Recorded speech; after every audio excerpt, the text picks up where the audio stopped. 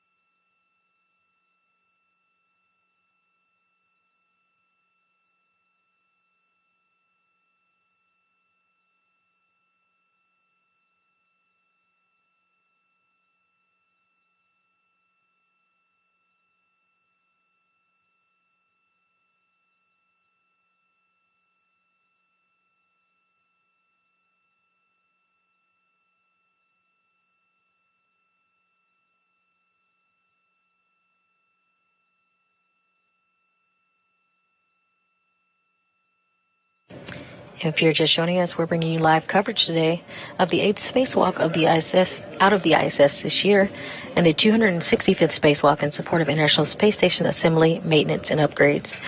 So far, NASA astronauts Woody Hoburg and Stephen Bowen have completed pre-brief. They had their safers installed, and they are inside the crew lock portion of that Quest airlock.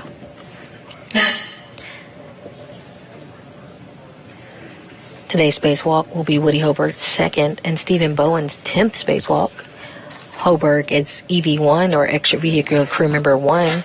He's wearing the suit with the red stripes. You'll see his helmet cam once he exits the hatch today. He will be helmet cam number 22.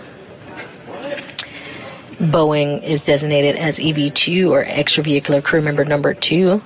And he has the suit with no stripes, and he will have helmet cam number 20 today.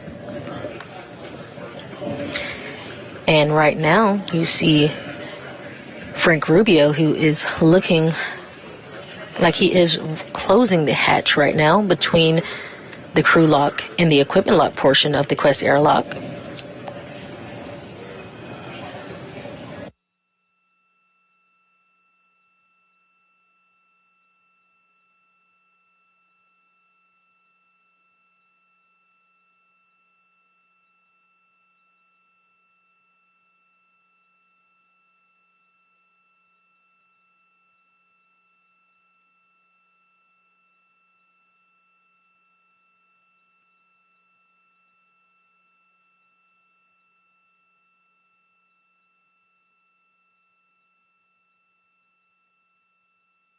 This is isolating Hoburg and Bowen in the crew lock section of the Quest airlock. Once the crew gets the go from the team in Houston, depressurization of the crew lock will begin. Depressurization will take the crew lock from its current 14.7 psi all the way down to vacuum. Final suit checks and comm checks will occur, and then the crew will be giving the go to place their suits on internal battery power, which will mark the official start of today's spacewalk. And Houston airlock step 76 and 77 completed. Yeah, copy that, Sultan. Good morning. And Houston's working on 78, 79, and 80. We'll let you know when they're complete. Good morning, Nick. Copy regarding 78 through 80.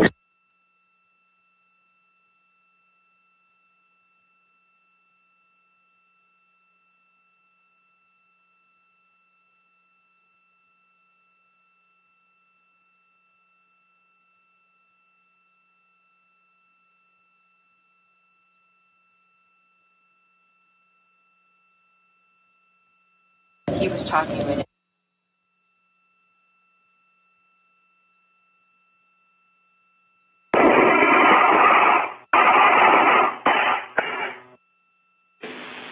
And Station Houston, you are now hot mic. Step 80 is complete. We're still working on 78 and 79. 81 copies. Good morning, Nick.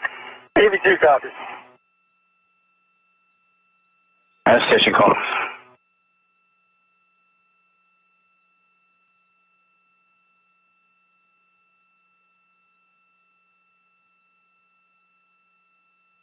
And you just heard a call from United Arab Emirates astronaut Sultan Adiyati, and the response from Nick Hague, NASA astronaut Nick Hague, who's Capcom, or the capsule communicator, communicating all the way through pressurization this morning, at which point the ground IV, Canadian Space Agency astronaut Jenny Gibbons, will take over communications, walking the crew through today's spacewalk.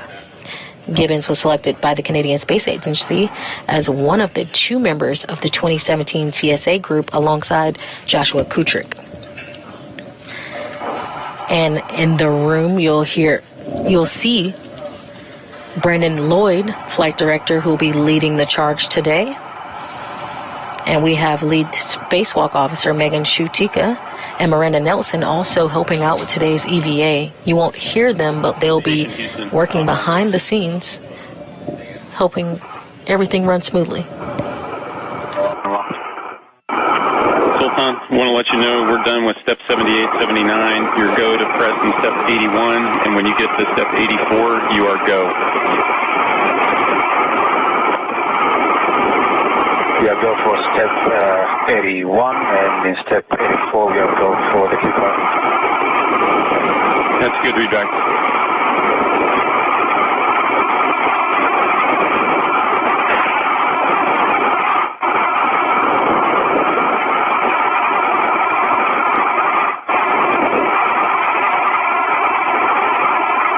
Steve, this is step for you, just checking the deepest power is off. First pump power is off.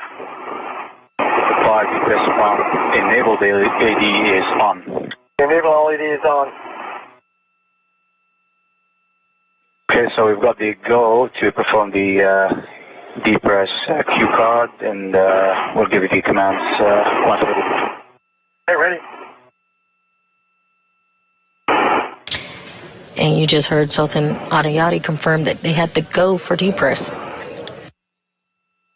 Right, Steve, on the UIA, switch depress pump power on. Depress pump power is on. For 10 seconds for completion of startup.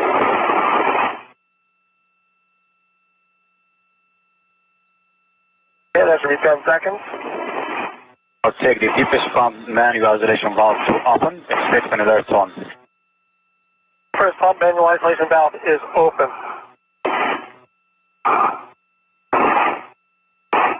Both of you during this time, monitor suit pressure gauge is always less than 5.5.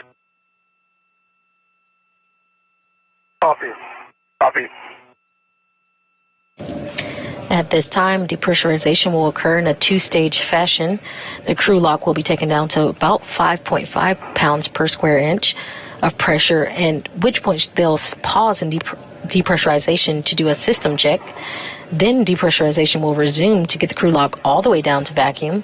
Once it gets down to vacuum, Woody Hoburg and Stephen Bowen will conduct suit checks and communication checks with Mission Control at Houston before they put their suits on internal battery power. Again, that will mark the official start of today's spacewalk.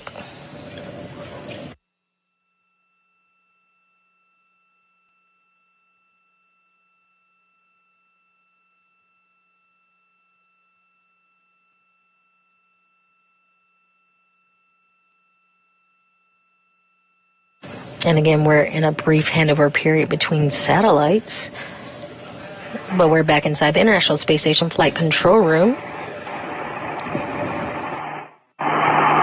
where the Orbit 2 team is ready to support today's spacewalk under the direction of Flight Director Brandon Lloyd.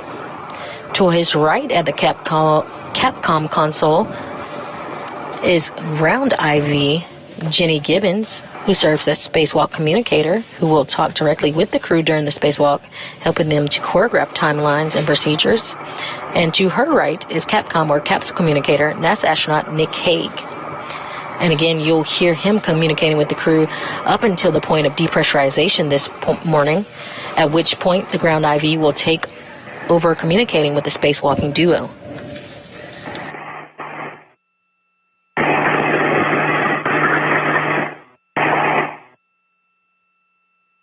Just a reminder, Woody and Steve, when crew lock at 6 psi, expect an alert on. Copy. Copy.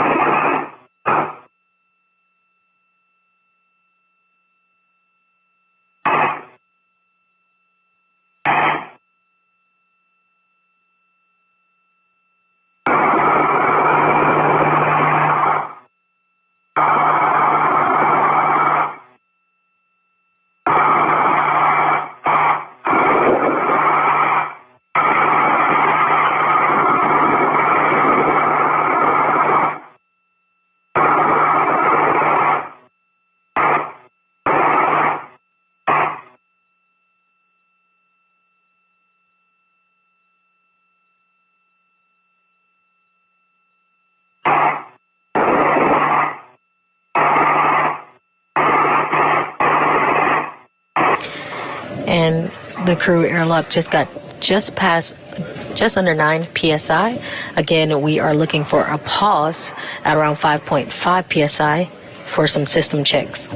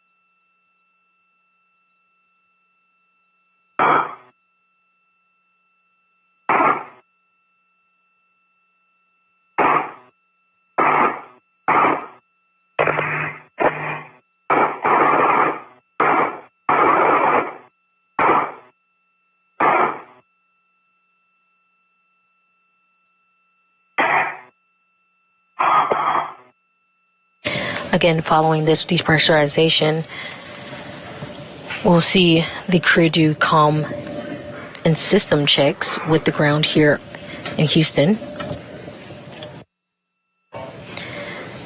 Then they'll switch over to internal battery power, starting the official start of today's spacewalk. A U.S. spacewalk start and end time is measured from the time the crew places their spacesuit on internal battery power all the way to up until the repressurization occurs and they're back inside the crew lock following completion of their spacewalking task for the day. Again, we're just about 5 minutes until we hit that 5 pounds per square inch of pressure. Once 5 psi is reached, depressurization will be paused so that system checks can take place. They'll then resume depressurization to get the airlock down to vacuum.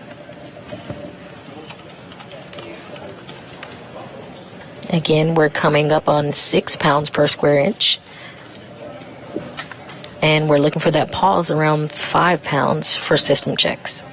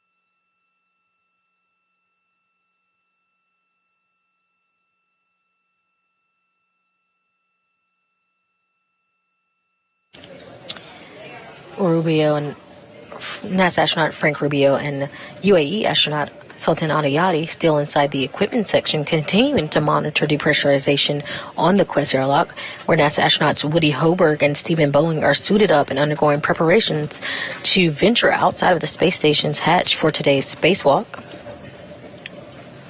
After about 5 psi is reached and system checks are performed, depress will continue until vacuum is reached.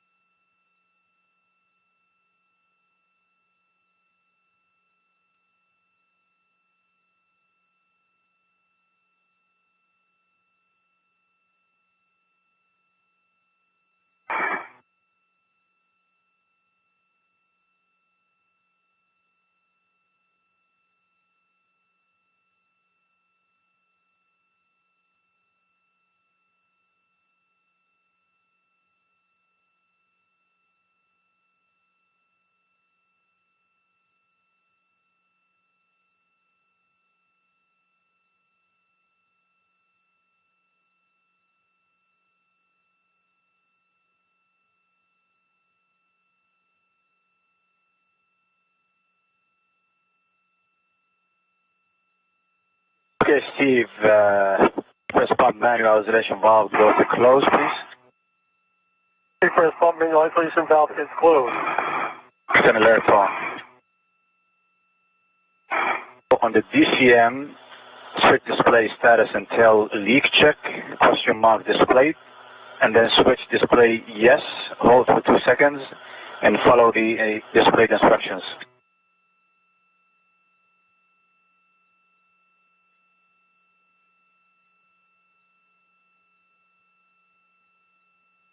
And the crew lock is now down to 5 psi, and we are holding there. Again, we're going to be looking for some leak checks and other system checks before we continue down to vacuum.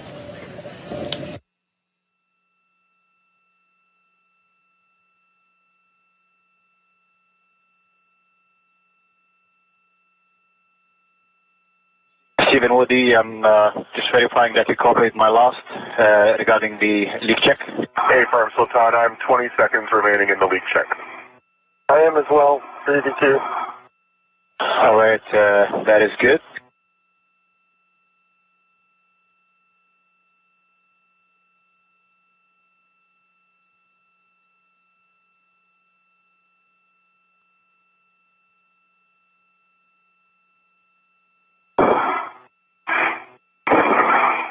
EV1 good leak check, setting O2 actuator to EVA.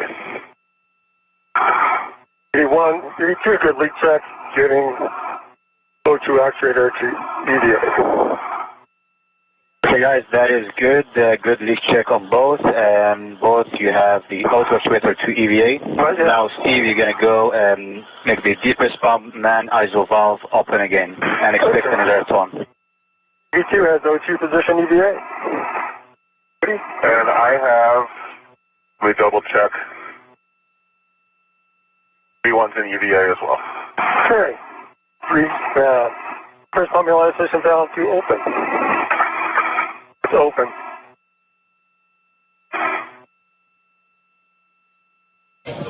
And we just heard we have 2 nominal leak checks, and we are continuing with depress.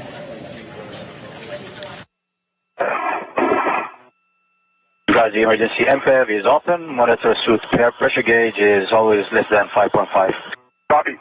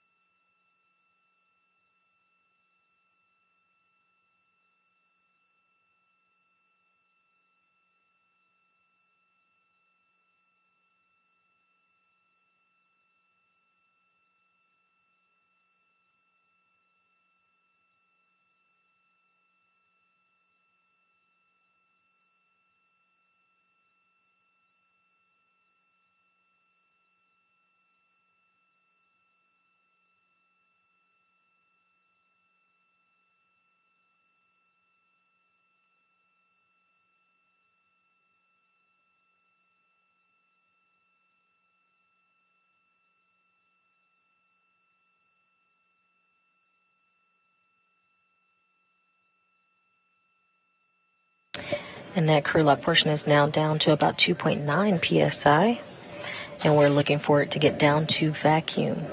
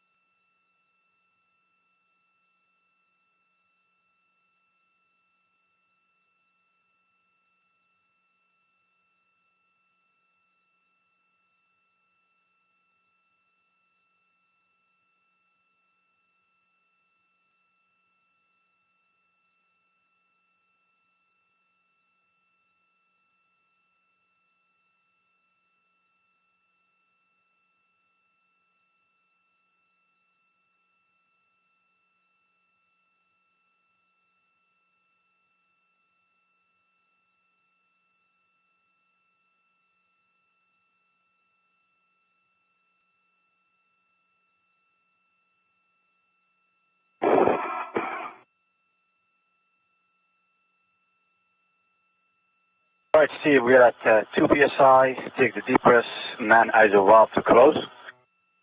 Depress pump man isolation valve is closed.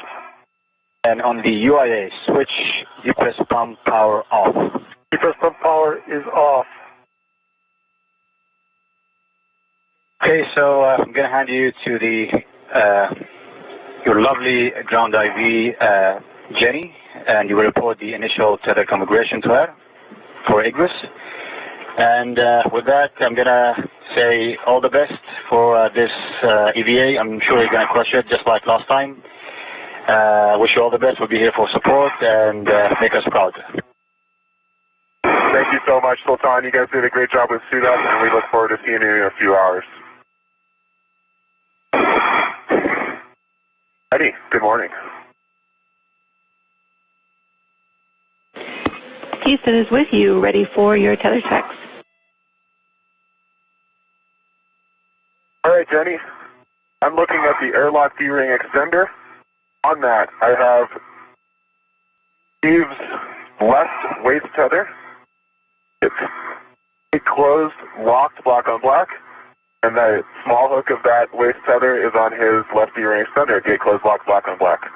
On Steve's right D-ring extender, we have his red hook, all gate closed, locked, black on black, going to his unlocked red reel, the anchor hook of the red reel, gate closed, locked, black on black, to my left waist tether, also gate closed, locked, black on black. The small hook of my waist tether is on my left D-ring, gate closed, lock, black on black. Also on my left D-ring is my red reel, gate closed, lock, black on black, and that red reel is unlocked with the anchor hook on my mini workstation.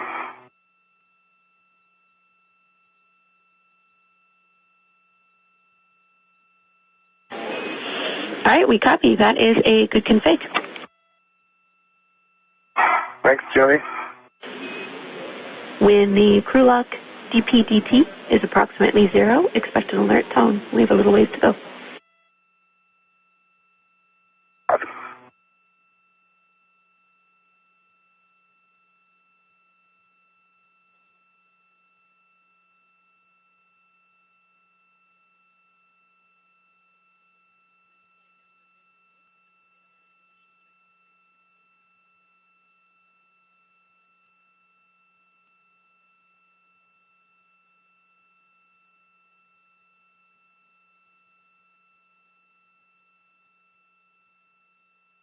Woody, that gauge starts moving really slow. It sure does. I see it.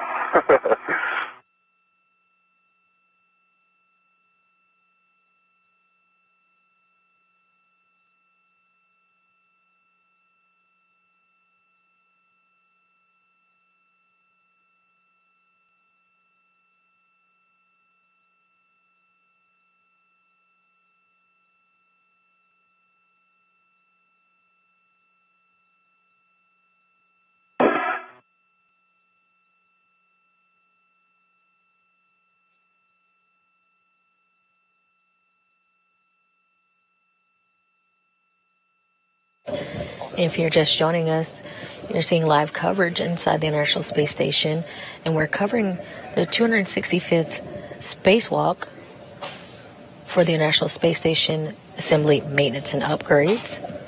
We have NASA astronauts Stephen Bowen and Woody Hoburg going outside the hatch today to install an iROSA or an ISS rollout solar array on the 1B power channel. The crew so far today has gone and got in their suits. They did pre-brief. They had safers installed. They moved into the crew lock portion of the Quest airlock, and they have just finished depressurization. We'll be waiting for the crew to go onto that internal battery power, and from there we'll be starting the official time for today's spacewalk.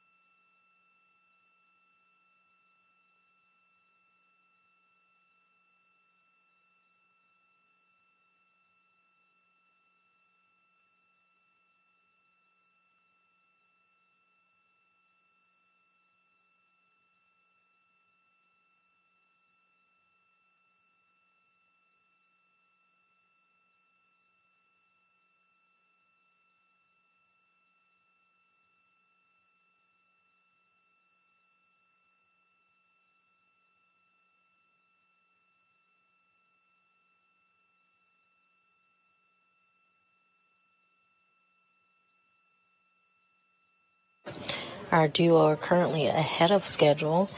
We had an estimated start time for today's EVA to be around 7:55 a.m. Central Time. However, again, the duo are ahead of the timeline. So once we hear the official go for internal battery power, that'll be the call out for the official start of today's spacewalk.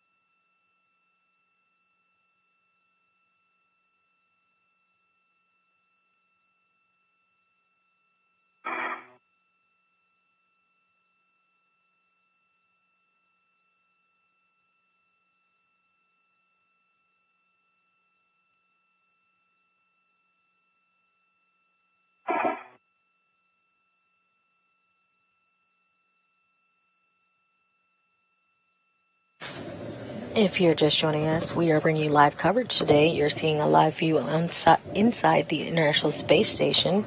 We have a spacewalking duo of NASA astronauts Stephen Bowen and Woody Hoburg, who will be venturing outside of the International Space Station today in the 265th spacewalk for the International Space Station upgrades, maintenance, and assembly. So far, NASA astronauts Woody Hoburg and Stephen Bowen have completed pre-brief. They've had their safers installed, and they are inside the crew lock portion of the Quest airlock, where they have finished, or just about finished, their depressurization. Once they get down to complete vacuum, the duo will turn over to internal battery powers for their EMUs, or those mobility units that they're wearing, protecting them as they go outside of the International Space Station this morning.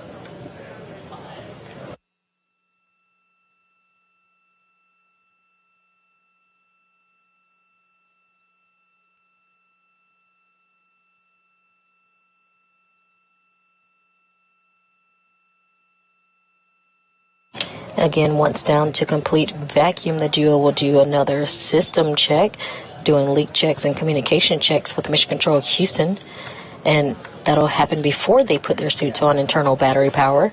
Again, this will mark the official start of today's spacewalk.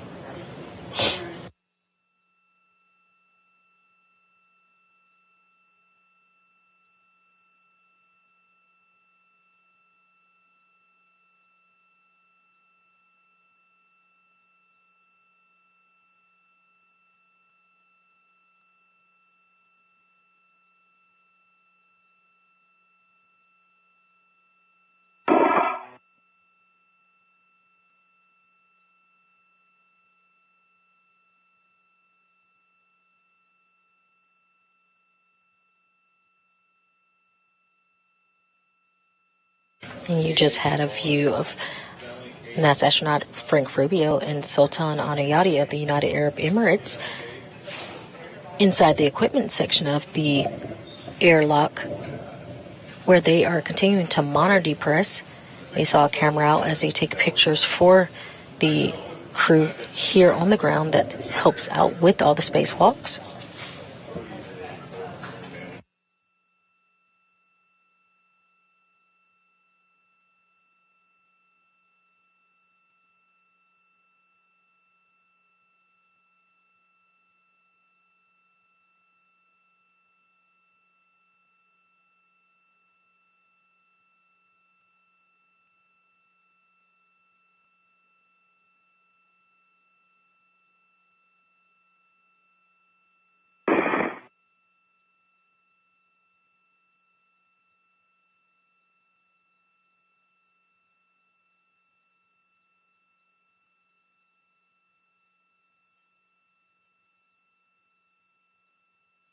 Again, we're in a brief period in between satellites. We'll have coverage back of the International Space Station here shortly.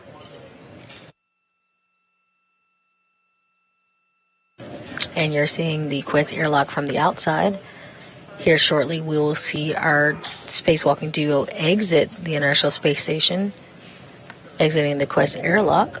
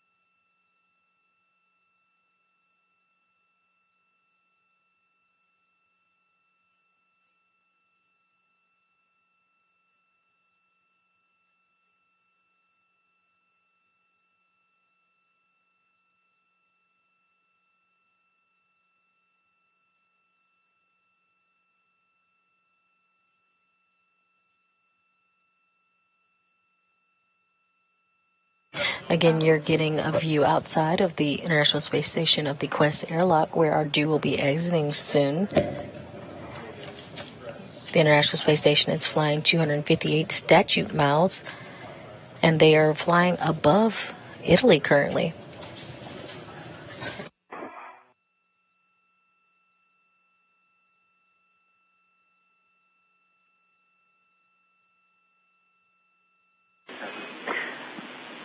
All right, Woody and Steve, it looks like we are below 0.5 psi. We will get you to verify the EV hatch gauge is less than 0.6 psi. I see 0.4. Copy, Woody. Open and stow the EV hatch. Work.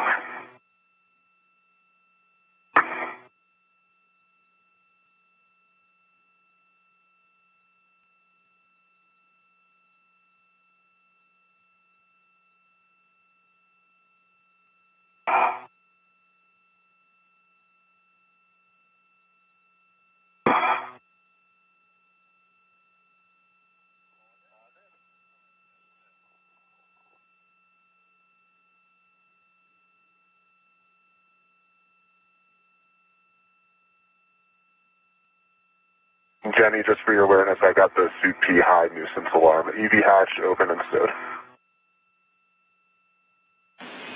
Copy, Woody. And I copy the hatch is open and stowed.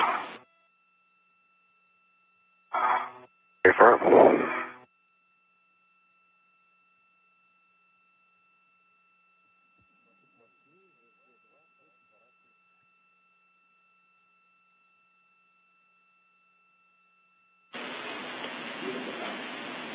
Sultan, take the emergency MPEV to closed.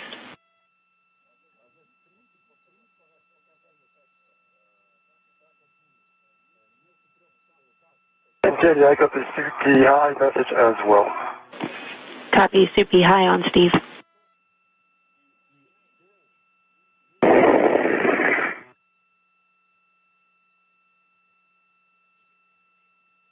And Houston, from the airlock, the emergency MPEV is in closed position. Copy. Thank you, Sultan. And just to confirm, no action on those messages. Like you say, those are nuisance alarms for both Woody and for Steve. We are going to move into post-depress. So on your DCM, switch power to BAT, stagger your switch throws, and expect a warning tone. Okay, EV1 switching.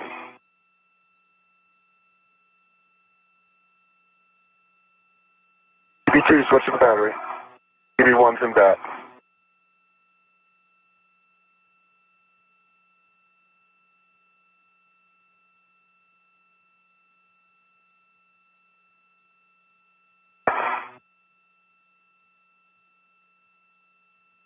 EV2 is in BAT. Copy, EV1 and EV2 in BAT. Display Pro to verify functional displays.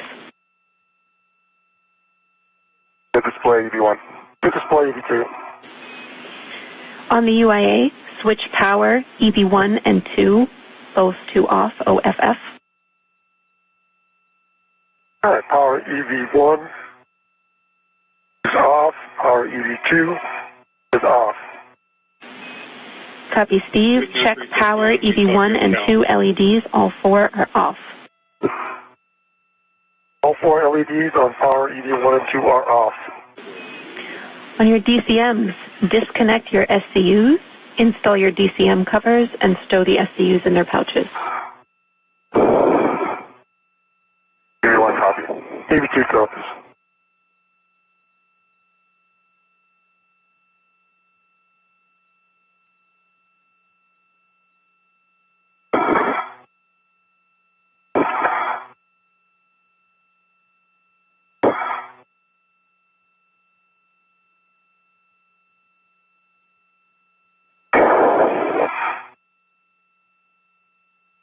Alright, EV1 SCU stowed.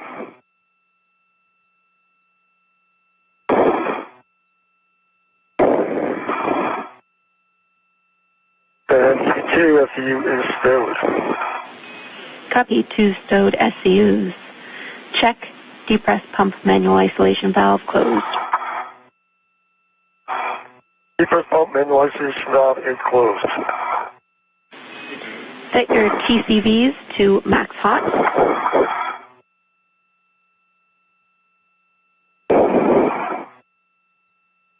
EV1 max hot. EV2 max hot. Switch water on. V1 water on. EV2 water on. Check DCM blank, bite off. And at 7:42 a.m. Central Time, the 265th Spacewalk in support of station assembly, maintenance, and upgrades has begun. As desired, report the setting and all subsequent TCV changes. EV1 going to 5. Hoburg and Bowen are now on internal battery power. Copy 5 for EV1, 4 for EV2. Report suit pressure gauge. EV1 4.4. EV2 4.4. Copy both 4.4. Set your visors as required. We have 21 minutes until eclipse. Visor down. 10 visors up for EV2.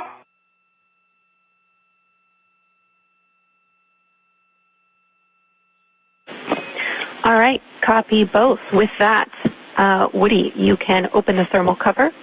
You can stow the hook on the stiffener tether point, cinch the strap, and report the Sharpie lines visible.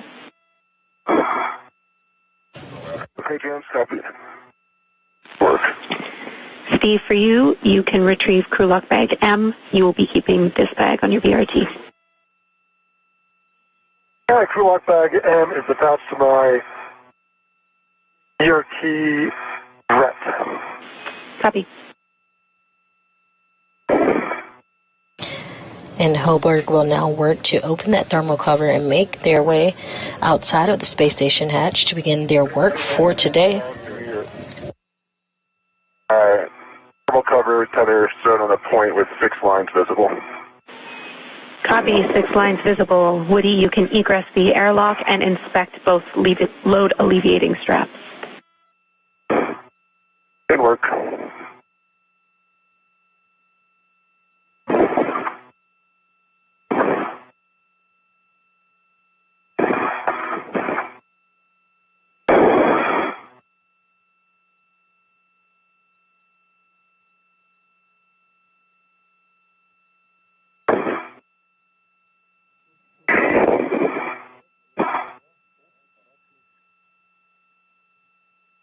And that was ground IV Jenny Gibbons to the crew, telling the crew they do have to go to open the thermal covers and exit the Quest airlock this morning. Jenny, both load alleviating straps look to be in good condition. I'm ready to perform the tether swap. Copy, Woody. You are go. You will need your yellow hook on the green reel, which is on the aft external D-ring. Benny, that's complete. Yellow hook, gate closed, locked to my previous green reel. Picking up the green hook. Copy.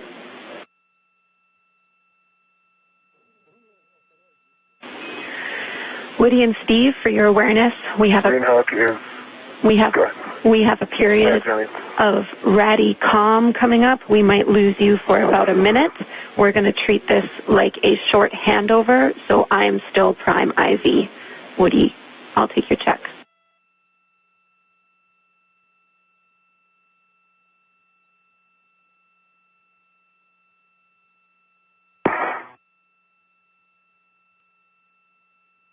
Let's see.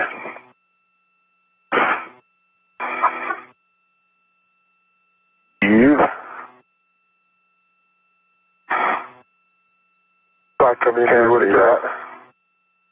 You get it? I heard I just bump it. There it goes. Make sure it's not wrapped around anything. Jenny, as I said, I have a good load path to the airlock. My yellow hook is down, gate closed, locked black on black to my green reel. And the green hook is also attached to my red reel. Gate closed, locked black on black, and that reel's unlocked. I now have Steve's anchor hook. Oh, correction, Steve's yellow hook. Gate closed, locked, block on block to Steve's green reel. I'm picking up Steve's green hook.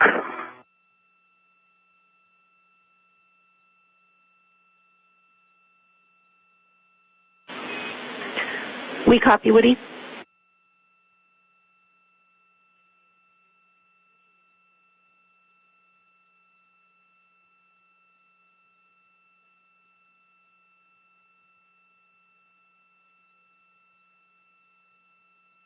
All right, Steve's green hook is gate closed, lock, block on block to his red reel. Both his red and yellow reels are unlocked. I see that as a good tether config. We agree, Woody. That is a good config. You can give Steve a go to release his waist tether. We'll have you positioned on the aft side of the airlock. If you ever go to release your waist tether and egress, I'm on the aft side. All right, you're on the outside. Waist tether released on the egress. Copy. Houston copies. Once you're out, you can both turn on your HECAs.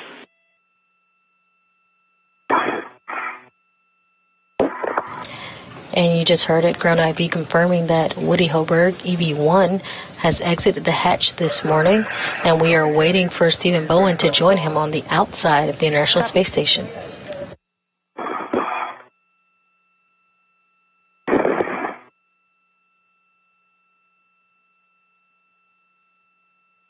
And Steve's hack is on. I'm almost out.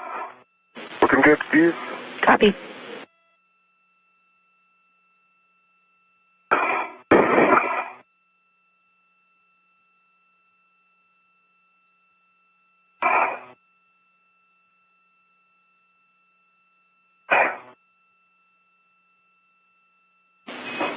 $20 seconds to a short handover. Okay.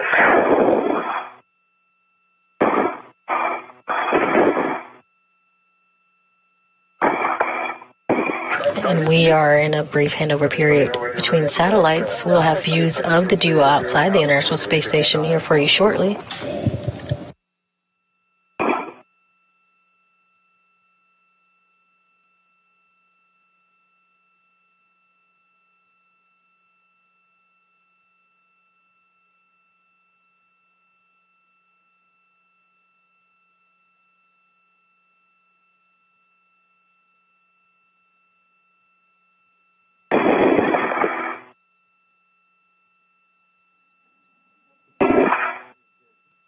I think this one might be your key.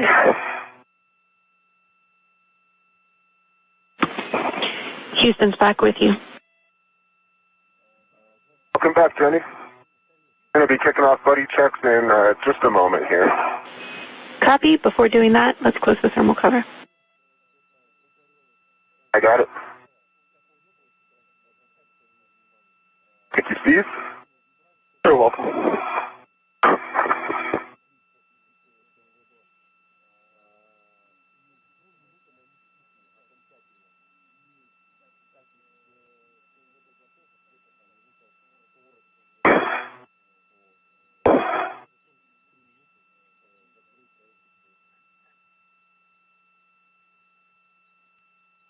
Nice.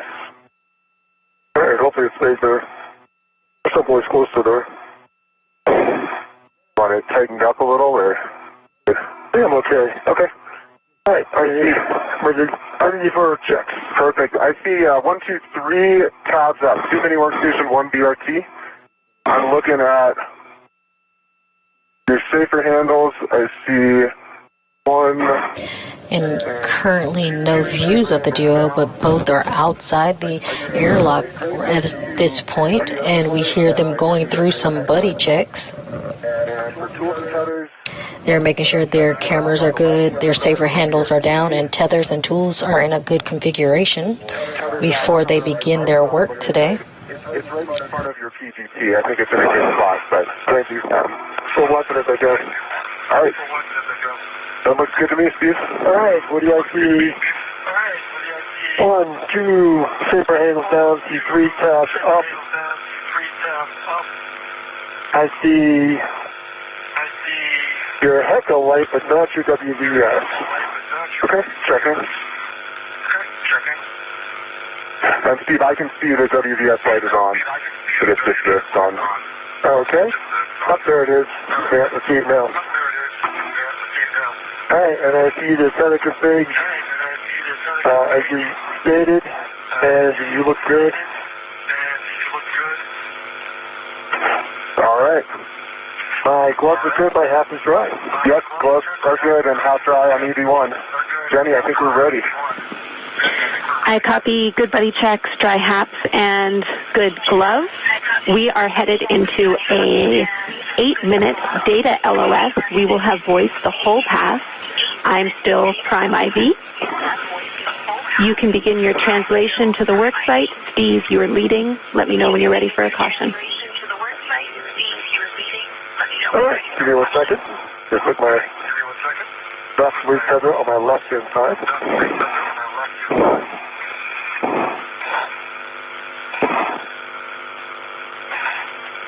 All right, heading out. All right, Steve, see you out there. Yep.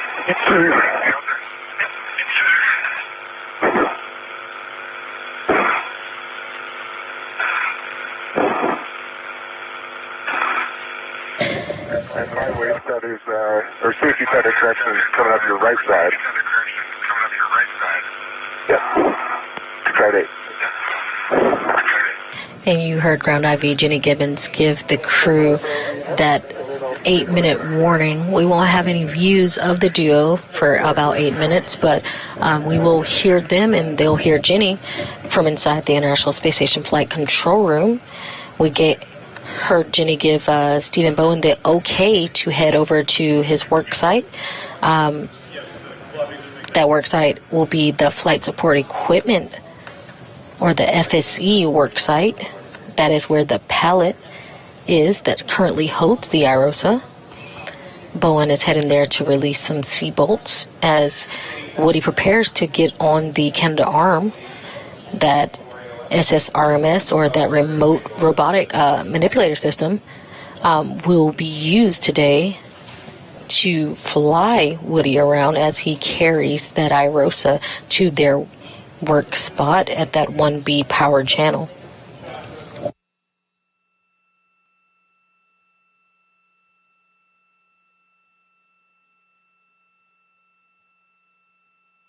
Again, Flight Director Brandon Lloyd leading the room today. To his right is going to be that ground IV that I was talking about. That's Canadian Space Agency astronaut Jenny Gibbons. And to her right is Nick Hague. Again, we heard Nick earlier as the Capcom for the duo through DPRESS. And now we'll hear Jenny for the rest of the procedures and walkthrough of today's spacewalk.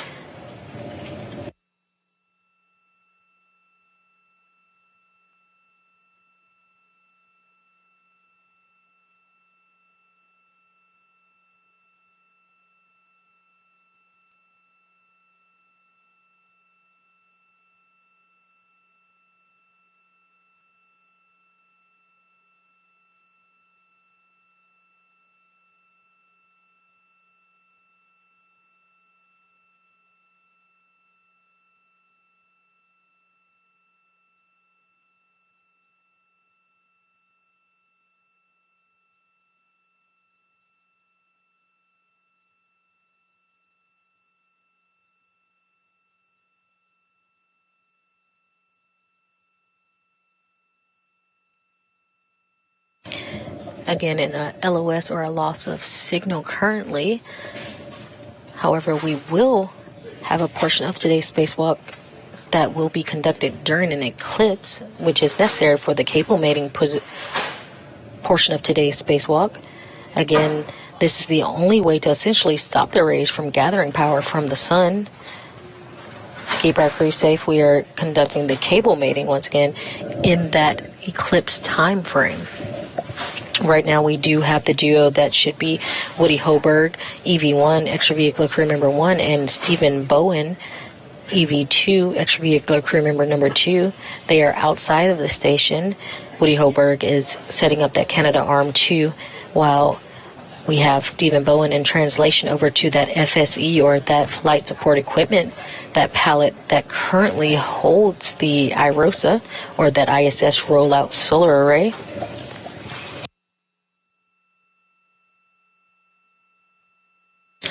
After Woody Hoburg gets in the articulated portable foot restraint that is attached to that Canadarm2, he will head over to the FSE as well, where the duo will then release the iROSA from where it's currently being held. They will then use the Canadarm2 using a leapfrog maneuver where the duos each take it and release the iROSA until they get into their workstation at the 1B power channel.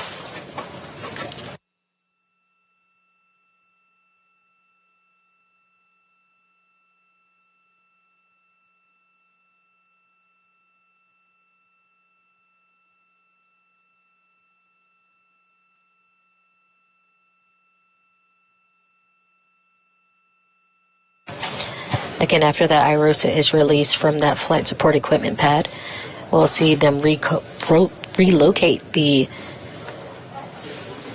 iROSA from the FSC over to their new work site. That work site will be at the 1B power channel, and that is the opposite.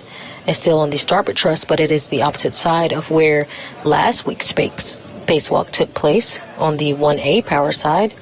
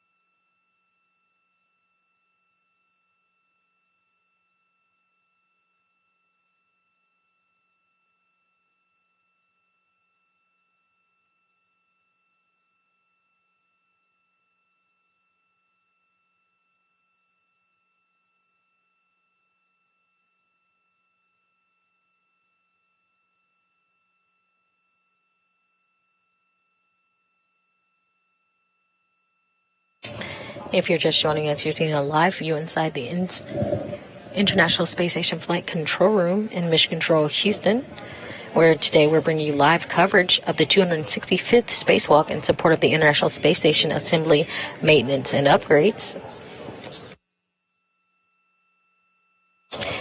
Thus far, we had NASA astronauts Woody Hoburg and Stephen Bowen exit the International Space Station, officially starting today's spacewalk at 7:42 a.m. Central Time. The duo are currently outside of the International Space Station, and they are heading to their first work site, that is the FSE, or the Flight Support Equipment Pad. Again, the FSE is that area where the iROSA is currently being held.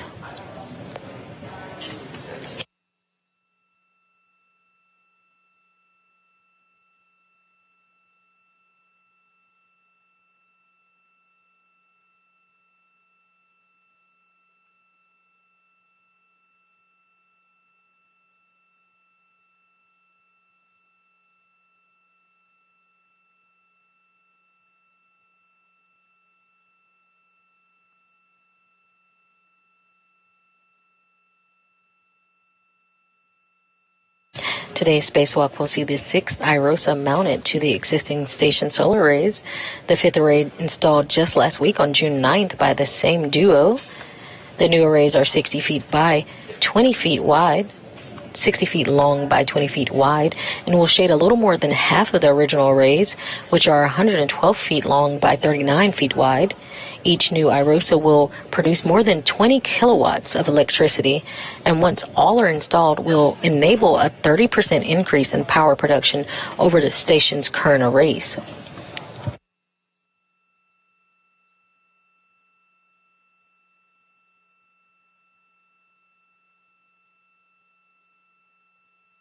This is the 6th spacewalk for Expedition 69 and the 8th spacewalk of 2023 out of the International Space Station.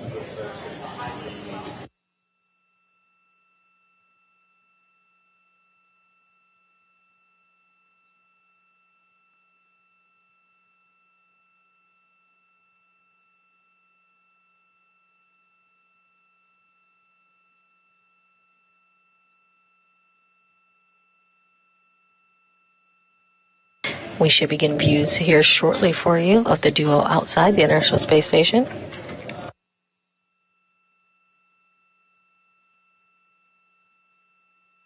Until we set up the values. Copy, Sultan. Woody, can you ensure your tools and tethers are clear? Tools and tethers well clear, Jan. Screen rails unlocked, and Steve's tether is clear. Copy all. All right, verifying 5/8, 12-inch, going to my PT. Copy, Steve. Next, you'll be braking torque on C12 at stanchion Hold on, I alpha. have to install it. I was just verifying I had the right socket. Let me get it installed.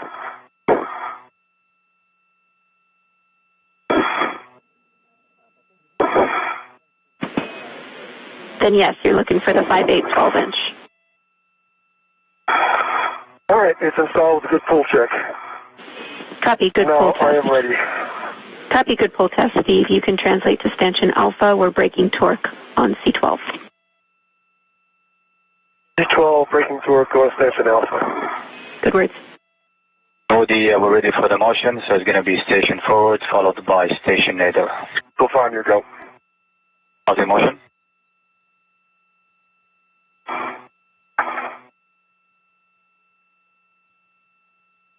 Start your motion. Good motion. Copy, good motion. And you're hearing UAE astronaut Sultan Adiyati inside of the International Space Station, who will be controlling that Canadarm2 that will be used to move around EV1 Woody Hoburg, NASA astronaut, as he goes towards the FSC. Once released, we heard Stephen Bowen is going to be working on releasing those C-bolts at the FSC that will release the iROSA. Copy, continue, and 3 meters to go.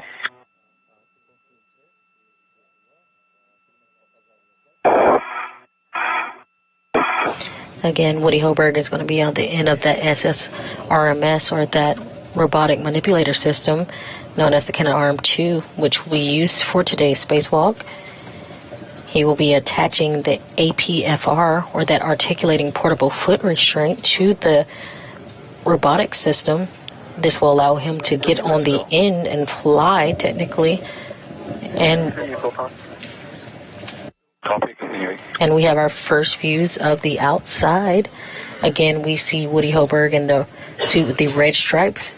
He is inside that APFR, or that articulating portable foot restraint, 1 meter to go. on the end of the robotic arm. Copy, continue.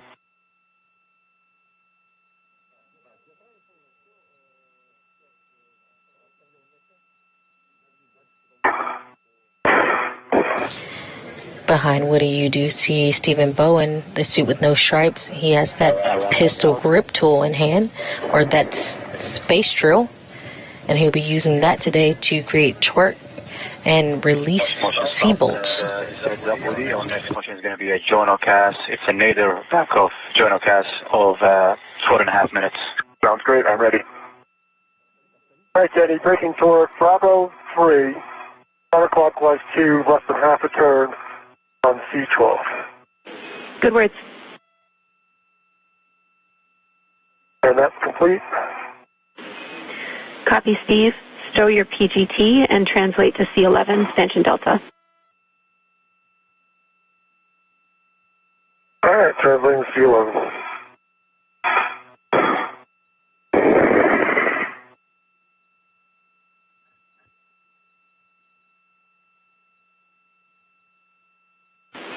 Woody, I'll take a glove inspection and hop check from you.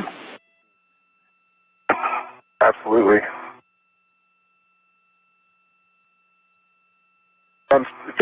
Jams, dry hop. No change to the gloves. Copy, dry hop, no change to the gloves, Woody.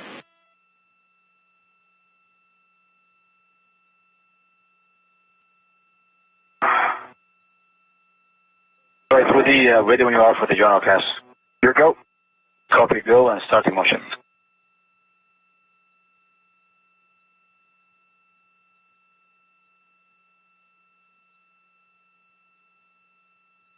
Motion. Copy, good motion. And again, you're hearing from UAE astronaut Sultan Anayati, who's inside of the International Space Station. He is controlling the Canadarm2 today with Woody Hoburg, NASA astronaut, at the end. We currently see Stephen Bowen, NASA astronaut, working to release the remaining bolts holding the iROSA on the FSE, or that flight support equipment. Counterclockwise 2. Correction, Steve. 27 turns, is that correct? Bravo 3, counter Okay. 3. Bravo 3, counter 3, sorry. And I'm looking for 27 turns. Affirm, you'll be releasing C11 halfway. All right, C11 halfway.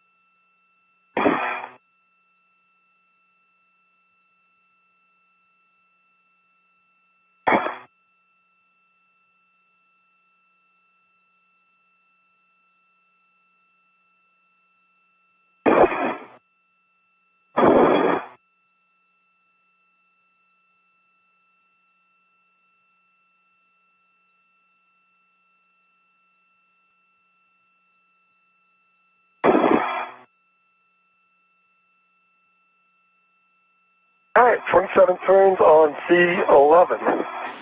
Copy, 27 turns, C11. You can retrieve the square scoop with the long-duration tie-down tether from the crew lock bag and stow it on your mini workstation. After that, we'll have you back at Stanchion Alpha. All right, that's been worked. All right, let's go get it.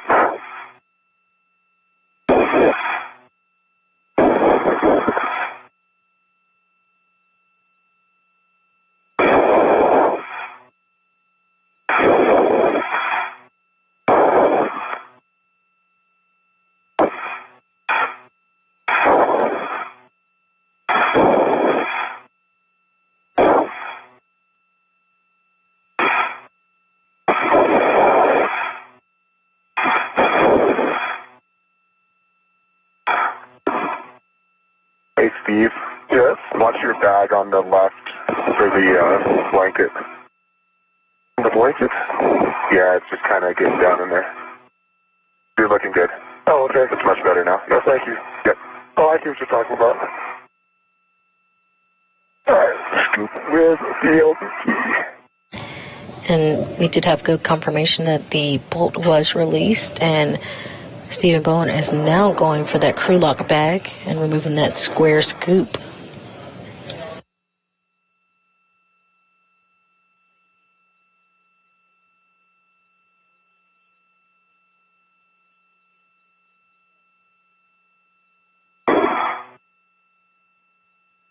Your next motion is going to be a GCA to accomplish IROSA nadir position. We're expecting 1 meter body end.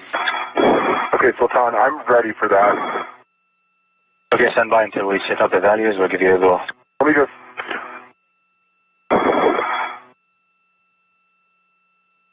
Yeah, go ahead and set up the values, Sultan.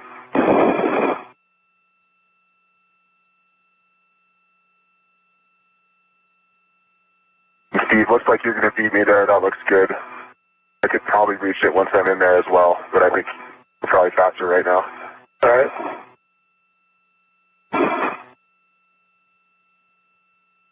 We're just going to go and hold for now until we get confirmation from the ground. Okay.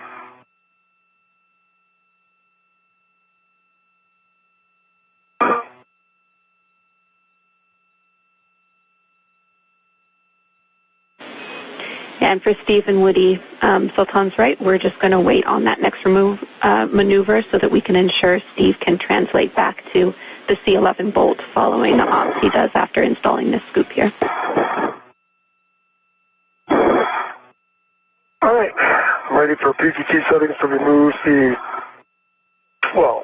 That's what I'm doing. A-firm, you are releasing C12. Your settings are Bravo 3, counter 3. Bravo 3, counter 3, and look at 54 turns, correct? A-firm, those are good settings, and you'll be fully releasing C12. The bolt will spring out. Expect 51 to 54 turns. 51 to 54 turns, fully springs out. Copy. Good words.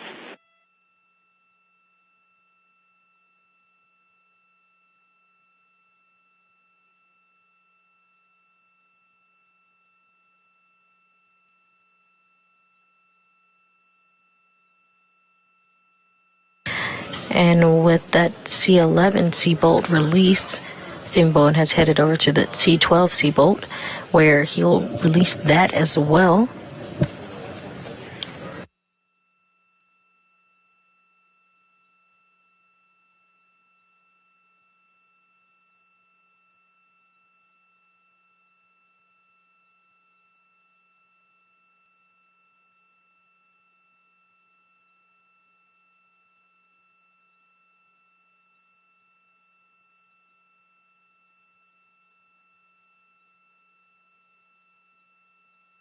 All right, 54 turns.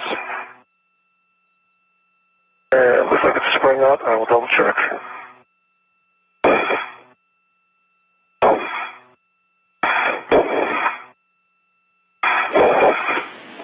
Copy, 54 turns.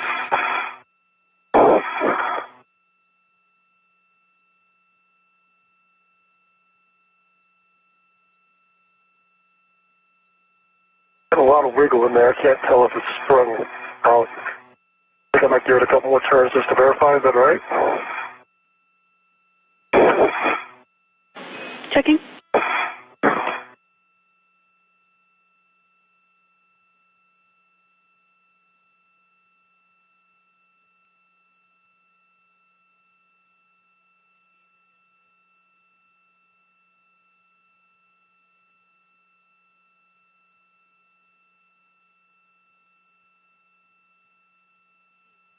It looks pretty far out. It just doesn't spring.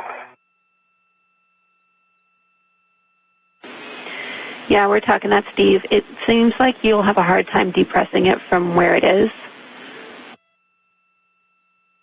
just because it's in a tight spot. Oh, there it is. Okay. Yeah, it does move. You could push it with a PGT. Or it just sprung out.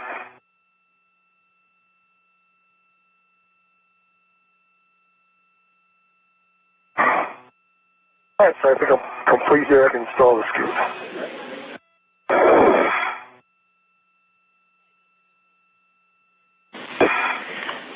All right, sorry about that, Steve. We can confirm that that is a good bolt, so you can stow your PCT, and then we'll have you install that scoop near C12.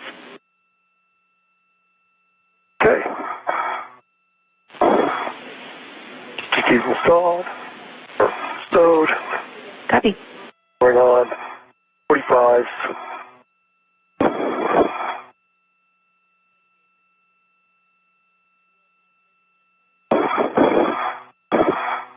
And that was a good release on C12. Okay, good pull tech. Great lock. Reading room ret from the PGT. Stephen Bowen is now going to stow the Prescript 2 and install the scoop on the root beam micro square near the C12 bolt. That's complete. The scoop and long duration tie-on tether is now installed. And I'm going to head over to 11. Copy. Once you're there, I'll take a glove inspection and hap check, and we'll coordinate with Sultan and Frank. All right, sounds good.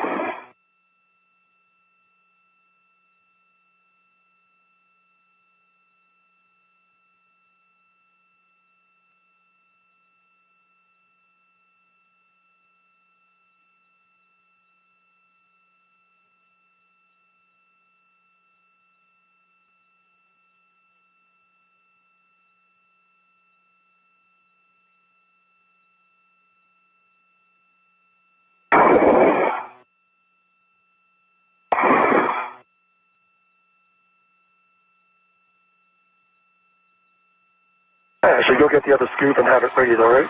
Affirm. Sounds good, Steve. So we'll bring up the scoop. Sultan and Frank, I'm ready for that GCA. If grounded, go. Woody.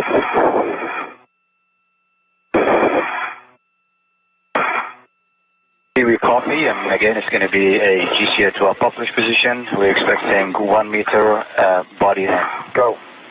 And Houston is ready. You can proceed. Right, starting motion in body end direction.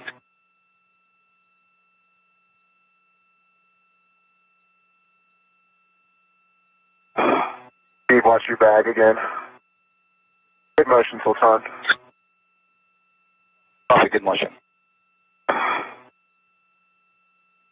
Again, you can see Woody Hoburg is on the move. He's working with Sultan Ayati, UAE astronaut, inside the International Space Station. He's moving towards that FSE,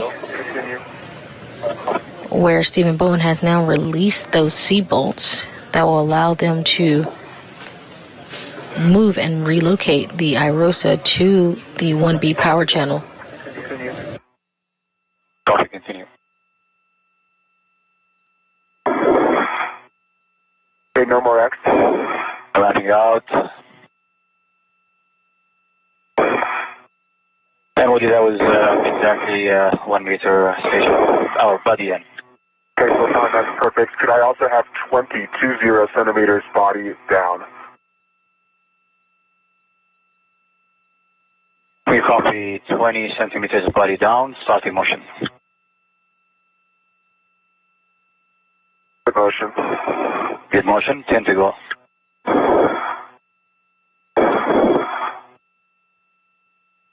And Woody, that is 20 centimeters body down. Okay, GCA complete. GCA complete, and brakes are coming on. Brakes are on, Woody, we'll go for tethering. I've got a ret on the scoop. My right hand. Honey, I've got some checks to review when you'd like. Copy, standby 1, Woody. Okay.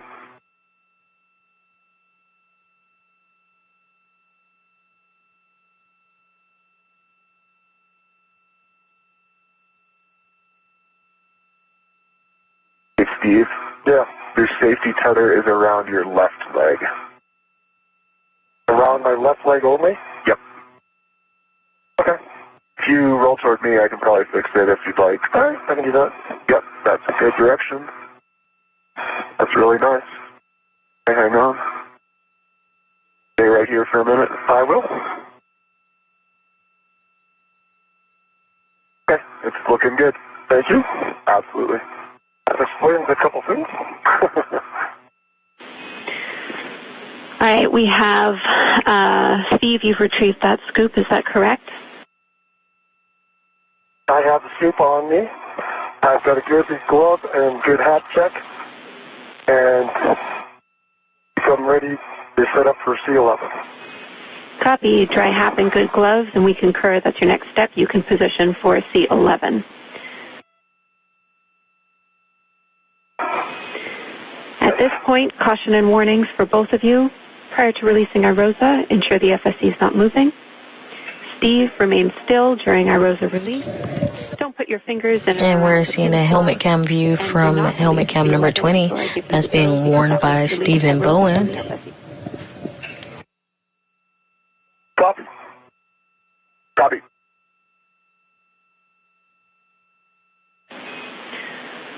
Woody, we have 16 minutes until insulation. Ensure your cooling, visor, and glove heaters are set. Visor down to CV4, glove heaters on. And my heels are secure in the boot plate. Ingress A, tools and tethers all clear. Copy. Check gauntlets down. Gauntlets are down. Let's do a buddy check of each other's helmets for any signs of water. I have a great view into Steve's helmet, and I see no signs of water. Put your visor down. I can't see into yours anymore. Okay, hang on. There you go, Steve. Yeah, I don't see any signs of water. Okay. All right. At the end of the EVA when you take your visor off. All right, copy. Those are good checks for everybody. So Woody, maintain control of iROSA while Steve releases this final bolt, and give Steve the go. When you're ready, I have settings.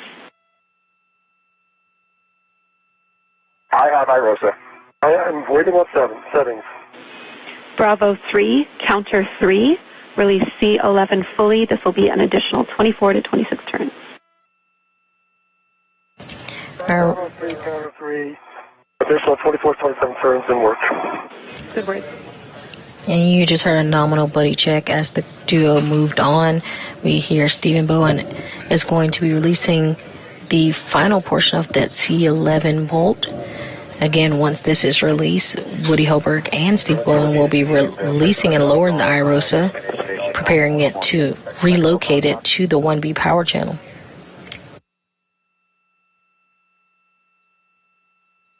All right, that was 27 turns. Nice. Exactly. Good, I'm out of count. Copy. 27 turns, C11 released. I saw some movement there. You took it to release? Yeah, it definitely feels. I'm trying to keep it on the pins this time, but I can tell it's released. All right, let me get a scoop in there. Sounds good. Good words.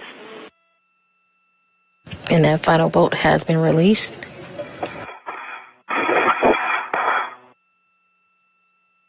All right.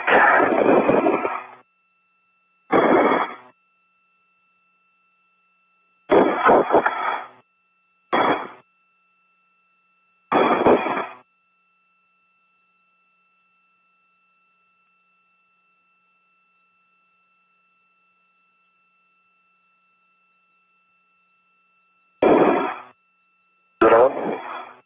It's the lock. Yeah, it's working. It's wiggling so much because it's so loose. All right, I got a good lock on it. I'm going to remove my rat. Copy. Sounds good. And I am clear. Okay, I have iROSA. All right, I'm going to translate the other end. Sounds good, Steve. Affirm, Steve, we need you at Station Charlie.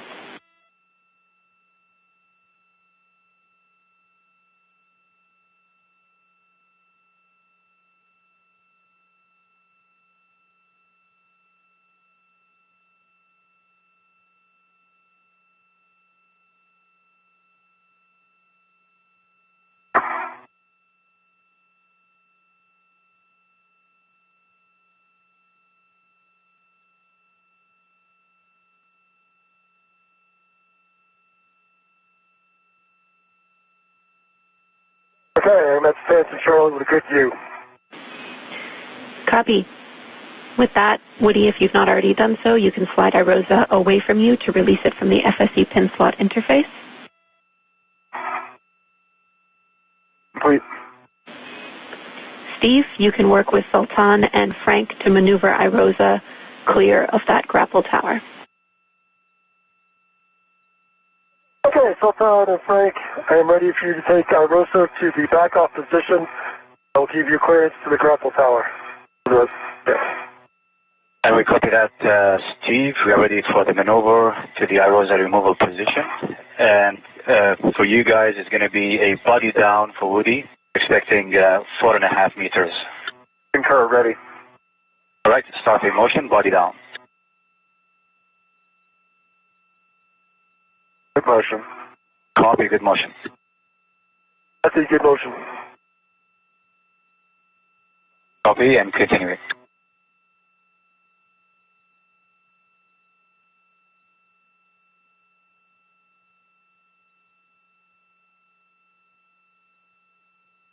Good clearance to the tower, continue. Copy, continuing.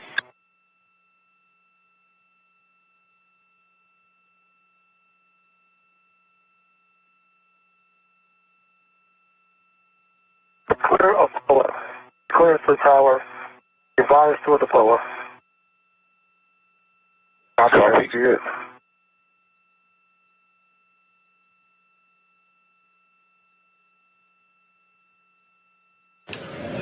And we currently have a great view where NASA astronaut Woody Hoburg has a hold of the iROSA. It has been successfully removed from that FSE, that flight support equipment. Copy, clear of the pen, motion continues. Houston copies that we are clear of the grapple tower, including the pin. This is now GCA to a published position. I'm resuming comm with Steve. Steve, your next step is to perform a socket swap. All right, socket swap to the 2-inch fixed 5/8, correct? A-firm, we'll stow the 5/8 12-inch on the socket caddy and put that 2-inch, like you say, on your PGT. All right, that's good work.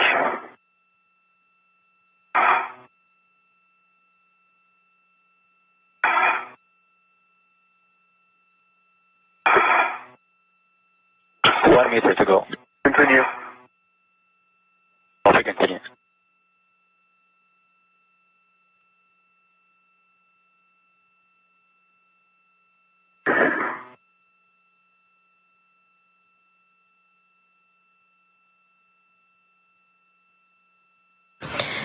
And again, if you're just joining us, we're doing live coverage of the 265th spacewalk. This spacewalk is primary goals is to install the iROSA. We currently see NASA astronaut Woody Hoburg holding the iROSA in hand as he's attached to the end of the Canadarm2.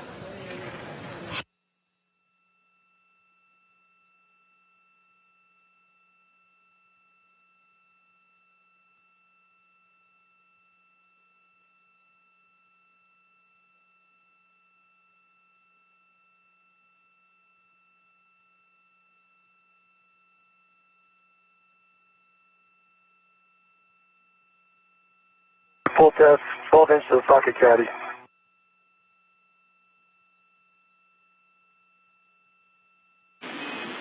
Copy.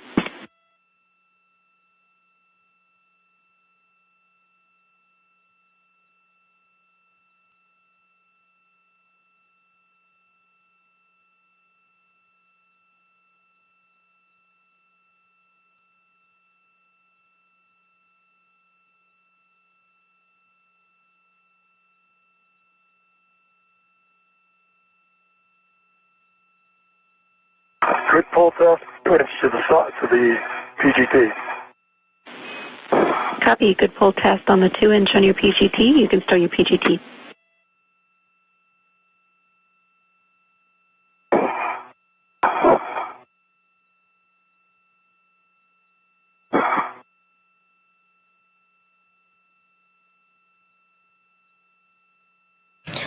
And while we have NASA astronaut Woody Hoburg holding the iROSA, Stephen Bowen, NASA astronaut, is currently working to do a socket swap. He's still working at that FSE, or that flight support equipment pad. After a successful socket swap, he's going to stow that pistol grip tool, or that space drill. He's going to put it away in his crew lock bag. and then the duo are going to start trying to relocate that iROSA. Copy. We will have you clean up crew lock bag T. That means stowing the socket caddy and all external rets, stowing them internally, and then you can button it up with the doors facing the FSE. All right, that's in work.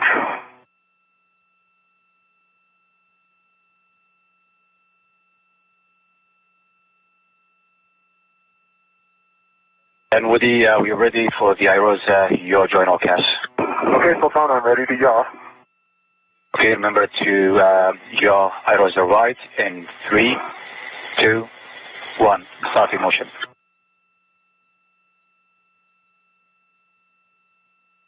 Good motion. Copy, good motion.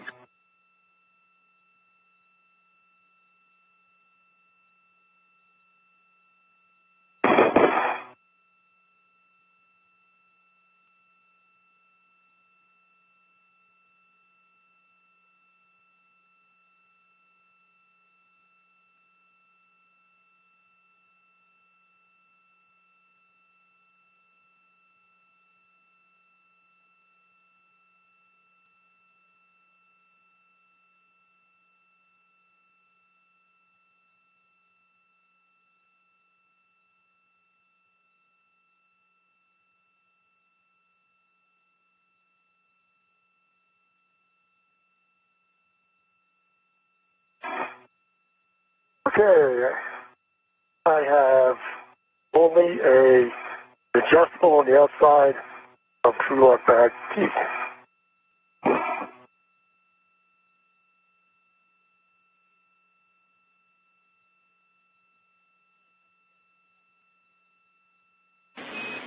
Copy, Steve. That's a good config.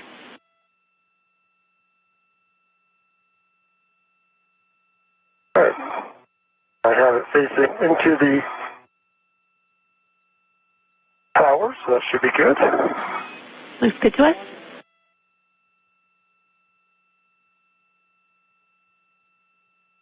Check, make sure my tether's still going where I think it should. All right, I think I'm going to translate off and go pick up Woody's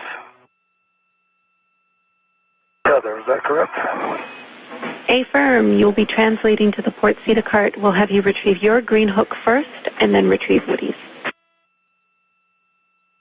Understand. My green hook first. Good words.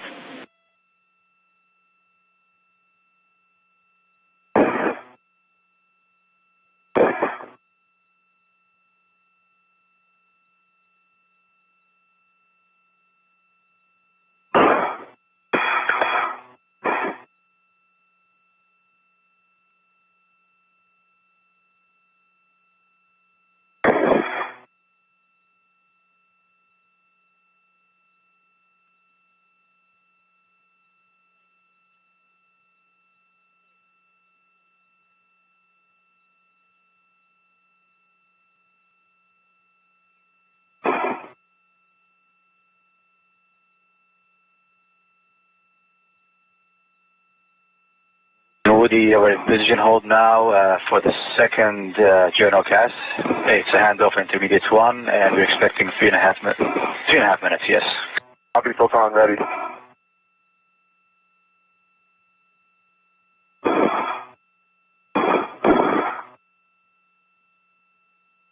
All right, green hook, red reel, do close sidewalk.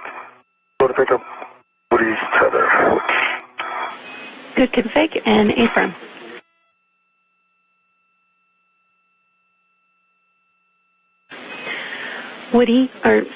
Steve, Woody's tether is on the Nader CETA rail at mile marker 6210.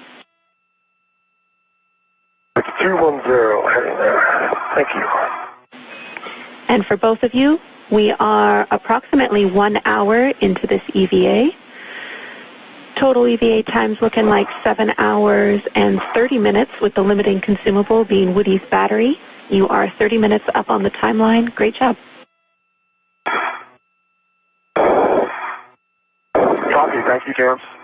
Appreciate the update. We are ready for the maneuver to the handoff intermediate position. And just a reminder, This motion will take you body in and then followed by body right. Copy, Sultan. Thank you. I'm go. Right, then starting motion. In 3, 2, 1. Starting motion. Good motion. Very good motion. Steve, we see you at Woody's green hook. We recommend that you stow this on your red reel. Showing on my right waist ring. My right waist tether. We have Steve and Woody. We currently see NASA astronauts Steve Bowen and Woody Hoburg have released the iROSA out of the FSC, or that flight support equipment, and Woody Hoburg is currently in movement toward that Starboard Truss SS6, where he will meet up with Stephen Bowen, where they will install that iROSA for that 1B power channel upgrade.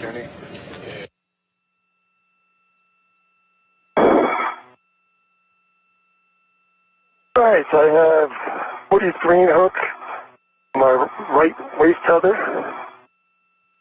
and I'm watching as it turns back. Currently seeing a helmet come through from Stephen Bowen, who is also starting his translation over to that S6 or Starboard Truss. Seems to be following me. Copy. Confirm the reel is unlocked.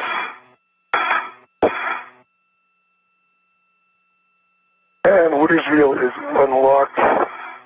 Actually, my reel is unlocked. Woody's is.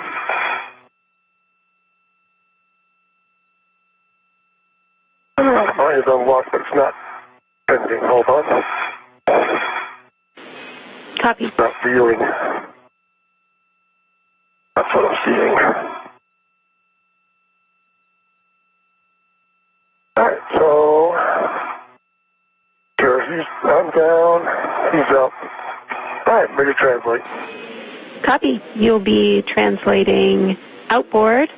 We need to check that your gauntlets are down. Alright, gauntlets on both sides are down. Copy. Ensure tethers don't cross, and you're headed to S5 to drop Woody's green hook. I'll have a handrail for you when ready. Alright, let me get on my way out there.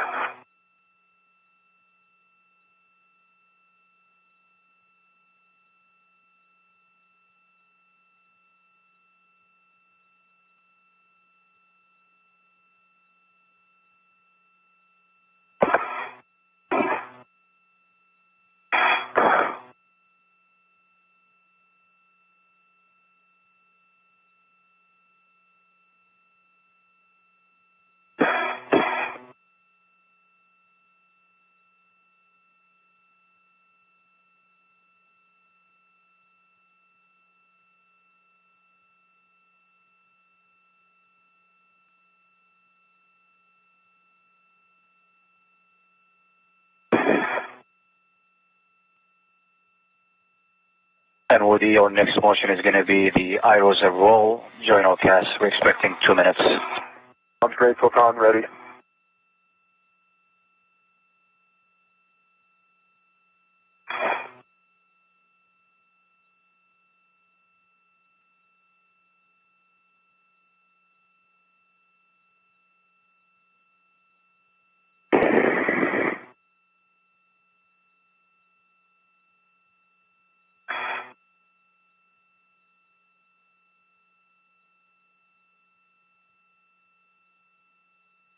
Alright, crossing the third, gauntlets are down. Copy, Steve.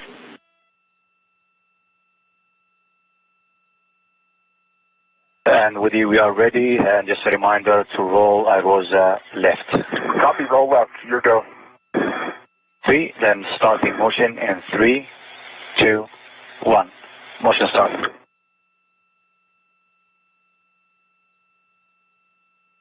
Good motion. Copy, good motion.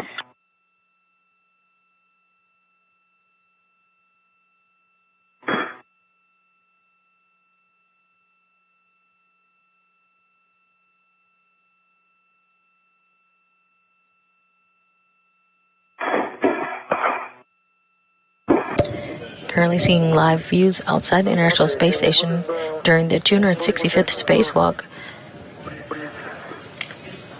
NASA astronauts Woody Hoburg and Stephen Bowen have the iROSA in hand and are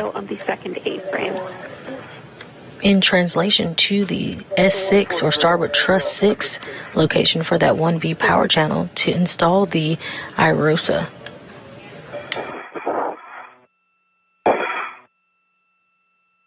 Usually it's my tether that hangs me up. This time it's Woody's. We have Woody Hoburg at the end of the Canadarm 2.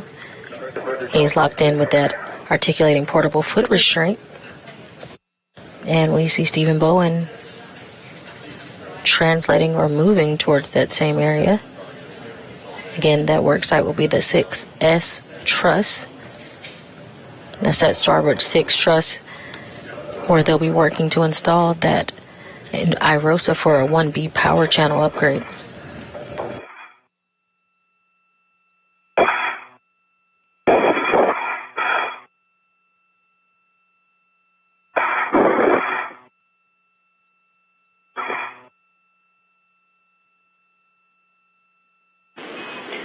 Seconds to a short handover. Copy.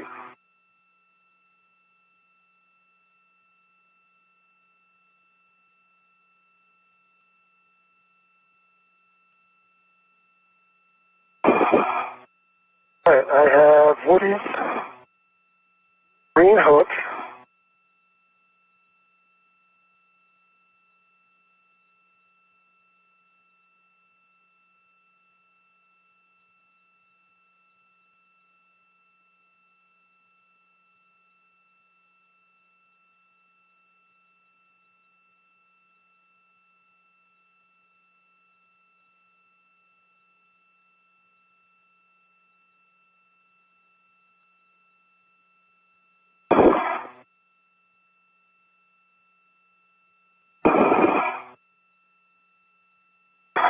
We are ready for the handover intermediate to join our class, and we're expecting 4 minutes. Copy, Sultan, I'm ready. Houston's back with you. This motion is going to take you body in and then body up. That looks right to me. I'm ready, Sultan. Right, then start the motion in 3, 2, 1. Motion start. Okay, Jenny, I'm trying to figure out which angle I'm going to. 2127, is that correct? Affirm, and we have you that you have Woody's green hook down on 2140. I just need to check that his green wheel is unlocked. I do. And the green wheel was unlocked. That is correct. Okay, then Affirm, you are headed to 2127 to place your green hook. All right, getting my green hook ready to install on 2127. Just over an hour and 5 minutes in today's spacewalk, NASA astronauts Woody Hoburg and Stephen Bowen are currently heading to their next work site after releasing the iROSA from the FSE, or that flight support equipment. Okay, close ladder locked. Copy. All right, and I will continue my translation.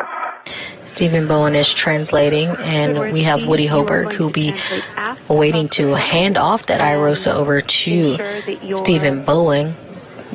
The duo will be doing a leapfrog maneuver, passing the iROSA off until they get to that Starboard 6 truss area for that 1B power upgrade. Again, this is happening because the robotic arm does not reach all the way over to the Starboard 6 truss. 008, I remember that handrail.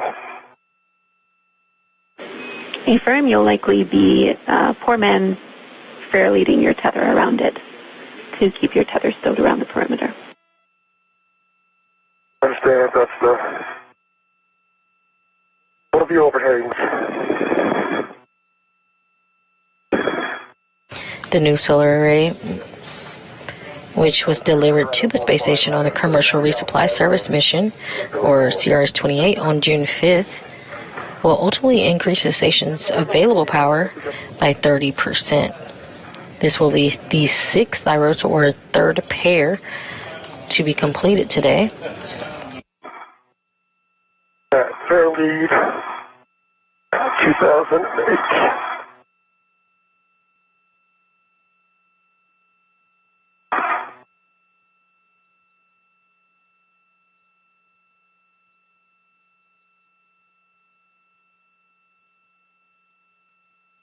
All right, now I head across. Here, I'm at the cable back. Correct, Jenny?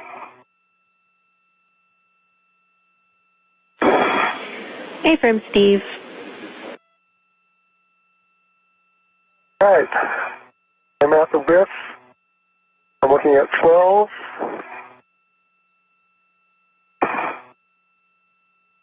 Papa, Foxtrot. And looks like 8. Those are good settings. All right.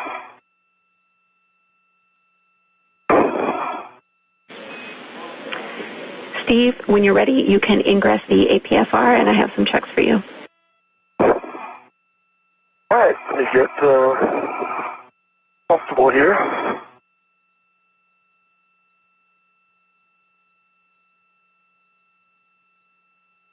And our next motion is going to be the iROSA handoff back of journal CAS, and we are expecting 2 minutes. I'm ready, Sultan.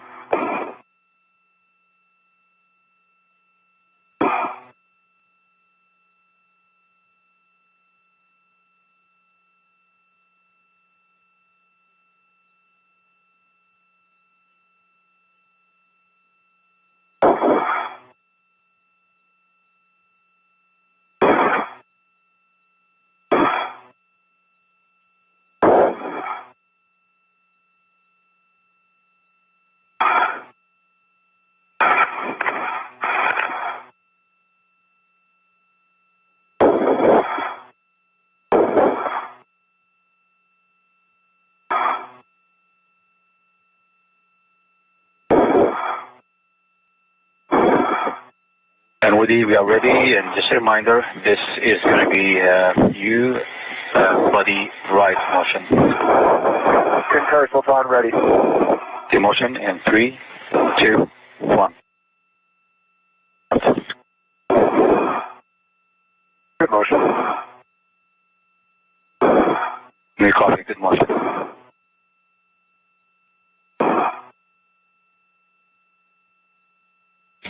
And we see Woody Hoburg in motion at the end of the Canada Arm 2.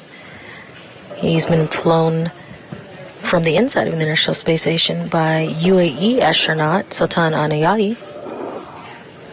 And again, Woody Hoburg is being brought over to meet where Stephen Bowen is currently stationed. He's going to hand off that iROSA to Stephen Bowen.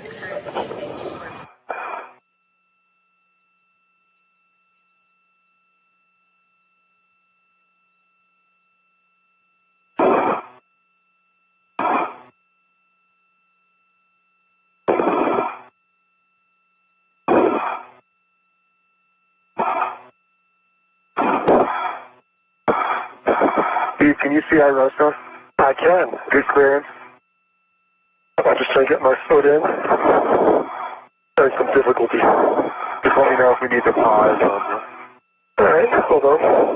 Oh yeah, it's looking good. Okay.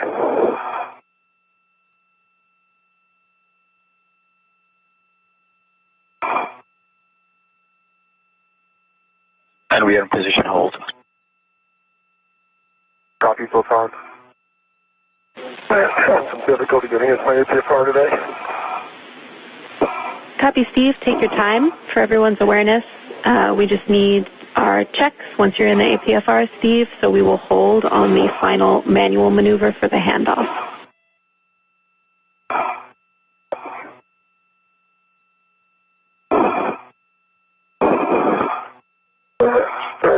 Your right foot, I'm not sure if it kicked the roll, Steve. All right, I'll go check. Or I guess that's left. Yeah, let's not make that mistake later, okay? Yep.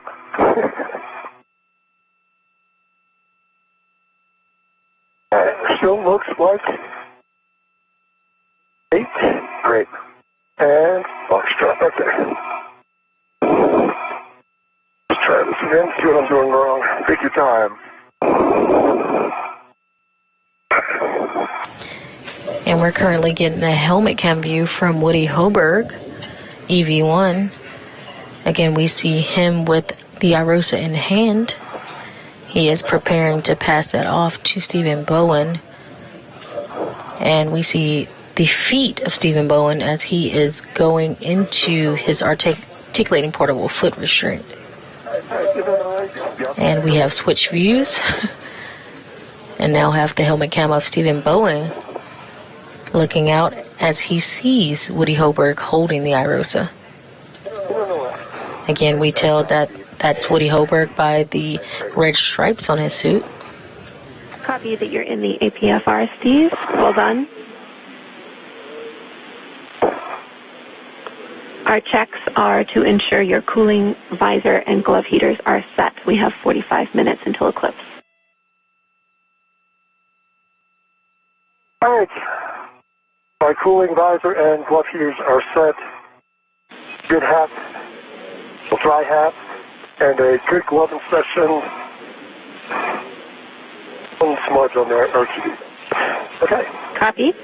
Let's ensure your gauntlets are down. Gauntlets are down on EV2. Tools and tethers are clear, and your ingress aid is clear. Tools and tethers are clear. Ingress aid is clear. Copy. You just punch your bag to the left a little. Yep. Yeah. Good point. Good call. Looks good. Thank you. Roll that in a little bit. Yep. We copy good checks. And finally, That's good. How's that look, Woody? Looks great, Steve. finally, Steve, ensure your heels are secure in the APFR. My heels are secure in the APFR.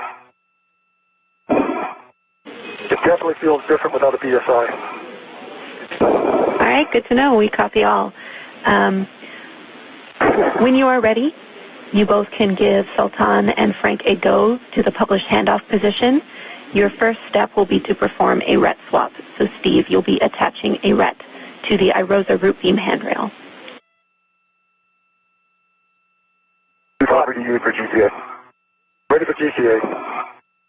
And we are ready, guys, for the GCA to the published iROSA handoff position. We're expecting 75 centimeters body in from Woody's perspective. Sultan, that sounds perfect. I'm ready for GCA. Start in motion in 3, 2, 1. Good motion. I see good motion. Good motion. Continuing. Continue.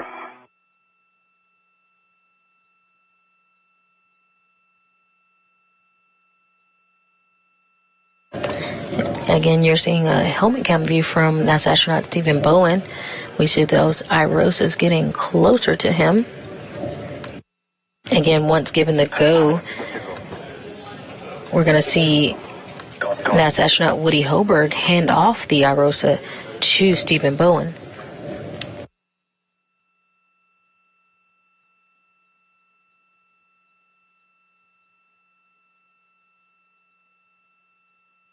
I have a RET to the handrail. Continue. Copy, continue.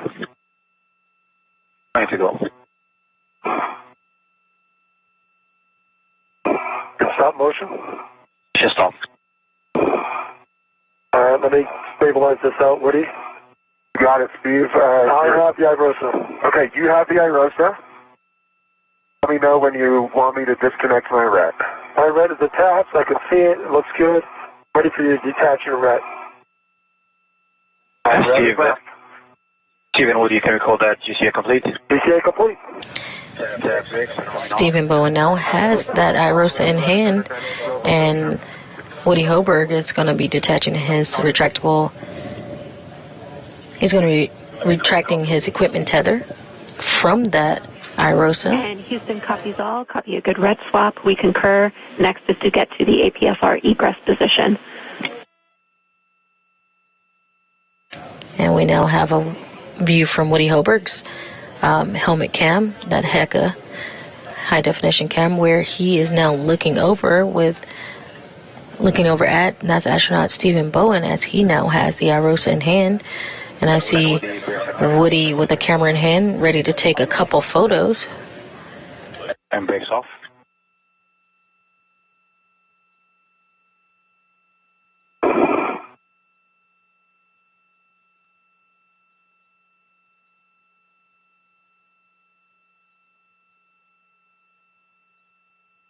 And when you're ready, Woody. I'm ready, Sultan.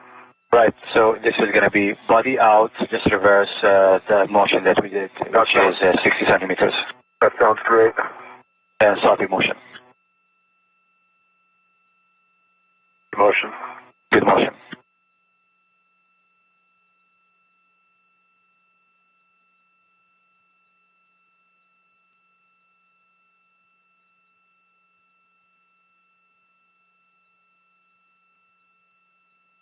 Ramping out. Copy. And next is going to be the egress back of joint OCAS. We're expecting 1.5 minutes. I'm ready.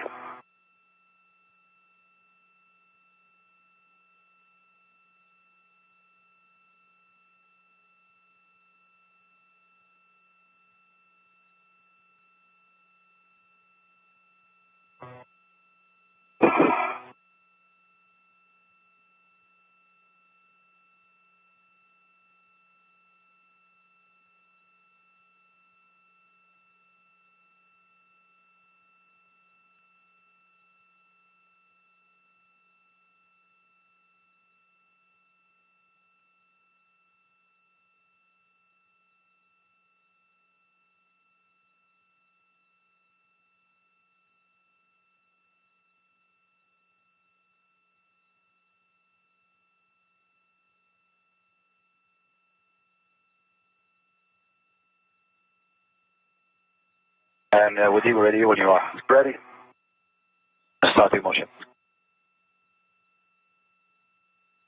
Command send, starting motion. Motion. Target motion.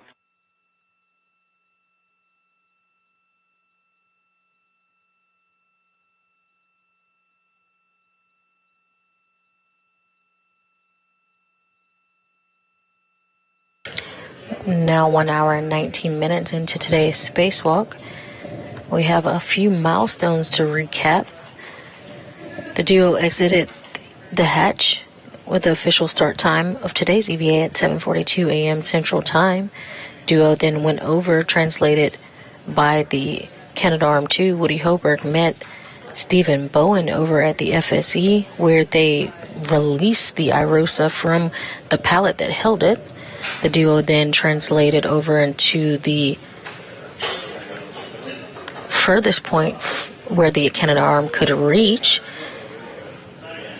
Woody Hoburg has just handed off the iROSA to Stephen Bowen. This will continue a leapfrog maneuver where the duo hands off the iROSA to each other, moving it down the S6 truss to the installation location.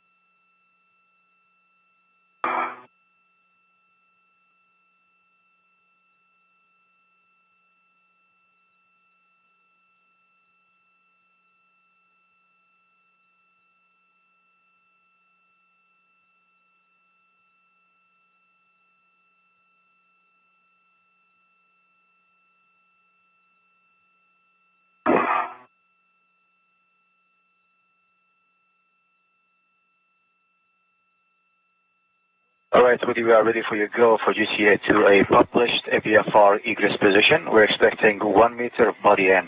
That sounds perfect. Sultan, your go. Copy. Starting motion.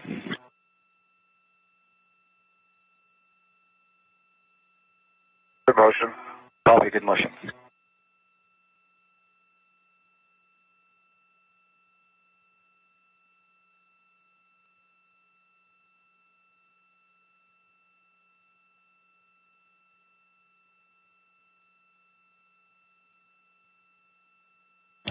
And again, you're seeing helmet cam views from Woody Hoburg, again attached to the end effector of the Canadarm2, where he has situated himself on an articulating portable foot restraint. He is being moved by Sultan Anayati, who's inside the International Space Station. Right, GCA complete, and brakes are coming on. Copy. Brakes on. Egressing. And brakes on. You are go for APFR egress. Copy. Go. Thanks, Sultan. Houston copies. Just moved into position and given the go, Woody Hoburg will egress that APFR, that articulating portable foot restraint. Maneuver. Almost there. It's clear.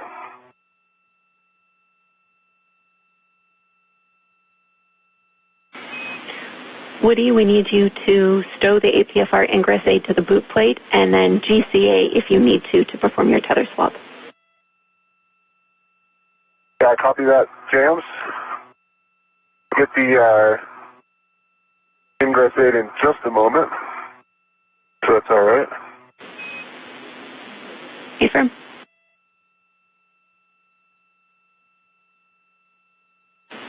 Short handover.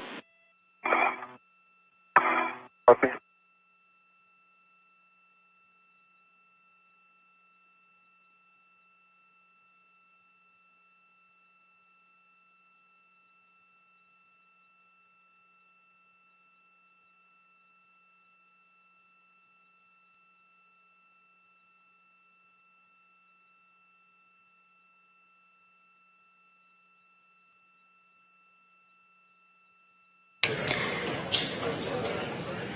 And if you're just joining us, we had a brief handover between satellites, but you're watching the 265th Houston practice. spacewalk for ISS upgrades, maintenance, and assembly.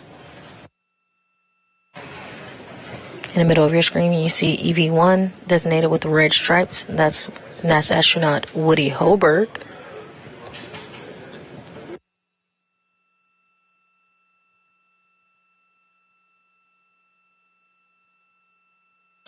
He just egressed the articulating portable foot restraint that's on the end of the Canadarm2.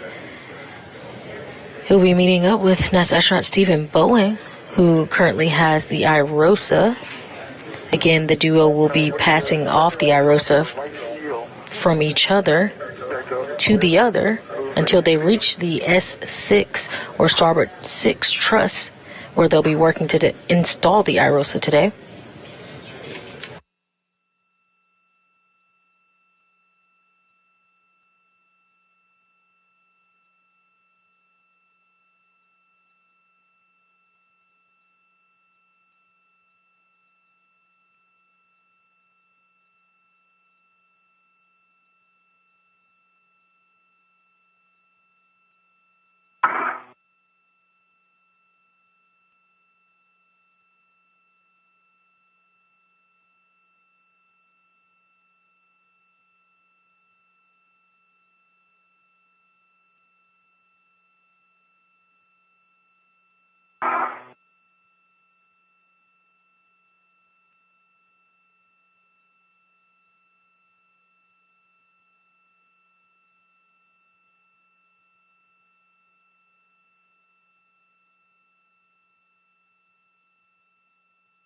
Everybody gets out of your tether config call. We break that. Yep, I've got my green hook down, gate closed, locked on lock. Correction, gate closed, locked, black on black to my red reel. Picking up my yellow hook. Houston's following along. Yellow hook, gate closed, locked, black on black to green rail, both reels unlocked. That completes a good tether path. Good config. Thanks, James. We need that ingress aid stowed to the boot plate, and then you'll be putting your green hook back on handrail 2140. Yep, copy.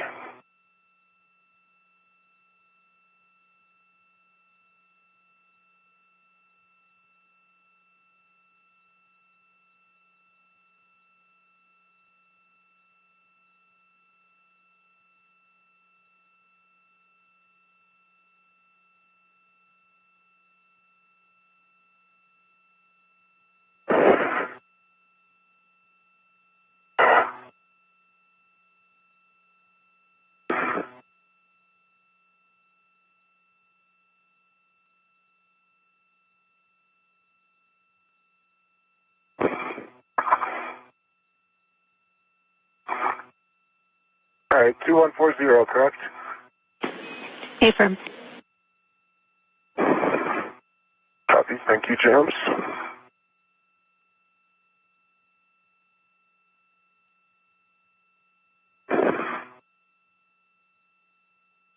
Green hook's down. Green rail's unlocked. Copy. Good config. Woody, you can give Frank and Sultan a go to the truss back off.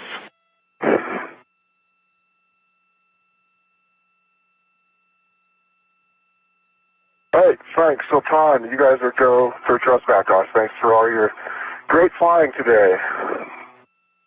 And we copy Woody, great job, brakes are coming off. Happy brakes off. Woody, you'll translate to Steve's boot plate. Use caution next to the radiator. It will be on your right once you're at the APFR. Thanks, James. Let me get eyes on it. Okay, yep, I see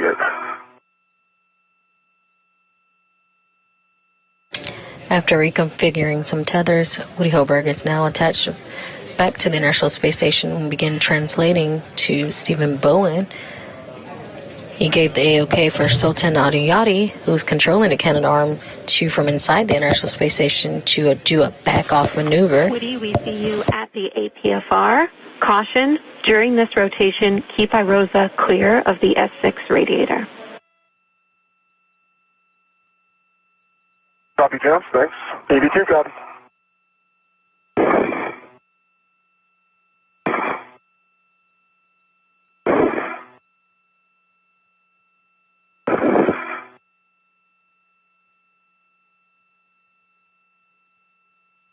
All right, Steve. I'm ready. I've got the yaw pedal. This is going to be a yaw to your left. All right. And I'll give you a countdown. I'll do depressing the yaw. Sounds good. You can get iROSA started, and I'll depress the yaw. I'm ready. You're ready. 3, 2, 1, depress.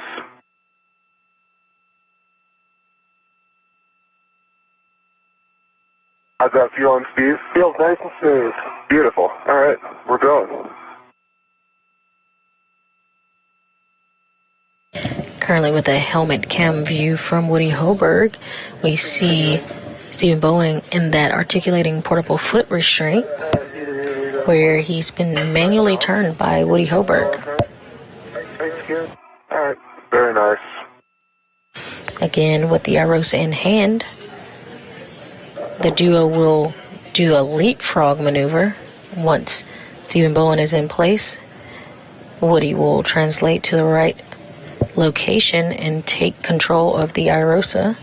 And the duo will do this a few times as the iROSA and the crew head towards the Starboard 6 or S6 truss, where they'll be installing the iROSA for the 1B power channel upgrade.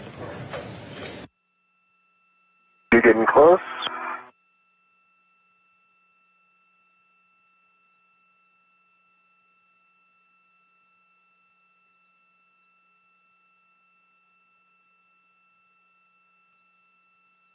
Should be pretty close. Yeah, Steve, that's a yaw of 3. To me, that looks good compared to a yaw of 2. I'll take it. It looks good. Looks like you'll have room over there. Yeah, okay. Great, you're back locked in. Thank you. Yep. All right, Houston copies. We are Woody, the arm will be in motion soon.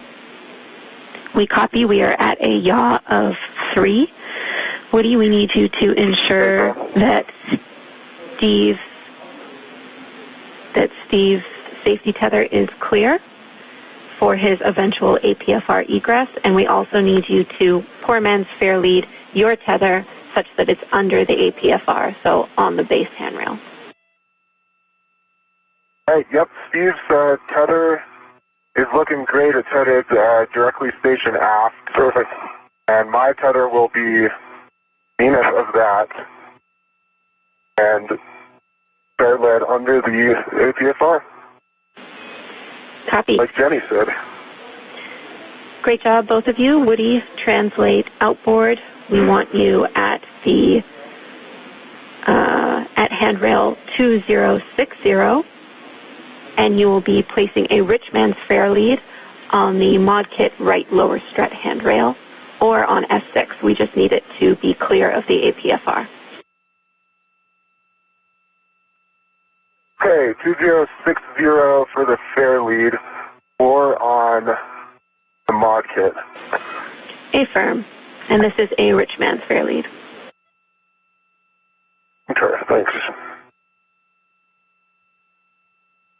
Steven Woody, arm will be in motion soon. Thanks, Sultan. Thanks, Sultan.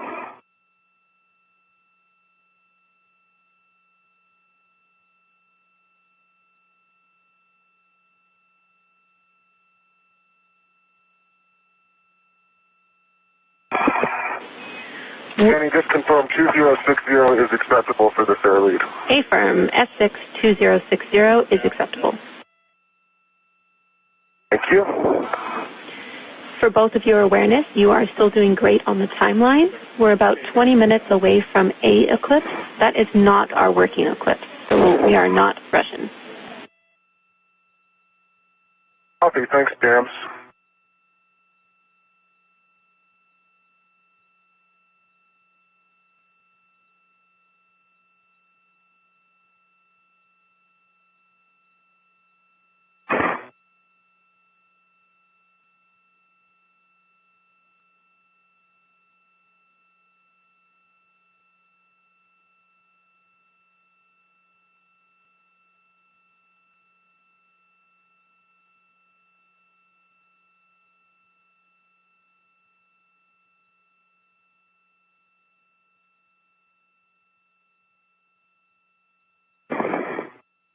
All right, fair lead's down on 2060.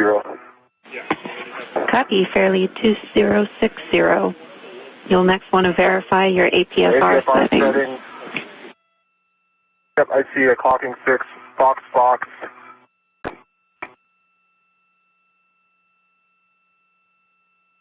Thank you, Steve.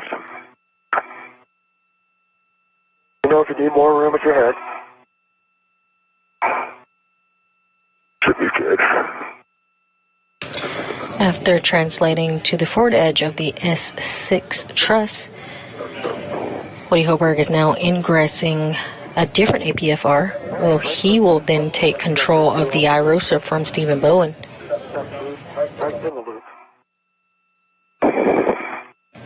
Prior to taking control of the iROSA, they will do another HAP and gauntlet check. Again, that HAP is that helmet absorption pad, and gauntlets are those coverings on their arms, their suits where it covers their arm plate and where their hands attach. For your checks, we need your cooling, visor, and glove heaters set. We have 21 minutes of insulation. All right, Jenny, I'm still at a TCV of 4, visor down, glove heaters on, and gauntlets are down. Copy. Ensure tools and tethers are clear and your ingress 8 is clear. Tools and tethers are clear. Tethers heading back down to the fair lead. Ingress 8 is clear. Copy. Ensure heels secure in the APFR. Heels are secure. All right, we see you have a RET on the scoop in your right hand. We also need one on the long duration tie down tether. Work.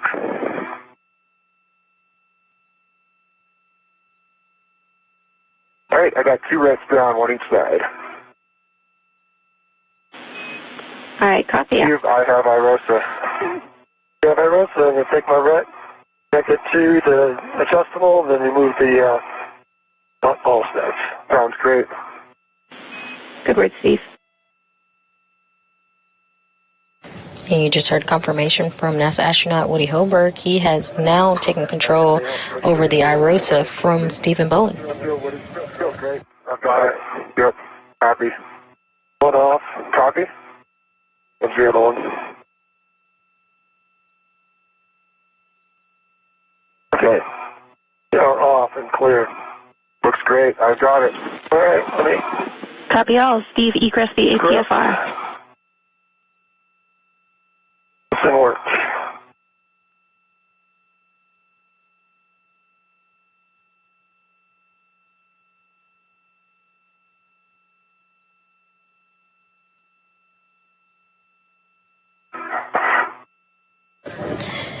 Steve Bowen will now reposition himself. He will egress his APR-FR, meaning he will get out of it.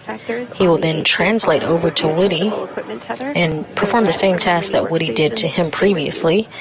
And they will hand off the iROSA one more time before they reach the S6 truss or the work site where they will be installing the iROSA today.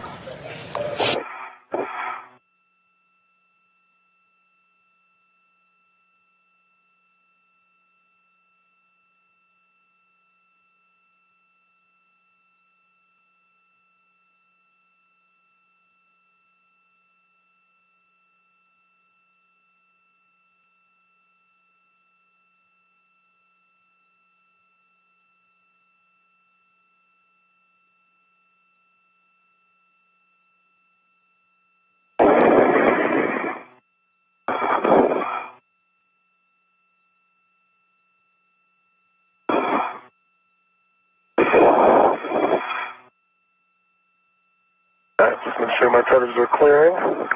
Your safety tether looks great on the right side, Steve. Thank you. So what I was looking for, make up the accurate position.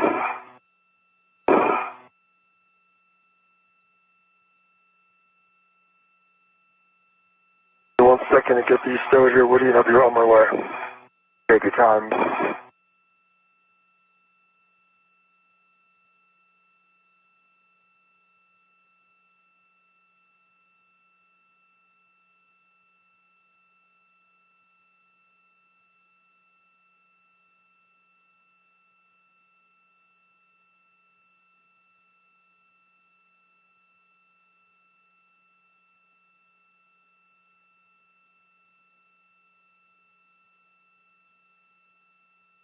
And Jenny, I actually have them to a handrail. I have them to handrail number 2034.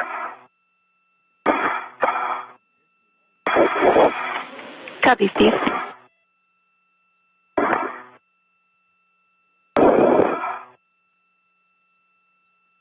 All right, and I'm releasing my bats.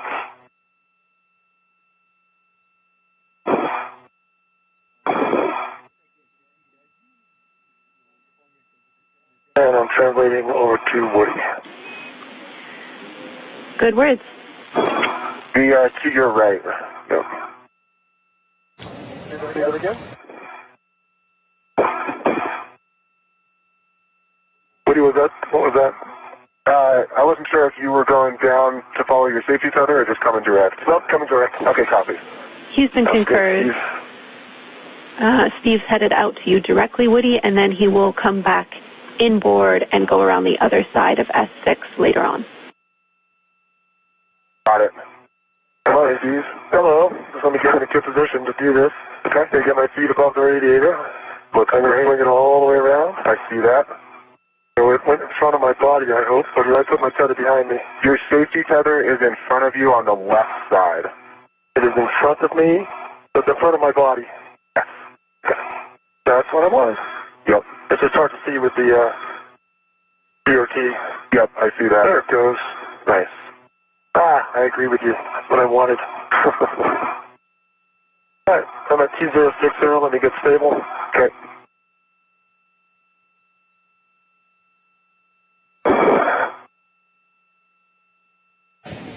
and you have a view on your screen. In the middle, you see the Canadarm2. Below that, you see the two astronauts. EV1, designated by the red stripe, is NASA astronaut Woody Hoburg, and right below him, or above on your screen, is going to be Stephen Bowen, NASA astronaut. He is at Woody's APFR, or Articulating Portable Foot Restraint. He's going to turn Woody to the right, and he's going to line up that iROSA in Woody's hands with the mounting bracket.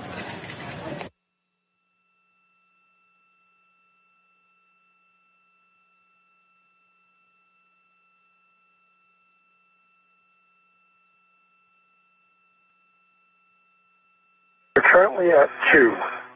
And Jenny, I'm going to 6. Is that correct? Good words. Sounds right. And is on your right. Bull is on your left. Verifying that. Concur. All right, and I'm ready. 3, 2, going right. Want to start? 3, 2, 1, start. Got good motion. And we're currently seeing a helmet cam view from Stephen Bowen, and he is turning that portable foot restraint with Woody Hoburg attached, iROSA in hand, turning to the right. The iROSA will be lined up with the mounting bracket. Good, more to go. How's the position?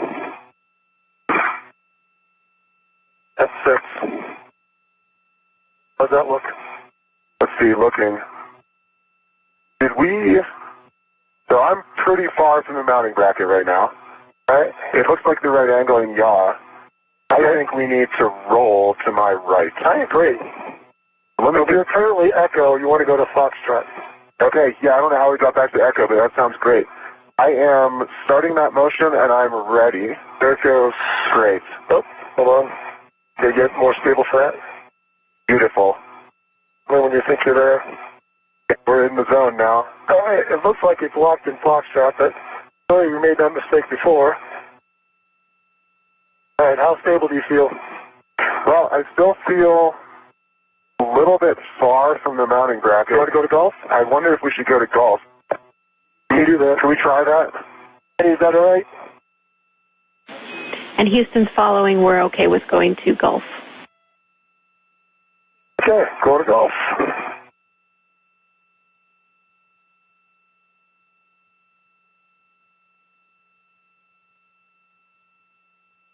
All right, there it goes. Nice. And keep coming. Almost to golf. You're right in between foxtrot and golf. Good. Still right in between. Hold on. Okay, gotcha. Yeah, still got to go right a little bit. Move to your right. Hang on. Get back to foxtrot. Gotcha. Okay, let's try going to golf again. Okay, here comes golf. Let me go to golf. Are we there? No, not yet. Okay. A hard time getting the... There you go. That's golf. Gotcha. How's that? That is... I think that's going to be better, yeah. Okay. Let's go with that. All right, you're locked in. I'm going to head over. Great. I've still got iROSA looking great. Sounds good. I'm going to get clear of everything here. All right. It'll take a few minutes. Okay. All right, Houston followed all of that and copy our final config. Big picture call for all crew. We are 2 minutes from a 14-minute LOS. We are go to push with the nominal procedure. Frank, we are in block 6, step 27 for Steve.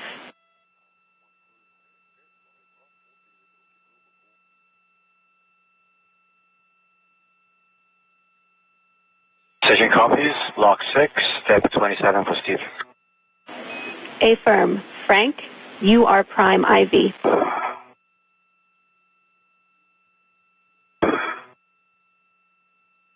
Copy, Jenny. Thanks so much. Okay, Frank, I'm going to start working my way over. Make sure I'm clear of Woody's tether and the radiator. And you just heard Ground IV here in Mission Control Houston pass on the control of IV position over to Frank Rubio inside the International Space Station. And she did that because we have an LOS, about a 6-minute LOS, 8-minute LOS coming up here.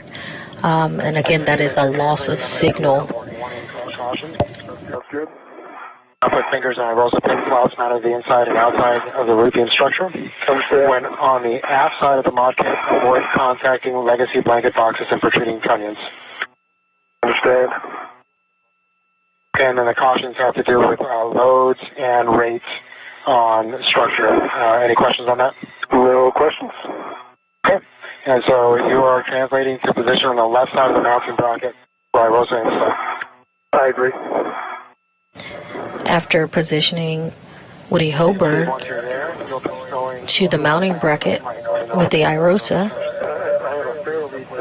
Stephen Bowen is now in translation to head over to the far side of the mounting bracket himself, and they'll prepare for the iROSA install.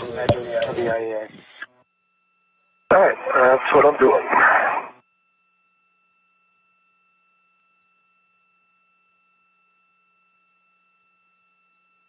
And this begins the LOS period. And you're seeing a live view inside the International Flight Station control room.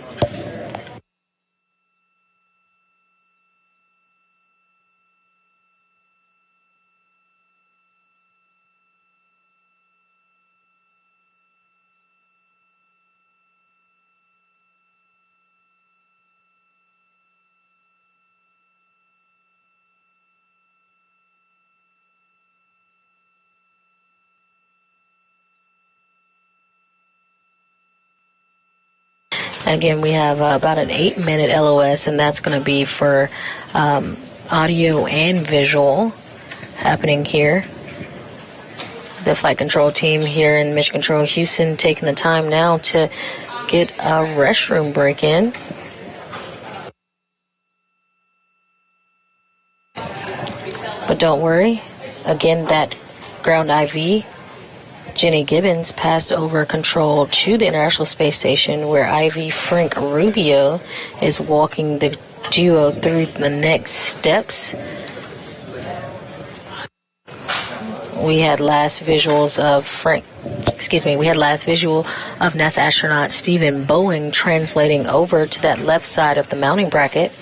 Again, once he is there, he will be close to Woody Hoburg, who has the iROSA in hand, and they'll be at that work site where they will install the iROSA for that 1B power channel upgrade.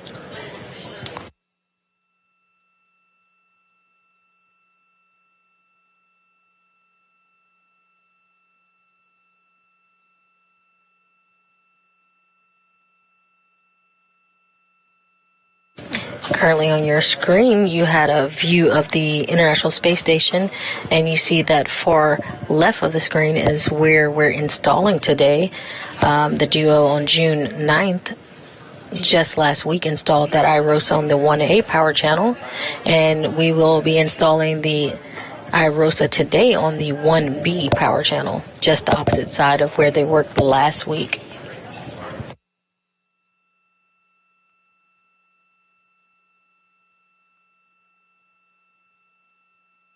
Today's spacewalk is being conducted by Expedition 69 spacewalkers, flight engineers, NASA astronauts Woody Hoburg and Stephen Bowen. Today, Stephen Bowen is EV2, while Woody Hoburg is EV1. The duo switched roles from last week, where Stephen Bowen was EV1 and Woody Hoburg was EV2. Today is Woody Hoburg's second spacewalk, while it is the 10th for Stephen Bowen.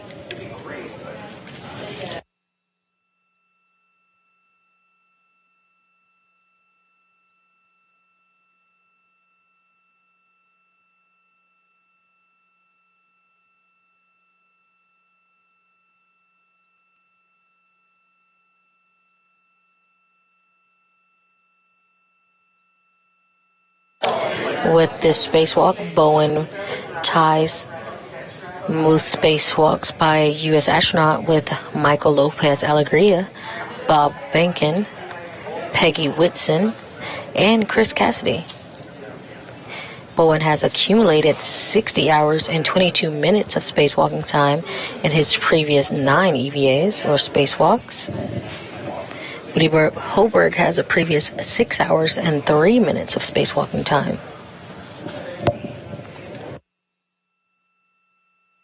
Again, you have live coverage today of the 265th spacewalk in support of space station assembly, maintenance, and upgrades. This is the 8th spacewalk from the space station in 2023 and the 6th spacewalk for Expedition 69.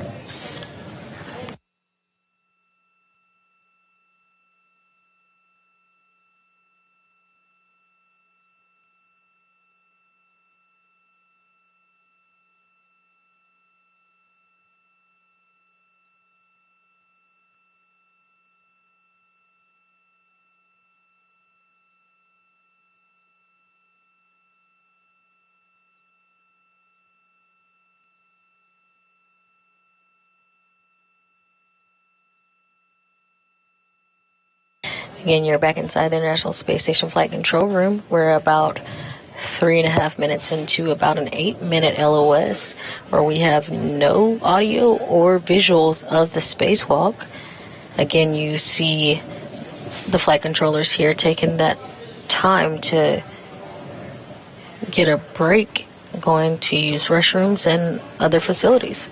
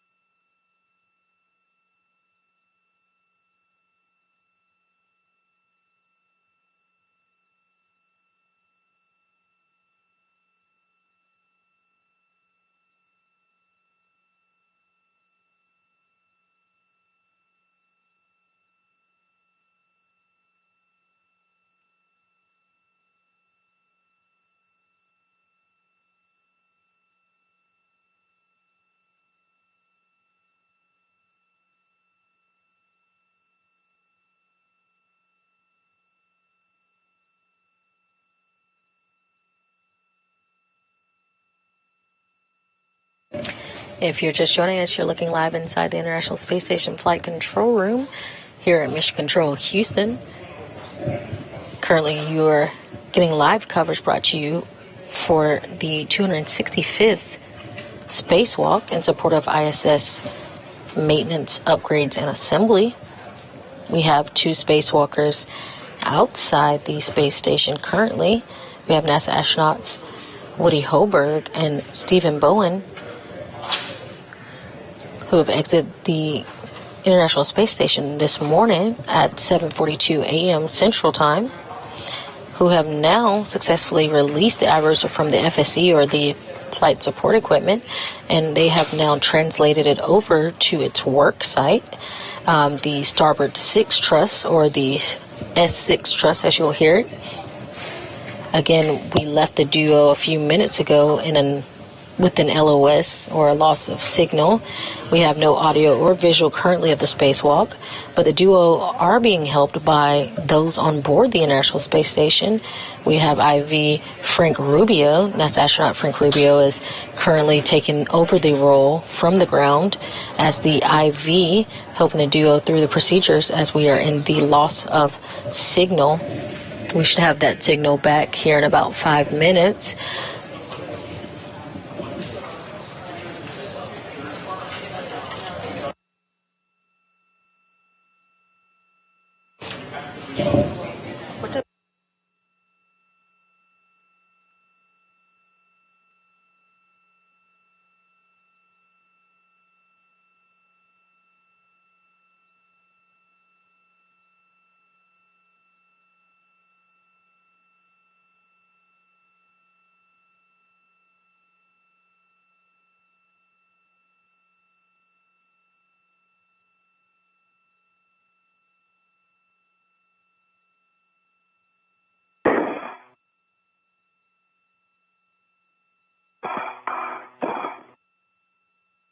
That's feeling good.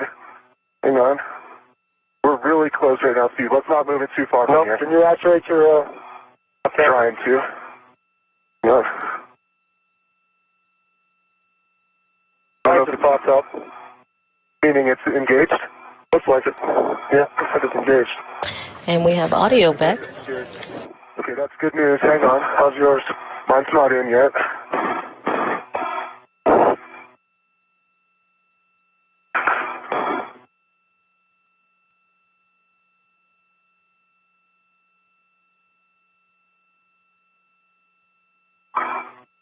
I'm wiggling it, but it's not.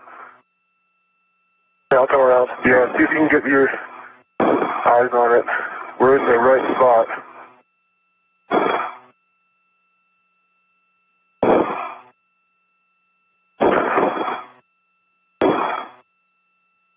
There it is. Got it? Yep. Nice. All right, soft capture, 2 pins. Nice job, guys. Hey, once we The soft captures. verify that the 2 soft captures, which weren't very soft, are properly engaged, then Woody will be working on removing the left-hand scoop from the routine. Okay. Left-hand scoop is removed. Okay, copy that, Woody. Woody, you'll next be performing a glove, hat, and gauntlet check. Steve, you're going to be retrieving the red plus adjustable tether from the cool-out bag mic, and this is for the scoop stow. Understand.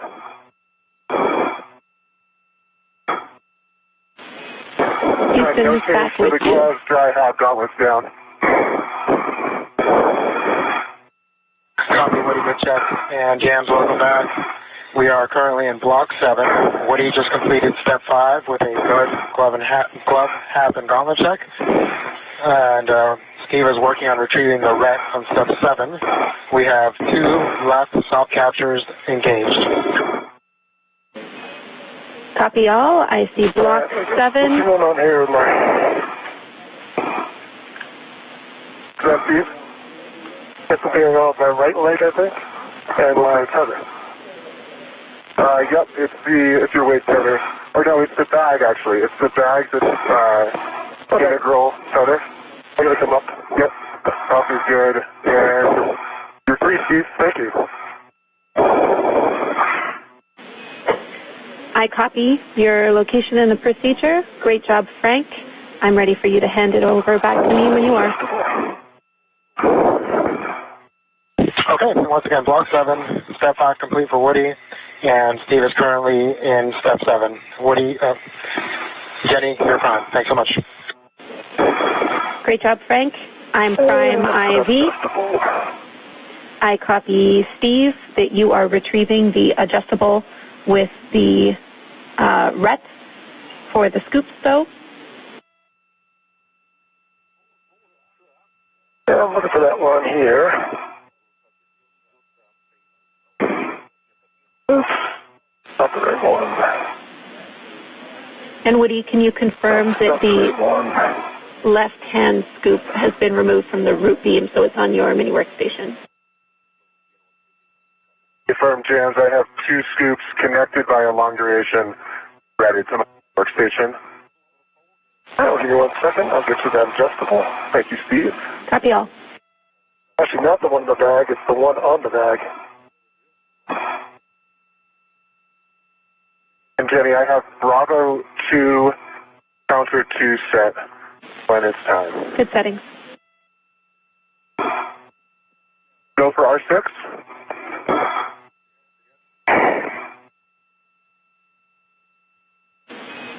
Actually, negative, Jams. Let's wait on that. That way we can wait for Steve to control it. Affirm.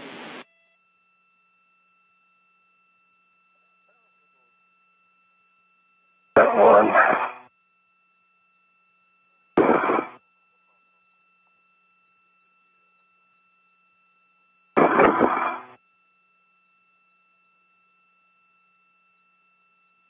Actually, I don't see another adjustable in there.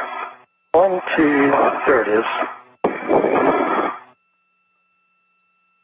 Do you see the cap keeper, Steve? Stuck in my way. It's the one the other way. What's cap keeper too? Yeah. Okay. Here's the other adjustable. Great. Here's scoops for you for that adjustable. Right, here, I'll change you 1 second. Give me a second. Copy. Ah, there you are up there.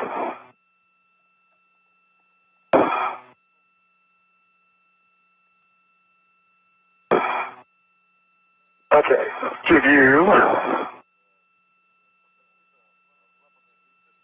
Got the cap keepers. Got it. And I'll take a scoop. Here's 2 scoops for you. Just let me know when you want me to release my ret. Here, 1 second. Take your time. All right, I got adjustable for that one.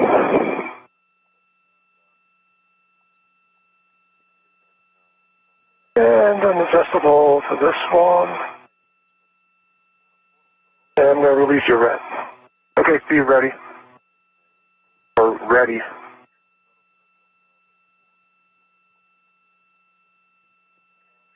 All right, ready for it? Here it comes. I see it. Thanks, Steve. All right, let me stow this. Oops, you got the the cap keeper and the AMS. Yep, and if Jams is okay with it, I'm going to remove the 4 caps from iROSA.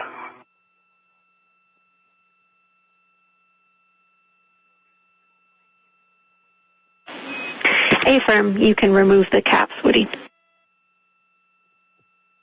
Thank you, Jenny, and I have the AMS knob on my mini workstation. We copy. Hey. Get the back stowed. Sure, I'm back in the picture thing. Stand by. Copy.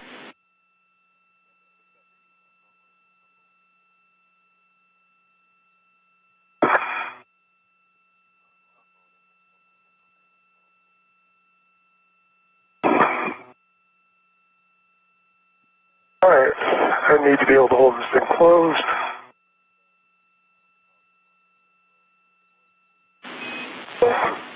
Okay, caps are going back to the bag, Steve. You can just leave them on the outside for now. I am ready for you to engage the R6 bolt. I'm holding it closed.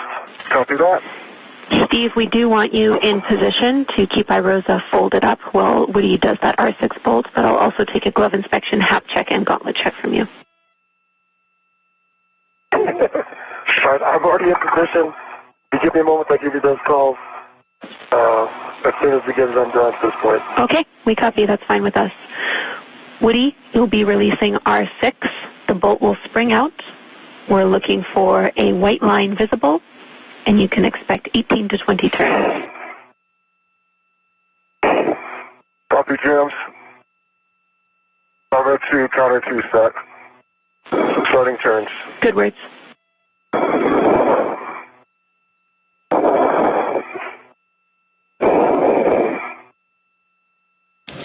2 hours and 10 minutes into today's spacewalk. We have NASA astronauts Woody Hoburg and Stephen Bowen outside the International Space Station as they have now removed an iROSA from its flight support equipment pad, and they have translated it over and relocated it to the S6 part of the truss. We currently have the duo installing that iROSA. Copy, 17 turns. The bolt has sprung out. Can you see a white line?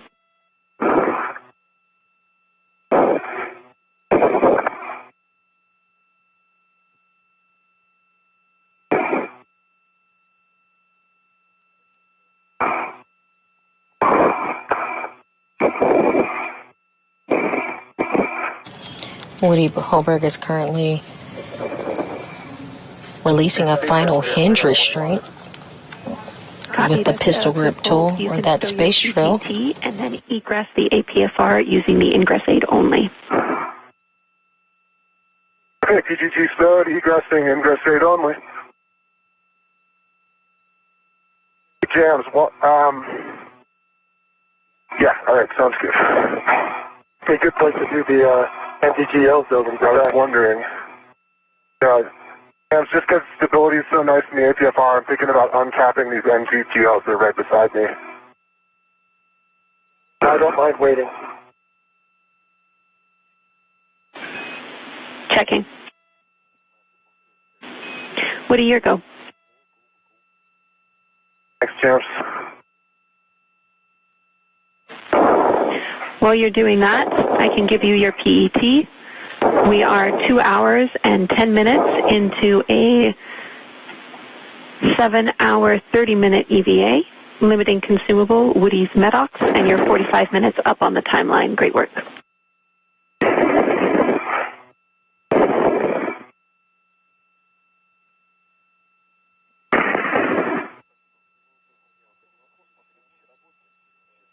Two caps down, 2 to go.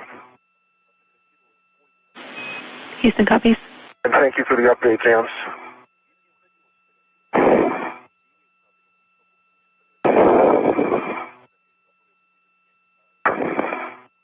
3 down. Nice to be stable, that's pretty cool. Okay, caps removed. We'll make sure that you stay clear for unfold. Alright, I'm egressing, Steve. Yep. Copy all. And for both of your awareness, we have our video back. And we now have visuals back of the duo outside the space station today. The ingress aid is low profile and fair lead under the APFR. We'll have you on the right side of the mounting bracket for unfold. Okay, concur with all. Already fair lead.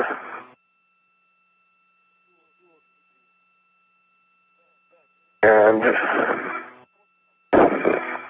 ingress aid is low profile.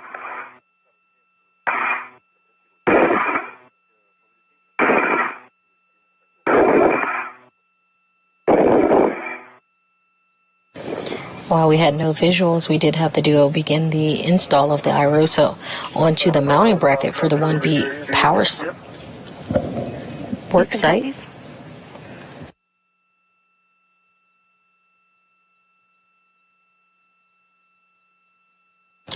Earlier, the duo did confirm to soft capture for the iROSA. Right now, we'll see them move around and reposition themselves to the right side of the mounting bracket for the unfolding to begin for the iROSA. Warning, pinch point, keep clear of rotating iROSA. With that, Steve, you can slowly pivot iROSA to the unfolded position, and Woody, engage the right side alignment guide and slot. Copy. Unfolding. See it.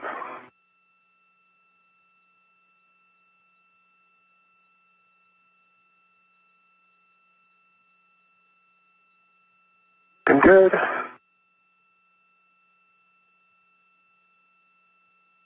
Keeping everything out, looking pretty. Mounting plate is clear. Oh, those caps just got in there. I see them. They're staying on the... Hey, stop, unfold. Let me just make sure these stay out of the way. There we go. Toss them my way, I get them. Okay. You got your gears. They're clear. Copy.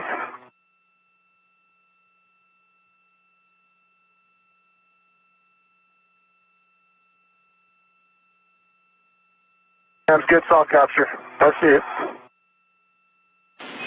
Copy. You see the soft capture feature engaged. Well done, both of you. Next step is to drive R7 and R8, the hinge bolts. That's for you, Woody. For Steve, I'll take a glove inspection, hap check, and gauntlet check. Let's put down, half is dry.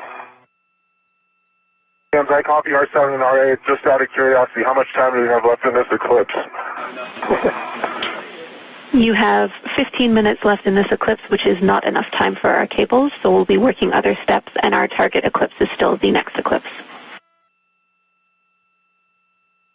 Okay. All right, my glove looks good. Same as before. Copy. All good checks on Steve.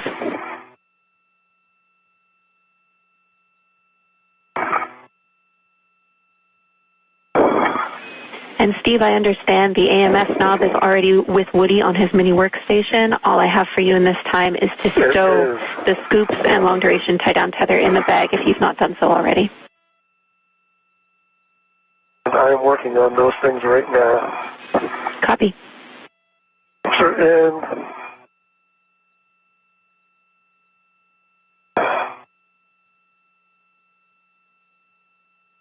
working on the AMS knob is the next thing. Well, when he gives it back to me. Copy.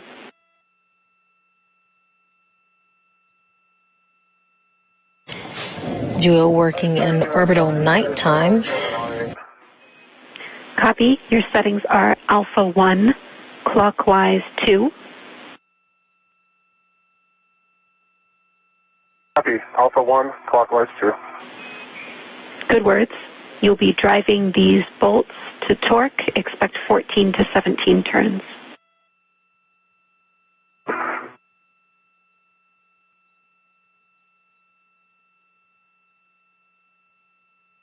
Copy. Thank you.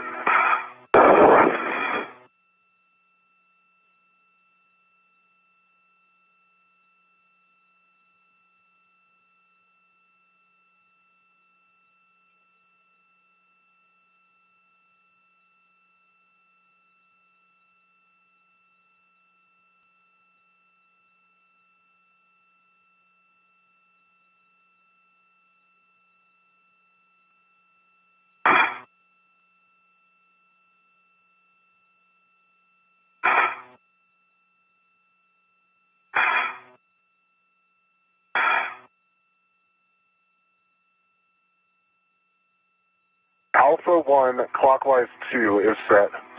Good words. Starting with R7. Copy. R7.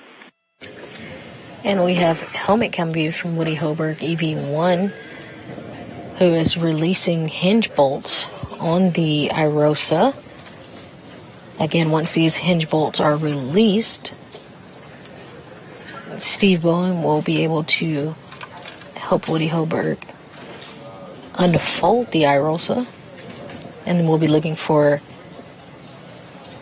the next eclipse time period for the duo to start cable mating, and then the full deployment work for the iROSA.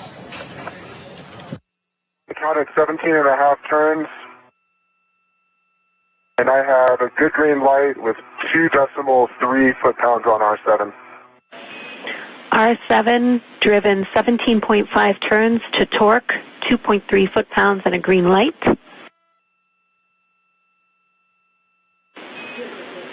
Confirm. Ready for R8? You can move to R8, same settings.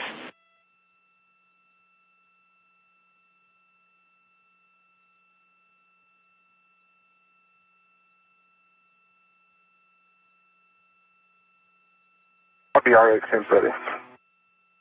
Alpha 1, clockwise 2 is set. Good words.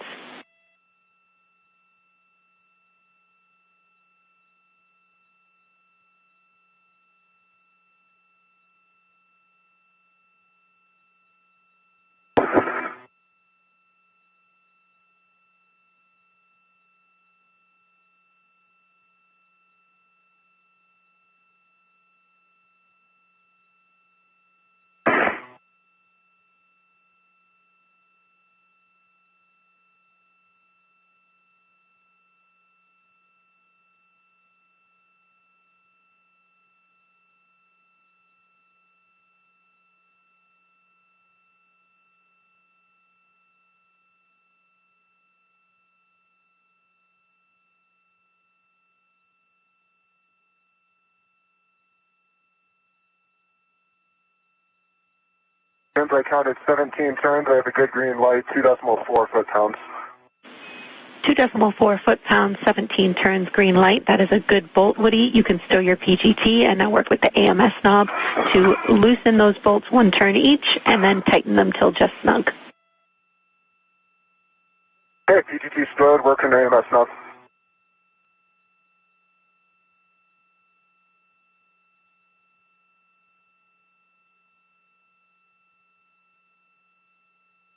R7 reset. I've been a quarter turn off, quarter turn on. Copy. Quarter turn off and on R7. R8, same on R8. Copy the same on R8. You can give the AMS knob to Steve to stow in the bag. And what is it? With the cap keeper. Yeah. There it is. You just grab it. One of that. And we'll be done. All right, Steve, you have the cap keeper and AMS knob. Thank you. Thank you. I have some big picture words for both of you when ready. Ready. Ready.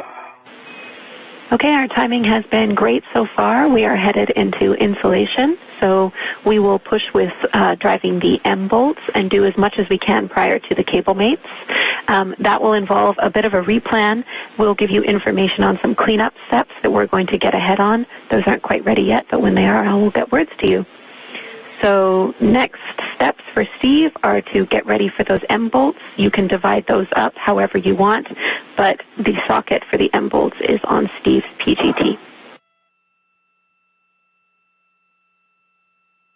And we copy. We copy jams.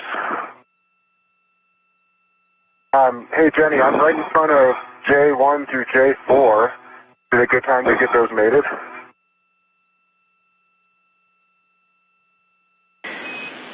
So, Woody, I'm just pausing on that because they might interfere with the M bolts, but we're talking it. Okay, gotcha. Okay, just a reminder, we did those first on the last one. Copy.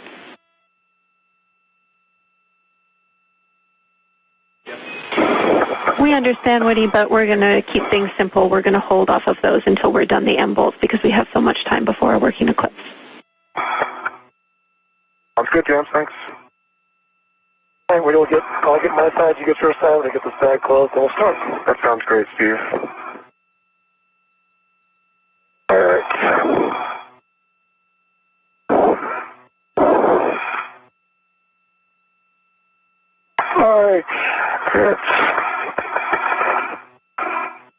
All right, the Bravo 5, clockwise 2, and how many turns is it, Jenny?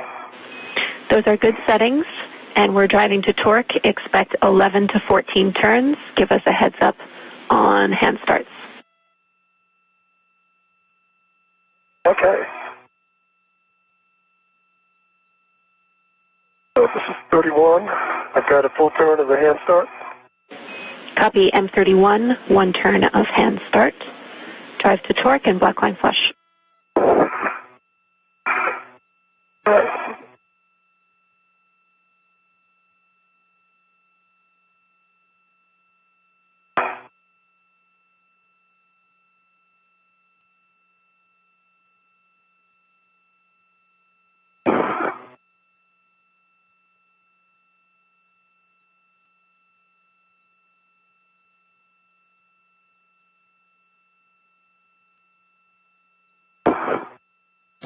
If you're just joining us, you're seeing live views outside of the International Space Station as NASA astronauts Woody Hoburg and Stephen Bowen are installing an iROSA on the 1B power channel. Big green light for torch. Copy, M31, 11 turns, 21.9 foot-pounds, and a green light. Can you confirm the black line flush, Steve? And black light is flush. Currently have a helmet cam view. You can move to M32. All right, M32 has no hand start. And start and turn now. You're currently seeing a helmet cam view from NASA astronaut Stephen Bowen. He's using that pistol grip tool, or that PGT, to release hinge bolts on the iROSA they just installed. He is working on the left side while Woody Hoburg released his bolt on the right.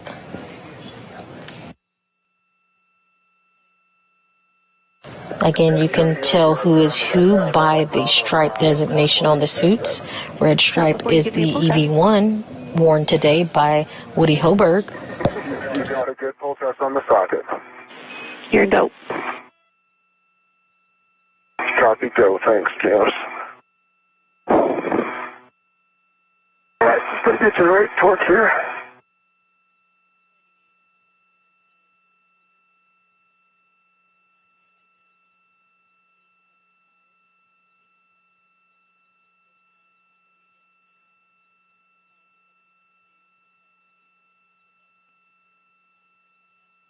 All right, I got 11 turns. Oh, and I did not get a good green light yet. I am flush. Copy, that was 11 turns, a green light. And can you say again the torque for M32? 22.6.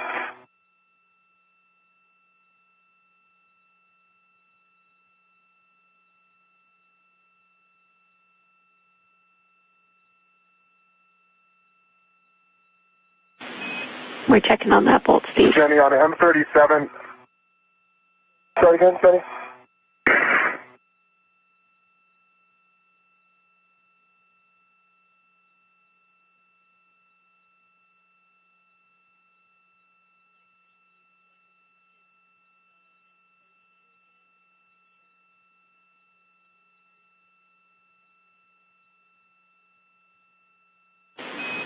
And Steve, we're going to have you go back to M32 again. We're just looking for an additional quarter turn on that bolt to reach our minimum. Okay, I got a good black line. And now I got a turn. And I got 22.0 that time. About 1 turn. Copy, Steve. We're checking on it.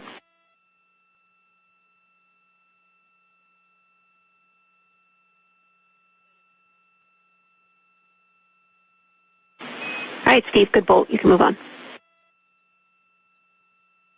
All right, let me get myself around to a better position. All right. Hey, Jenny, on M37, I had 11 turns, good green light, 22.0 foot-pounds. Copy, that's a good bolt. And M35, 11 turns, good green light, 21.9 foot-pounds. Copy, and those are both good bolts. We track a hand start on both of those. Copy. Yep. I have a 34. We had a hand start, and I've got 11.4 turns and 22.6 foot-pounds. 33 left to go for me. Copy, Steve. Can we verify black line flush? And black line flush on 34. Copy, that's a good bolt.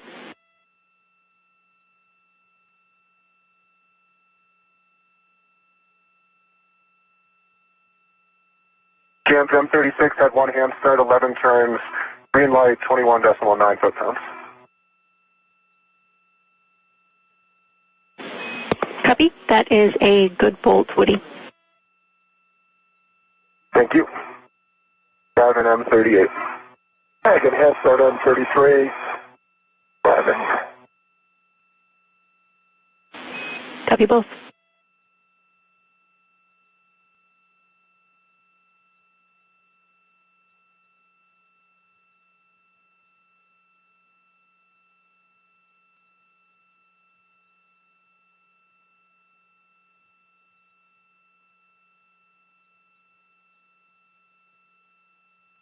All right. Hey, Jams, got a report on M38.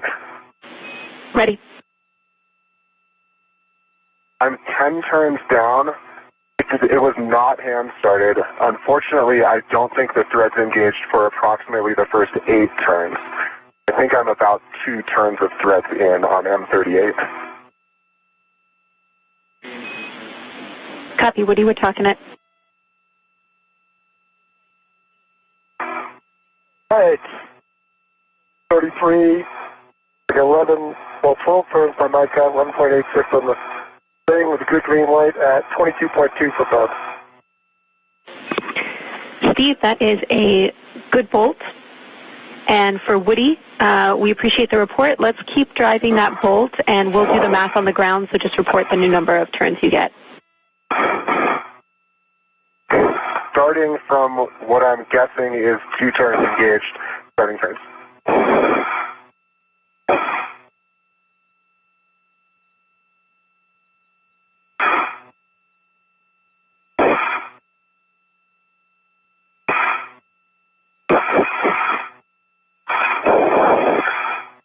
Okay, Jams, I have 7.5 turns, green light, 22.1 on M38.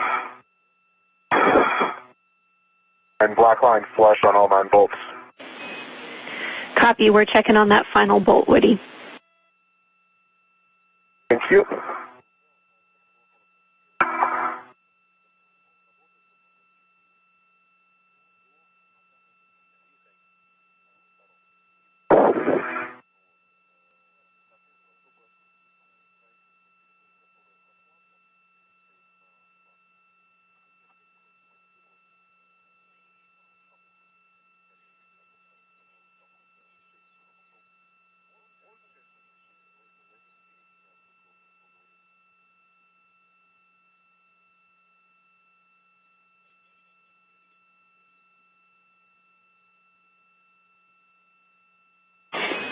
All right, Woody, we're going to go back and have you do that bolt again for some additional turns, same settings.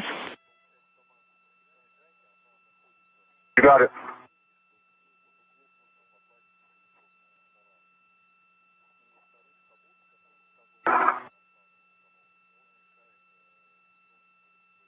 So 5, clockwise 2 set, M38.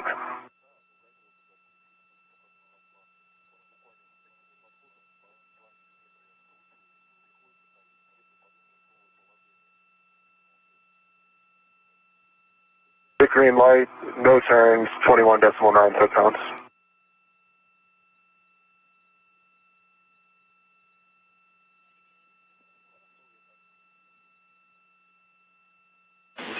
Woody, that is a good bolt. Thank you. Copy, good bolt. Thank you, Jams. I'll have more words for both of you in a minute. Okay.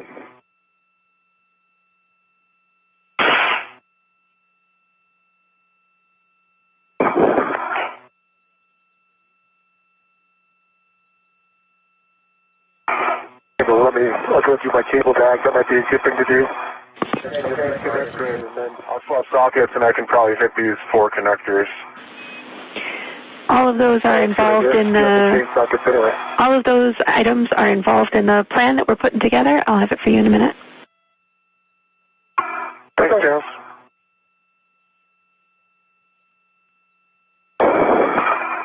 All right, must be time for more pictures of Woody. Sounds great to us. Entering into an orbital daytime, the International Space Station is flying 256 statute miles above the South Pacific Ocean off the west coast of the United States. And we just saw Woody Hoburg and Steve Bowen complete some bolts, releasing some bolts on the hinge joint of the iROSA that they just installed. Carrying us through the next set of procedures is my colleague Rebecca Wicks, who will continue coverage today.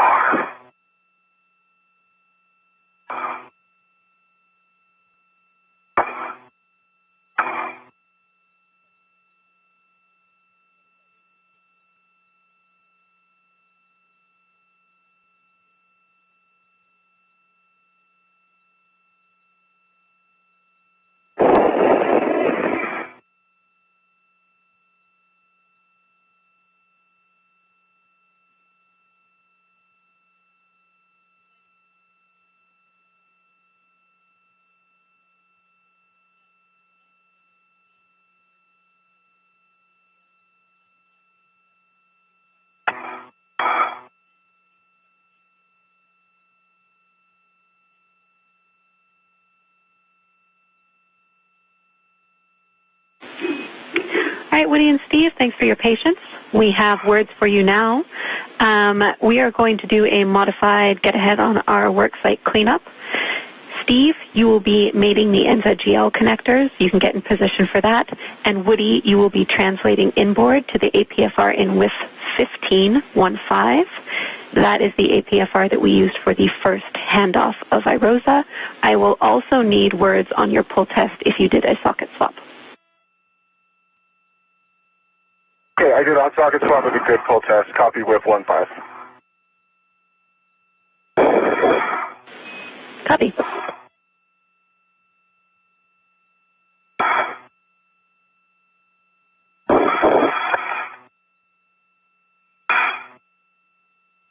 I need to clean up my tether when you come back, Woody. Okay. You want me to take a look at it? Let me do a quick look. Get it around me right now, I think. Yes, you sure do. Let's see.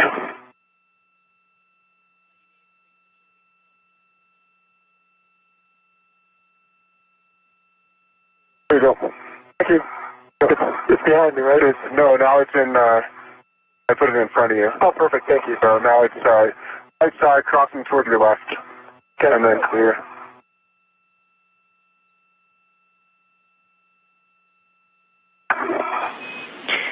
Caution for both of you, Steve, before you start mating these NZGLs, just avoid contact with the cables and connectors when they are attached to iROSA. Copy that.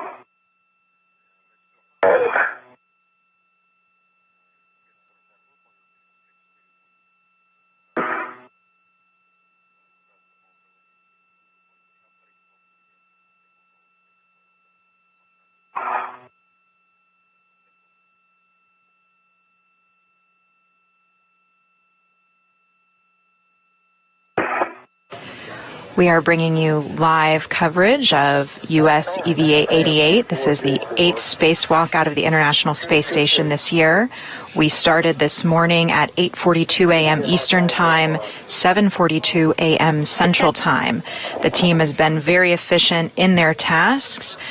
First, the NASA astronauts Woody Hoburg and Steve Bowen exited the International Space Station. They released the iROSA, or the International Space Station Rollout Solar Array, from its flight support equipment area. They relocated it to the Starboard Truss at the 1B power supply. To get there, they utilized the robotic arm Emirati Space Agency astronaut Sultan Al-Nayati inside the International Space Station maneuvered that robotic arm. NASA astronaut Woody Hoburg flew on that robotic arm holding the solar array. When they arrived close to the work site, the astronauts then used a leapfrog maneuver to pass the iROSA between themselves in order to reach that workstation because the robotic arm didn't quite reach. From there, they installed the iROSA and released hinge bolts. Copy, P3 made it. Next up in their timeline was going to be to mate the cables. However, they have to do that in an eclipse. We have about 50 minutes until that eclipse starts, so the flight control team here in Mission Control Houston made the decision to proceed with a work-ahead task, which is what the astronauts are currently on their way to do.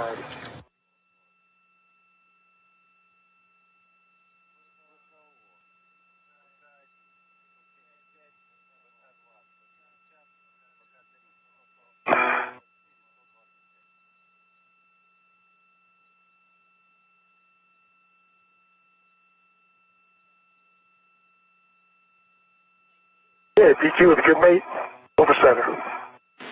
Copy, P2 made it to J2. All right, P1, J1.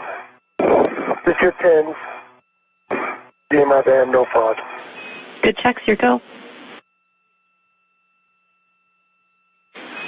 Woody, you will be stowing this APFR on your BRT and then translating to the port CETA cart to drop it off. Okay. Pick up this APFR, take it to the port CETA cart. Thanks, James. Affirm, I have instructions on your green hook along the way. Okay. I will plan to pick it up. Okay, any other instructions? You'll be picking it up, then installing the APFR and the port CETA cart. I'll give you the WIF and the settings when you're closer to it, and then you'll be translating back outboard, dropping your green hook in the same spot. Okay, thanks, James.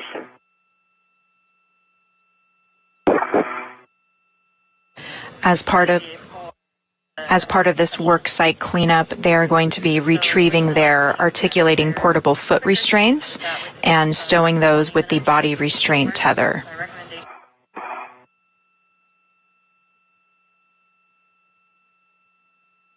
All right, P1, J1, Biz, over center with good connection.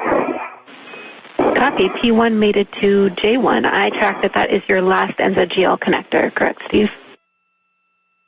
I agree. All right. And you want me to pick up the scoop with the cap, put in an M1? M bag? We need to leave the scoop there for Woody to use later. Oh, good point. I get too far ahead, I guess. But next step for you, Steve. What am I using it for, James? Okay. Say again?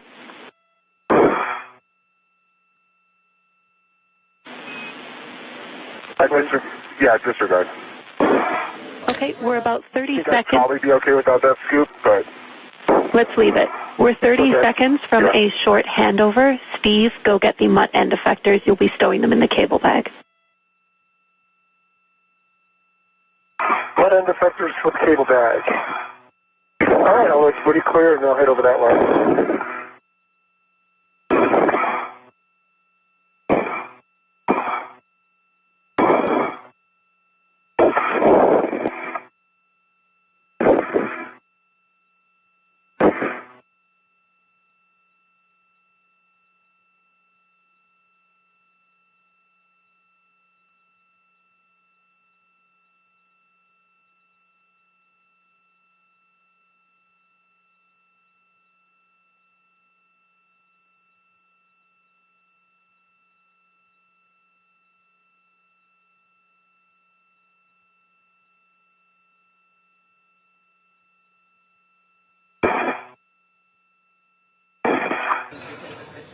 We have an expected loss of signal on our video views as the International Space Station flies around the Earth. Those data links transfer between satellites. During this handover, you can see live views of the Mission Control Center in Houston. Brandon Lloyd is our flight director today. He's part of the 2021 class of flight directors. To his right, in the black shirt, is Jenny City Givens. She is a Canadian Space Agency astronaut.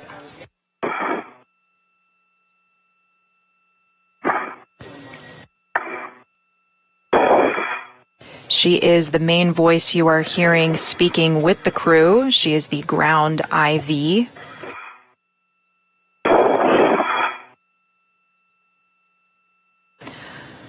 IV stands for intravehicular.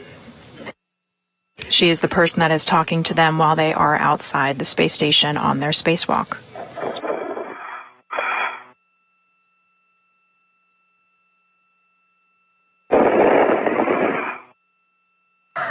The crew is performing some cleanup tasks as they are ahead of schedule. We are waiting on that eclipse to start so that they can safely mate those cables in the dark. Hey, Jenny, I picked up my green hook. Copy, Woody.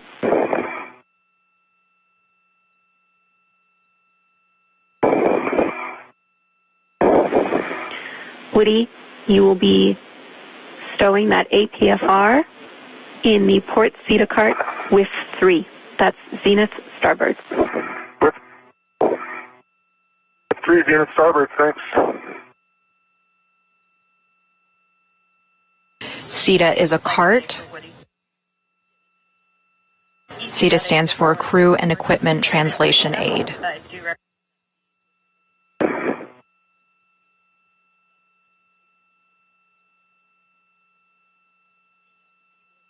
He is going to be storing his portable foot restraint on that cart.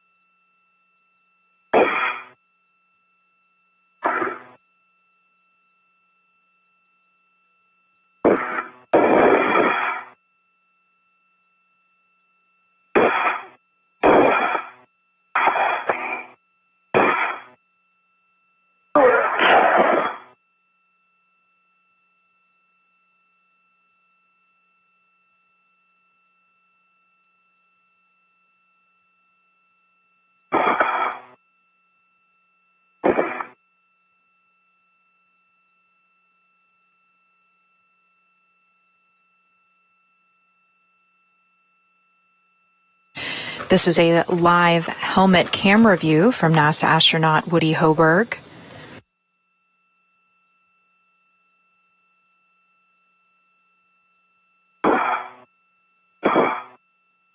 He is translating back to the iROSA worksite.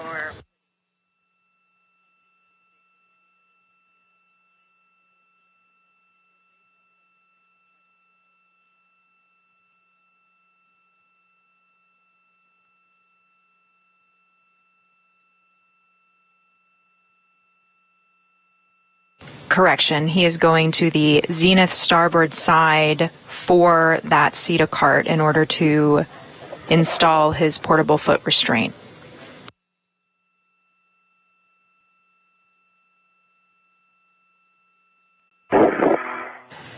This is a view of that S6 Starboard worksite where the iROSA solar array is installed and waiting to be... Copy, Steve.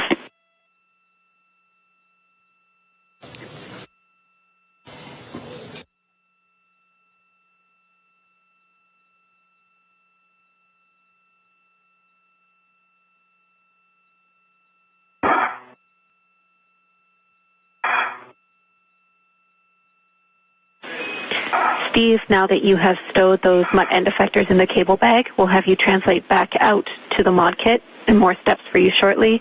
Woody, I have more big picture words for you as well.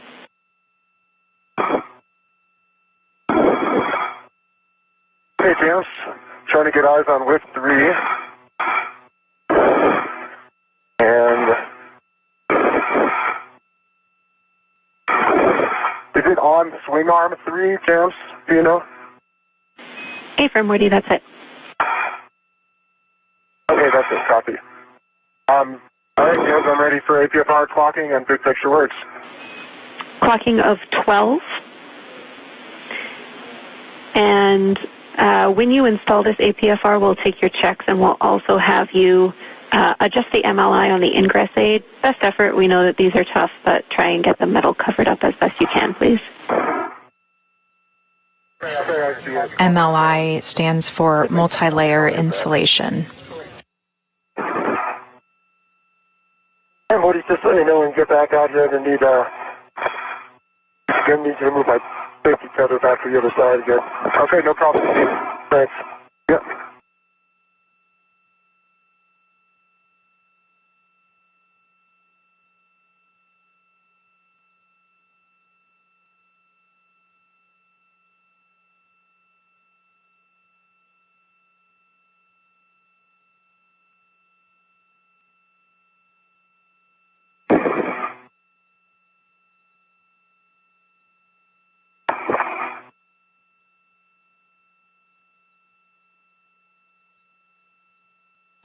We are currently 2 hours and 51 minutes into our spacewalk. Good full twist test. Walking 12, walking color black on black. Pitch knob can be depressed and is locked, and I fixed the MLI. All right, copy all. Now, big picture, Woody, we're still tracking like 40 minutes until your guys' working eclipse time. So that means that we do have time for you to get onto the FSE and get that beam stowed. So at this time, we'll have you translate onto the FSE. You do not need to place any rich man's fair lead on the FSE. The FSE is the flight support equipment. That was that initial work site, the initial work site where they retrieved the iROSA at the beginning of today's spacewalk. We'll have you at Extension Alpha, Woody. Okay, Alpha, thanks. NASA astronauts Steve Bowen and Woody Hoburg. So I go back. Yeah. Continue to be ahead of the timeline. The solar array installation steps are complete. The team is waiting on the beginning of a working eclipse to begin the power connector mates. While they wait, the astronauts are getting ahead on some cleanup steps.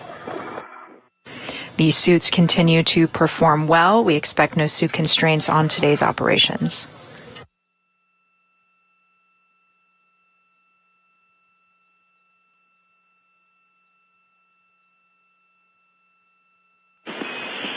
All right, Steve, we see you back at the mounting bracket. For you, we don't have much to do while Woody does these FSE beam ops, but we would like you to check and replace the MLI, which is on the mounting bracket. I have 3 locations for you to do that when you're ready to copy. Okay, ready to copy. We want you to check the right lower strut, left lower strut, and right mid strut MLI.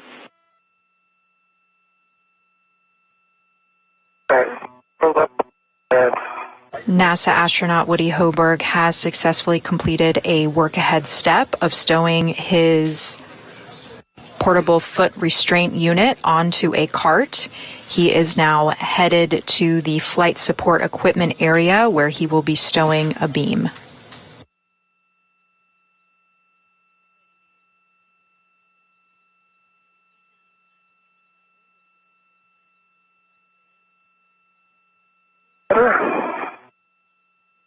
That was off the bolt.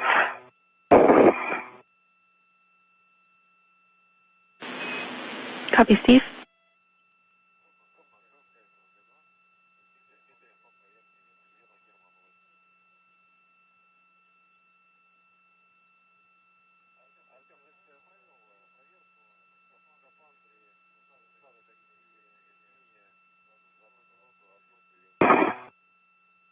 That one's better. It's on the bolt now. Ground looks like it's in. Copy, Steve. Right. Do you have video? We do have video. Affirm. Okay, that should look a lot better than it did. It does, thank you. Is there something lower on the lower strut, or just it on the right lower?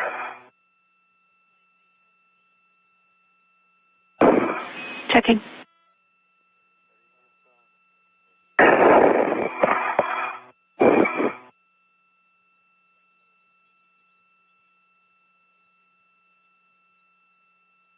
This is a view of NASA astronaut Woody Hoburg. Lower strut looks really He good, is Steve. EV1 today, and that is designated by the red stripe on his spacesuit. Okay, right strut by the mounting bracket. I'm back. Any in place at Alpha? Copy. Woody, you are going to have to relocate the adjustable equipment tether from the lower stanchion of the FSC handrail to the top stanchion of the FSC handrail, and we'll also need to socket swap before we start bolt-ups.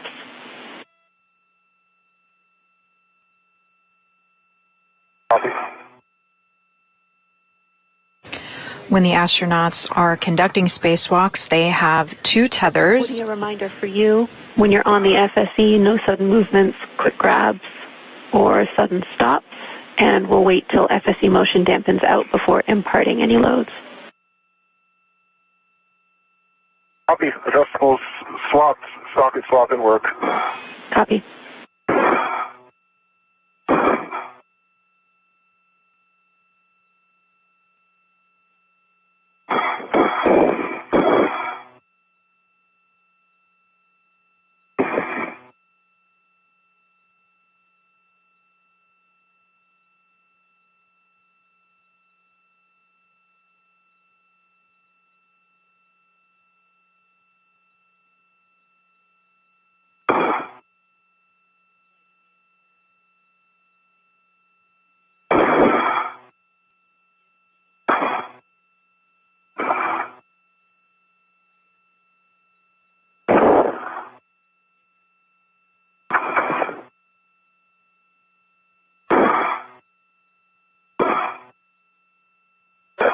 Check on that one. I think I did better there.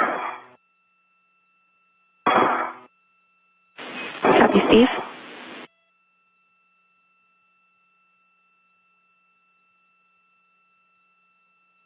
Okay, Jenny, socket swap with a good pull test. That should look a lot better. Is that all right, Jenny? Or do you want me to go back and get more? Copy, Steve. We're checking, and I copy the good pull test for Woody. Woody, you can hand start C3 one turn. C3 one turn, have start. Work. Just that there a little bit more.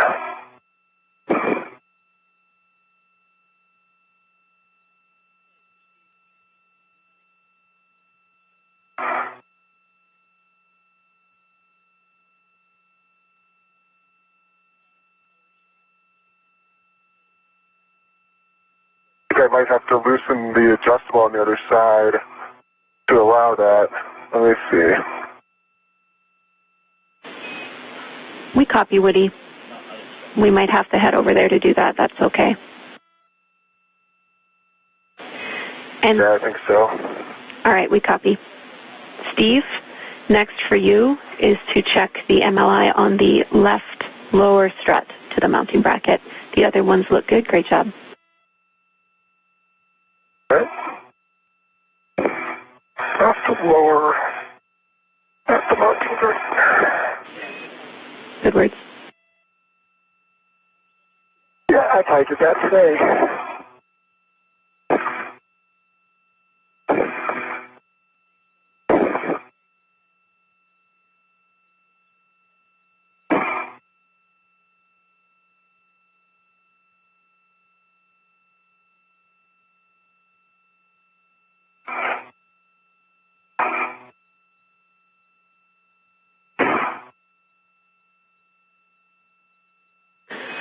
I have an updated PET for both of you. We are 3 hours into this EVA. Our limiting consumable is Woody's battery, and we're tracking toward 7 hours and 30 minutes in total. We are way ahead of the timeline as you guys are doing cleanup get-aheads. We have still just over 30 minutes to our working eclipse, so lots of time to get these done. Thanks so much for the update, James. We appreciate it. You guys doing a great job.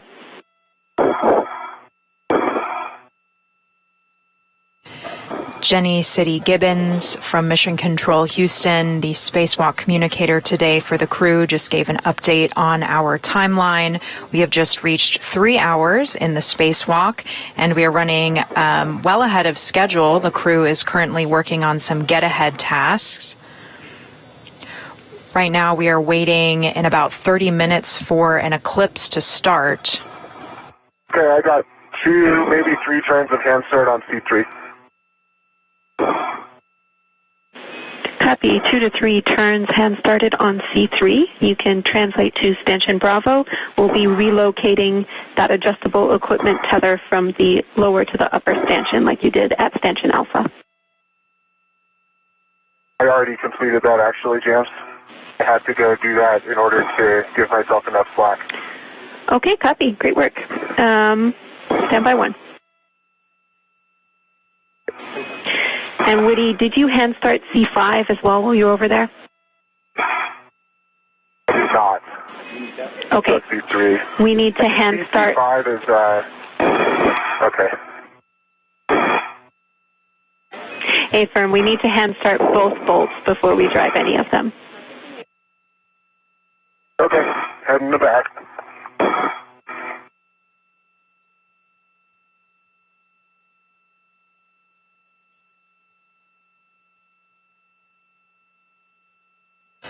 We are happy with all MLI. NASA astronaut Steve Bowen is at the work site. He is closing up some MLI, or multi-layer insulation. All right, sorry, Jenny. I hope that MLI is a little bit better there at the Copy, Steve. That looks really good. corner. This MLI is on the mounting bracket.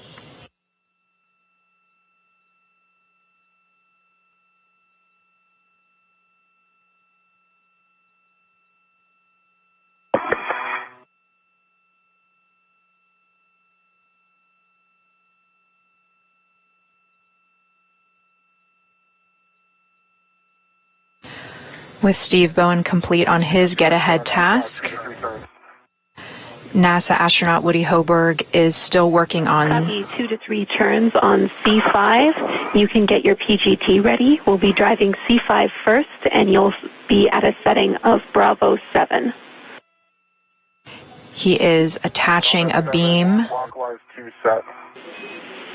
Copy. And you did say C5, right, Jim? A-firm, you can start at C5, the bolt that you just hand started, but I want to tell you, this is important, that the bolts must be stopped on turn count, and since you hand started this 2 to 3 turns, we want 18 turns only.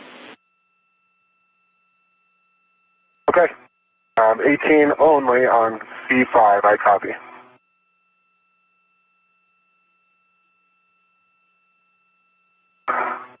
You ready for me to start those turns? A-firm, your go. Thanks, Jim. Starting turns.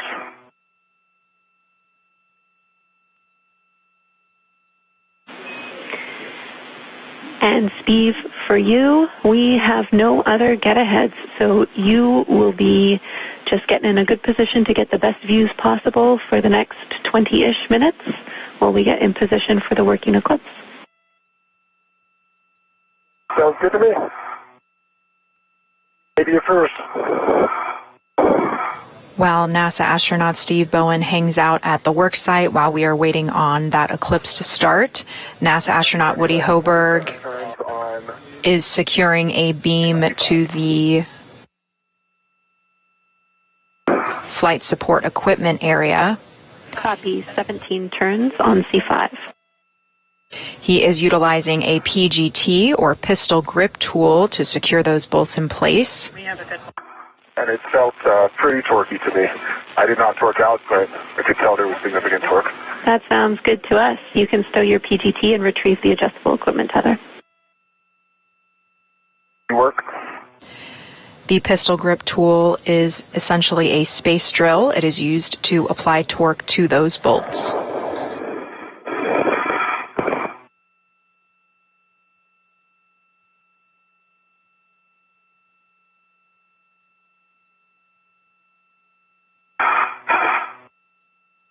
Okay, Johnny, heading back to C3. Copy.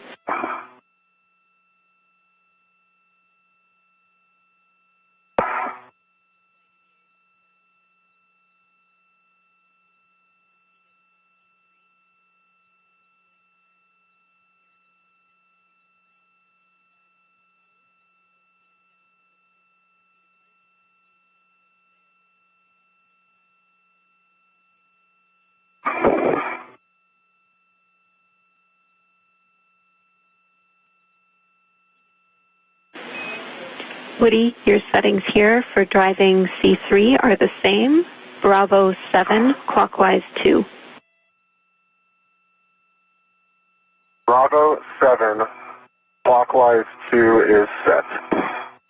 17 turns, no more. Let's do 18 turns, 18. Woody. Okay, 18 turns.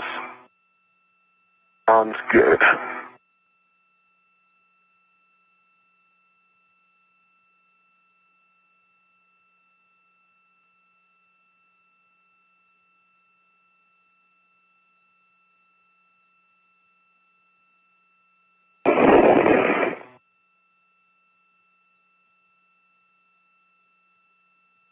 All right, just because I'm hanging out here. Where are we?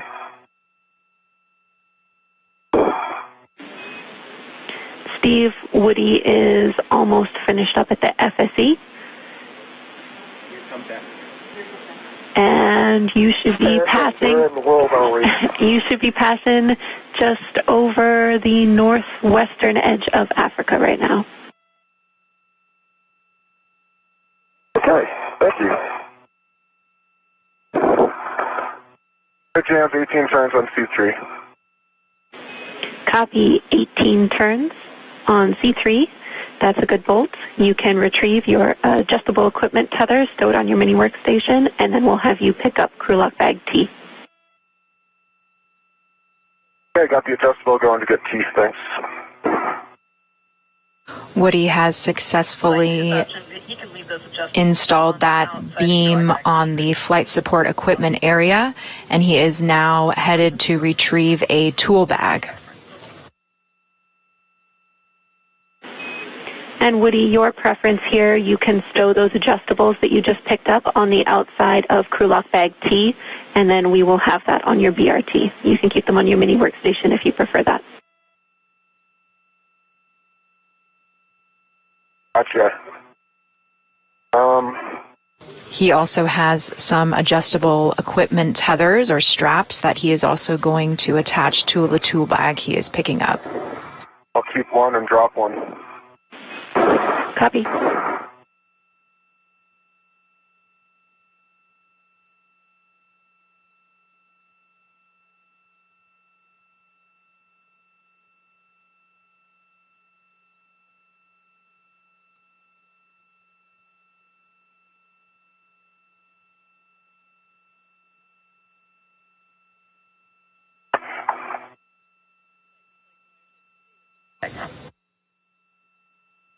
You can see a view of that tool bag right now with NASA astronaut Woody Hoburg. He just attached one of those equipment tethers to it. And Woody, additional words for you. We would like that wire tie, which is on the tower handrail, to stay with the bag.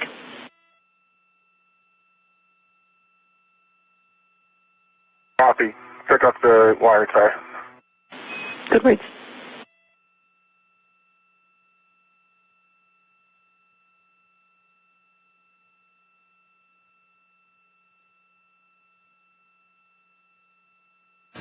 This is yet another get-ahead task. We are a little over 20 minutes from our eclipse, where we can start mating the cables on the solar array. These solar arrays cannot be powered off, so that's why we have to plug them in during an eclipse, so that there is no power running through the solar array when the astronauts go to actually connect those cables.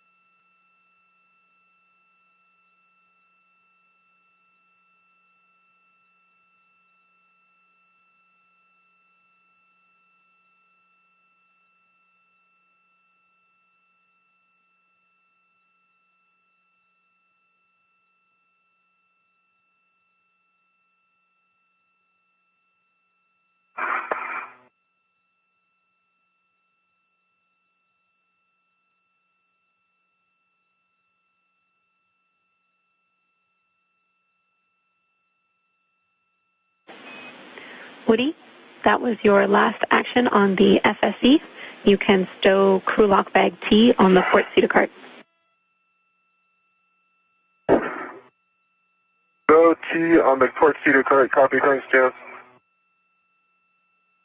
NASA astronaut Woody Hoburg is now going to move that tool bag over to the cart, and then he will make his way back to the solar array installation station. Good safety tether configure. Stand by one. Take your time. We still have 20 minutes to our working eclipse start.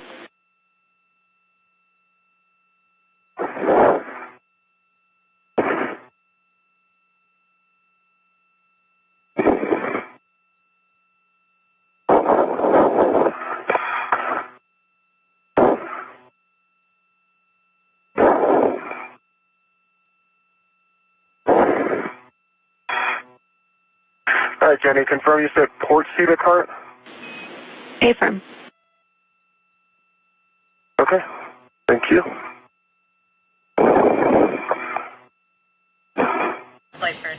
He is heading to the cart on the port side. CETA stands for the Crew and Equipment Translation Aid.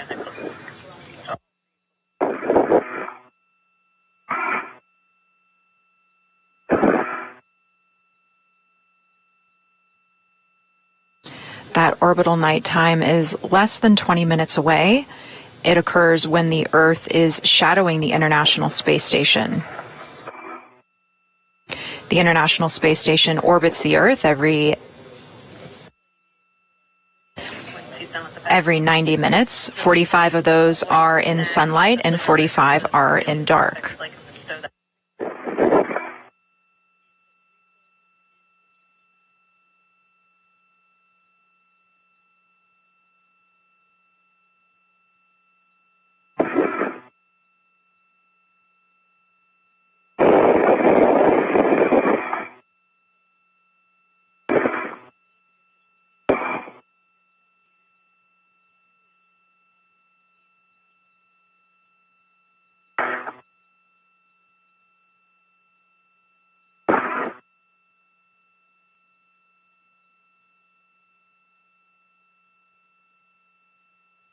This is live helmet camera footage from NASA astronaut Woody Hoburg. This is his second spacewalk. Today he is installing the solar array on the 1B power channel.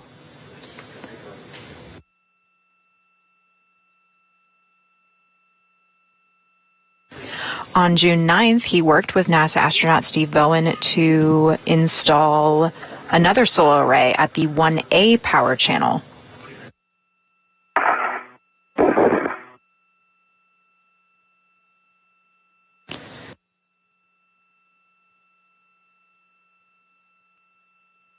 The crew exited the airlock this morning. They switched to battery power prior to that with our official spacewalk start time of 8:42 a.m. Eastern Time, 7:42 a.m. Central Time. Copy. Crew lock bag T stowed on the port CETA cart. We're going to take this opportunity before you start translating to do another socket swap, such that we have the 6-inch that's currently on your mini workstation on your PGT, and the remaining socket, the 2-inch, should be in your trash bag. Copy that. In work. NASA astronaut Woody Hoburg is going to be doing a socket swap. He needs a different size socket for these upcoming tasks on the solar array. PGT is that pistol grip tool or that drill that he will be using.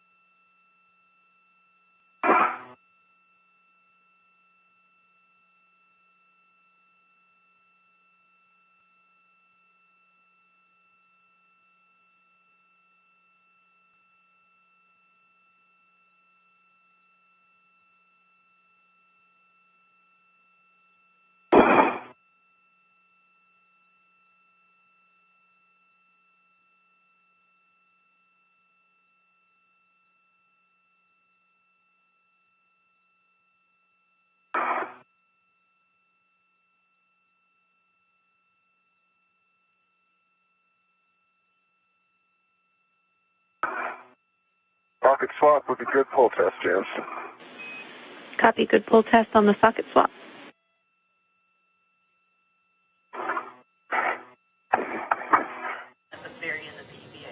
The space station is currently flying 257 statute miles over Nigeria.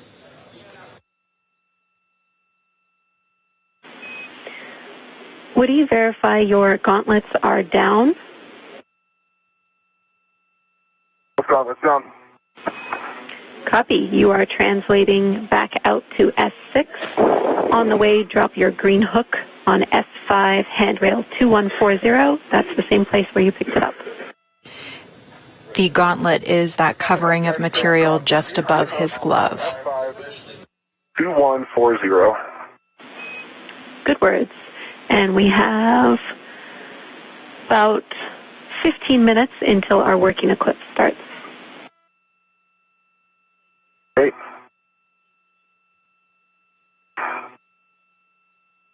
That time of year where day is longer than night. That is there, not here.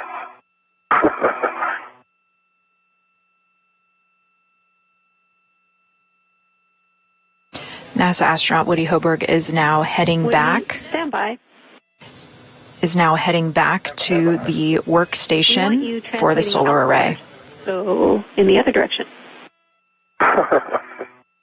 Sorry, James. Oh, boy. Do not worry about it. Oh, boy. You're in great shape. We got plenty of time. It's good practice. Thought I could tag the E6, you know, why not? Yeah, well, you're here. It'll only take another minute or two. Yeah, if it wasn't clear, don't actually do that. We want you going to S6. I'm already headed that way. We see it.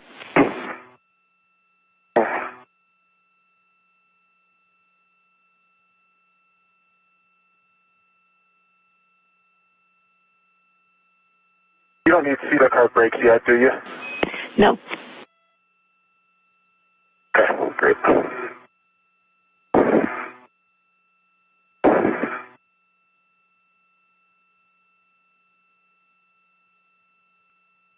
NASA astronaut Woody Hoburg is translating the sides of the International Space Station, heading back to the workstation where the International Space Station Rollout Solar Array is awaiting for its cables to be mated during our upcoming solar eclipse, starting in about 12 minutes.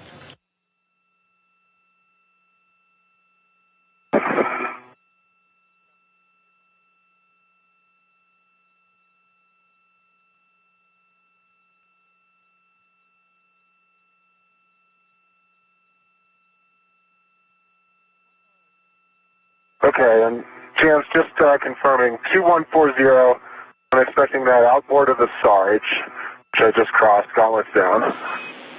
A-firm, it should be on S5, and it's on the second A-frame that you encounter. The mirror you're seeing on his right arm is used for him to be able to look at the controls on his spacesuit. Because he's in the helmet, he can't look down physically, so the astronauts utilize these mirrors in order to see on their chest.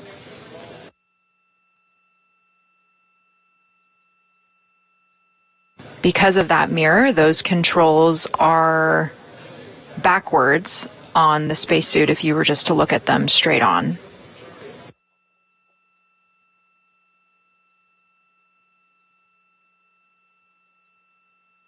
All right, I'm at 2117 on with 5, now 2128. He is confirming his... With 11. You've just passed the first A-frame, the handrails on the second A-frame. Okay. He is confirming his location to flight control. Team members here in mission control. They know the location of all of these different grab bars for the astronauts to use to get around the International Space Station.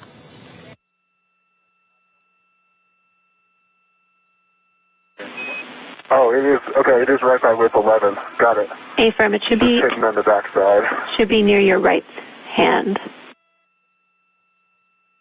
Let's see.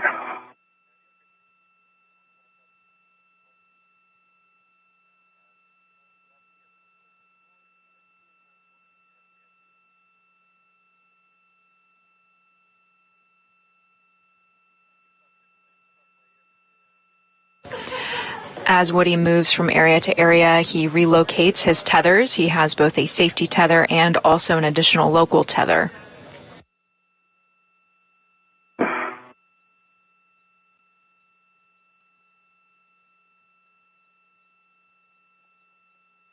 Okay, Jenny, green hook's on 2140. He is confirming where he has placed his tether. Copy, Woody. That's a good config. You can translate outboard to the mod kit. Work.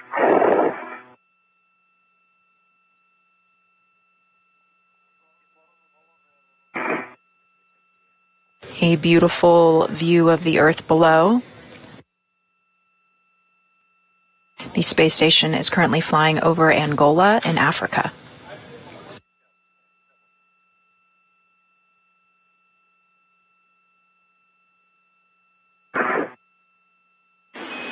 Woody, as you continue your translation outboard, you're a straight shot for this translation, but if you can get eyes on Steve's tether, make sure that it's still fair lead around the perimeter of S6. We'd appreciate it. That's in my field of view, and it is. It's fair lead. It looks beautiful. So up until it gets to me, I got to do the corner again when you get this. Oh, you want to get that corner again? Well, when you get me straightened out, because I think it's coming around my back. Okay. Yeah, I see that. S6 is the Starboard 6 truss. This is where we are installing the solar array today. Backside is this APFR again. For fair leading. Copy, Woody, we agree. APFR is the adjustable portable foot restraint.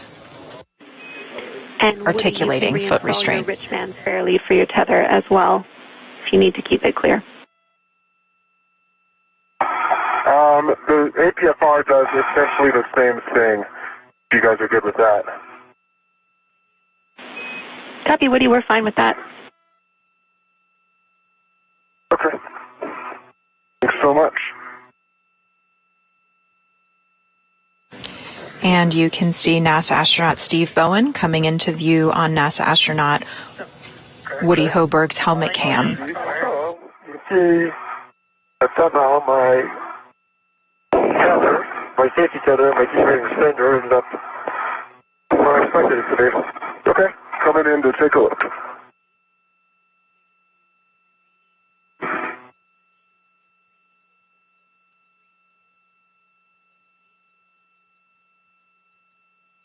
going low. If I can get a high speed.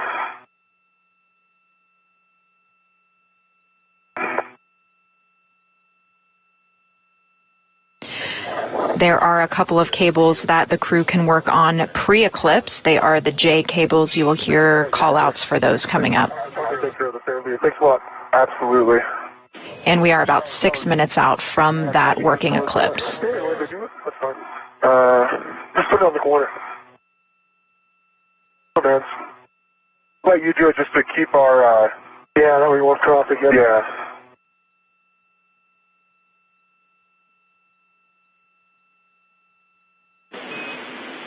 Woody and Steve, now that we are both in position at the launch kit, I have big picture words for both of you. Sounds great, James. We are 6 minutes from our working eclipse time and 6 minutes from a data LOS. We'll have voice for all but the last 2 minutes of that 8-minute data LOS. Depending where we are in the procedure, we'll treat that potentially like a handover. If not, I'll be very clear if I'm handing off to Frank. We will, before we go LOS for data, do our best to confirm safing from the ground, but if we need to, we'll loop in onboard IV to do that for us. Copy, James. Great overview. And I copy you as well. All right, so with that, we can have Woody translate to the right blanket box, and Steve, you can get in position to the left blanket box. We will have you demate the new cable wing tab connectors, which are on the mid-strut, from one another. Copy.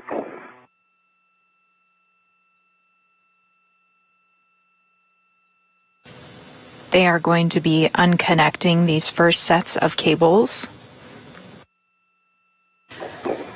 Words also from Mission Control Houston that even with our upcoming expected loss of signal, the team is still going to be working. You should see P7 alpha and J7 alpha and P21 alpha, J21 alpha. On board, they have NASA astronaut Frank Rubio as their support.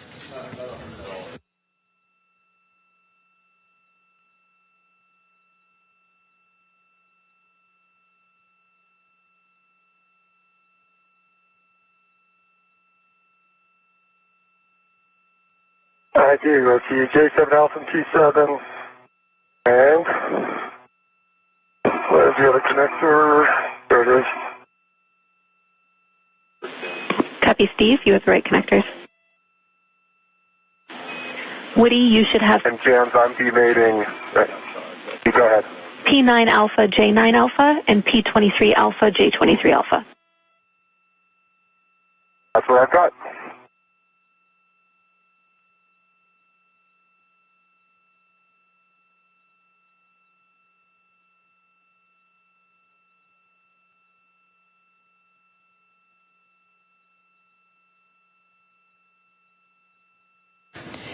You can see the lighting begin to change as we head into that eclipse. We are about 3 minutes away from that orbital nighttime.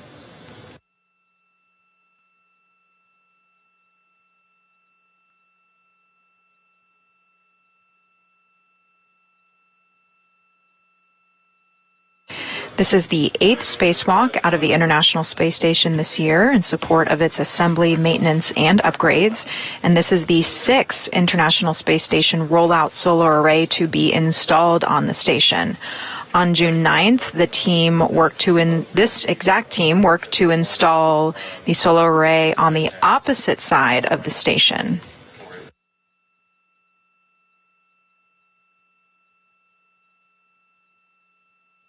The solar array installed on June 9th and the one being installed today were delivered on the SpaceX Cargo Resupply Service mission, number 28, on June 5th.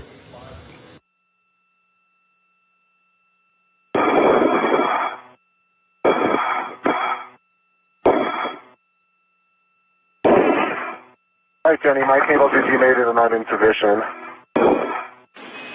Copy, Woody. All right, I'm still working on it. Got to get that wire tied up. Copy, Steve.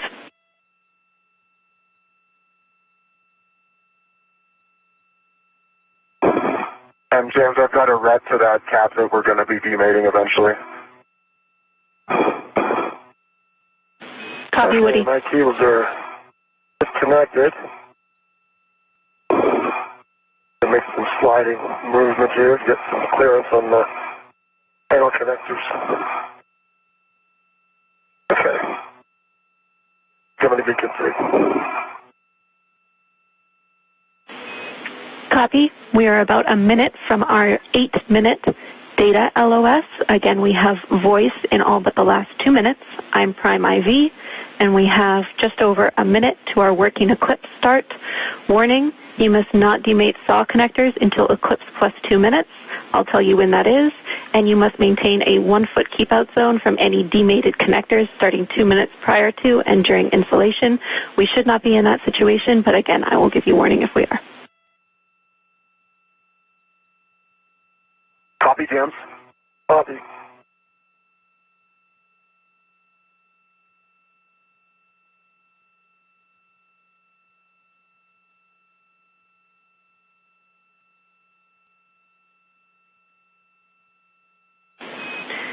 We are waiting for our working eclipse to start in about 30 seconds and then safing. So stand by. These cables you are seeing on your screen are ones that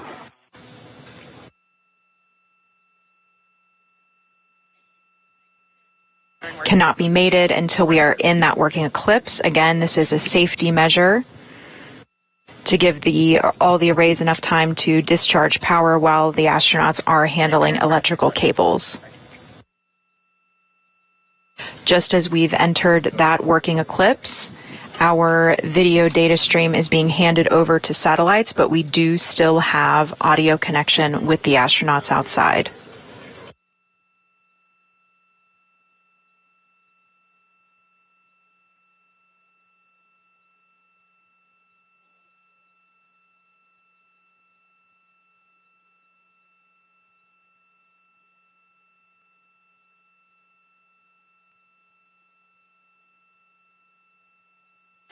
Brandon Lloyd is the flight director here in the room. He had the final call on all of these work ahead items that the astronauts completed today because they have been so efficient and working ahead of schedule.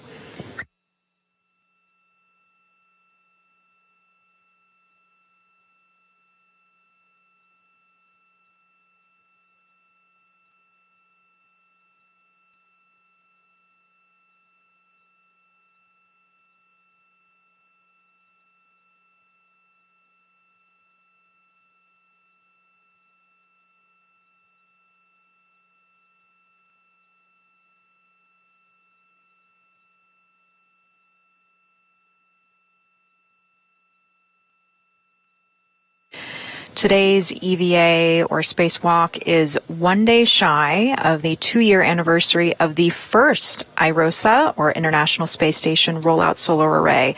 That first installation was on June 16th of 2021, and here we are about 2 years later completing that 6th solar array installation.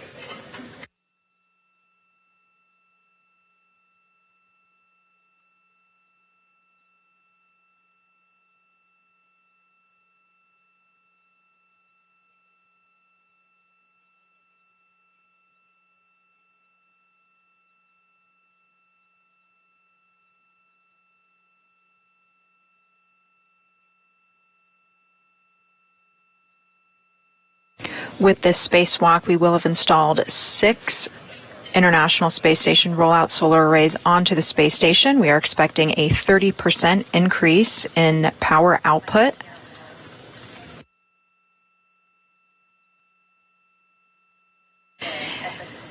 These new solar arrays are rolled out in front of the legacy arrays, but the legacy arrays will continue to produce power as well.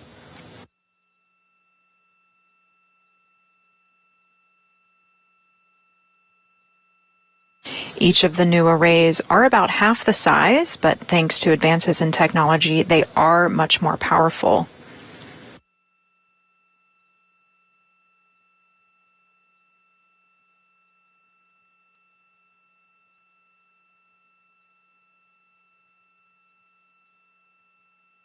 This new setup with iROSA and the legacy arrays will increase that power production capabilities to a combined total of more than 250 kilowatts. For comparison, the average American home uses around 2 kilowatts at any given time, and the space station currently consumes about 75 to 90 kilowatts.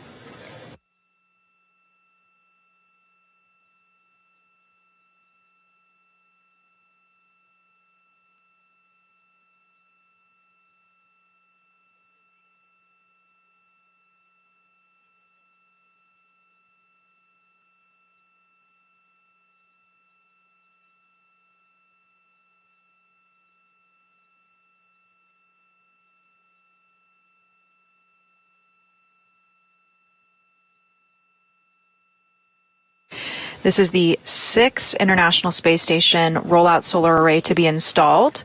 However, NASA and Boeing have a plan in place for a 4th set of rollout arrays to further augment the International Space Station's power supply. These arrays, which would be the 7th and 8th to be installed on the space station, are targeted to be delivered in the 2025 timeframe. So until then, the space station will be running with these 6 iROSA combined with those legacy solar arrays.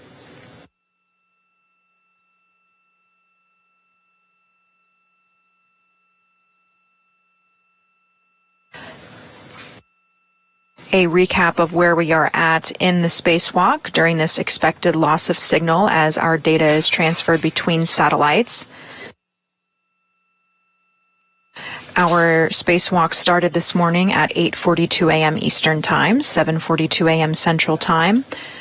NASA astronauts Woody Hoburg and Steve Bowen exited the airlock. They released the solar array from its flight support equipment area and relocated it to its current work site at the 1B power supply. This is on the Starboard Truss. On board Emirati Space Agency, astronaut Sultan Al-Nayati controlled a robotic arm that carried NASA astronaut Woody Hoburg and the iROSA over to the Starboard Truss area. The robotic arm was not long enough to reach exactly where they needed to be, so together NASA astronaut Woody Hoburg and NASA astronaut Steve Bowen conducted a leapfrog maneuver, passing the solar array between themselves to reach its final work site. The team worked very efficiently and was ahead of schedule, so the flight control team here that you are seeing a live view of made the decision for the team to conduct some work ahead cleanup activities that were on their schedule to be done after the solar array installation. With a couple of those items completed, then we have entered into our orbital nighttime, where the astronauts are now able to safely mate the cables and connect the solar array to the space station's power supply.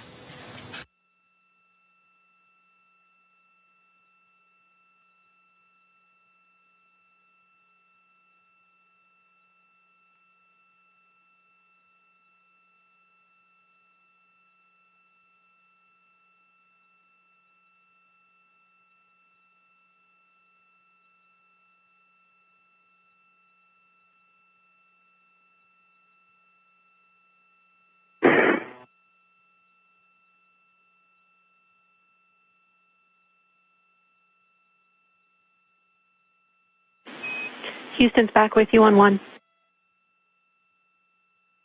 Hi, Jenny. Hey, Woody, we'll take a status from you. We are standing by, awaiting further instructions. All right. We have not started. All right, copy, no problem. We have plenty of time left in our working eclipse. We have just over 20 minutes. That was an unexpected voice LOS. The team's looking into it.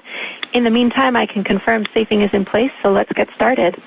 Woody, you can either start with the cap to P23 or the saw cable P9. We need one of those disconnected from the panel.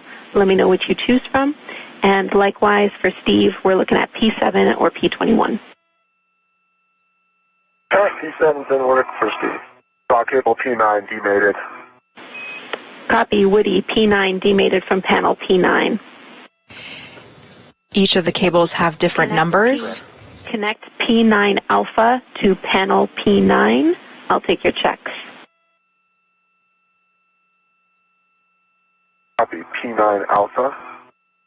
The spacewalk communicator here in Mission Control Houston is instructing the astronauts on which cable to attach where in the panel. Jenny Seide-Gibbons is No bent pins. She's there in the black shirt. She is also a Canadian Space Agency astronaut. To connect her hard stop. Copy. Together she is working with Spacewalk. Estimated to connect her hard stop. Spacewalk officers. Copy, Woody. Mate J9 alpha to saw cable P9. Who are tracking their procedures. J9 alpha to saw cable P9. I'll take your checks. Megan Shutika is the lead spacewalk officer today, and Miranda Nelson is the spacewalk task officer. However, it is Jenny who is the one who is communicating directly with the crew, and that is the voice that you hear. Brandon Lloyd is the flight director. As in the Apollo days, the flight director has the utmost authority and responsibility for the success of the mission and the safety of the astronauts. Woody, you are go. Wing cap connector hard stop. Copy. The astronauts are working through mating those cables during our orbital nighttime. And Steve, I heard a good connection, P7 alpha to panel P7. Is that correct? We should be getting video views back in about 6 minutes.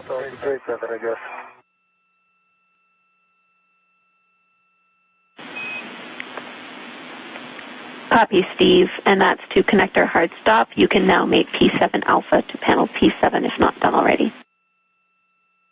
All right, working the panel. And Jenny, I'm ready to move my cap. A-firm, disconnect the wing tap connector cap from panel P23. You will be putting that connector cap on J23 alpha. Okay, it's disconnected. We're moving it to J23 alpha. A-firm, and I'll take checks on J23 alpha. Okay.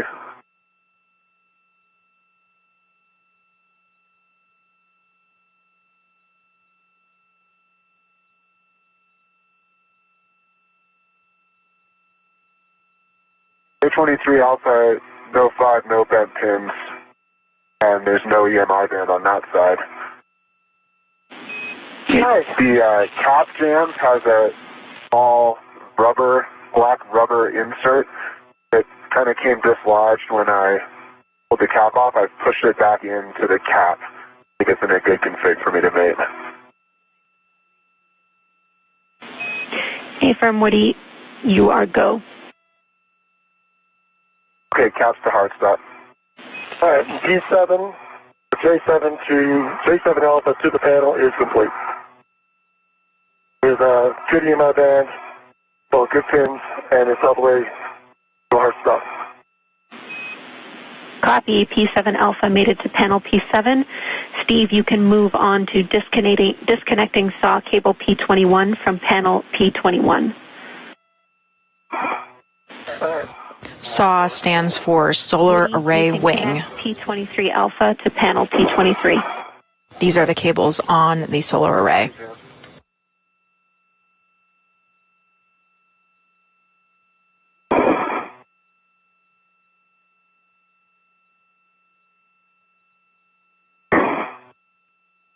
P21 connected from the panel. So far, good things. And looks like a good in my band. Copy, Steve. You can mate J21 Alpha to saw cable P21. Didn't work. And on P23 Alpha, no FOD, no bent pins. Good EMI band. Copy, Woody. Wing top connector, hard stop on panel 23. Copy. And I checked all 4 wing tabs on the panel. Hard stop. Copy.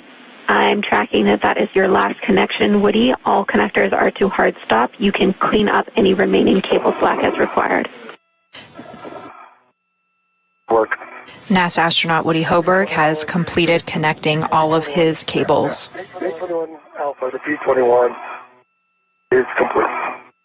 Working the panel. Copy. J21 Alpha mated to saw cable P21. Good checks and to connector hard stop. You can move on to connecting P21 Alpha to panel P21. Jenny Gibbons is following along a very detailed set of procedures for all of these tasks.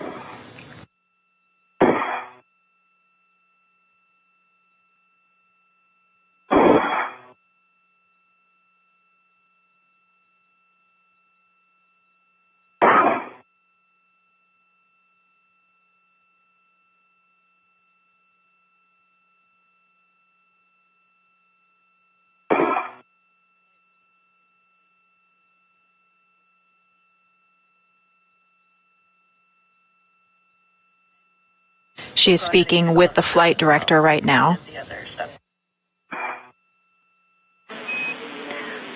Woody, you can translate to the ISS inboard side of the mod kit, and when you're ready, we'll take a glove inspection, hab check, and gauntlet check. Copy all, James. Just cleaning up one bit, and then that'll be in work. Copy.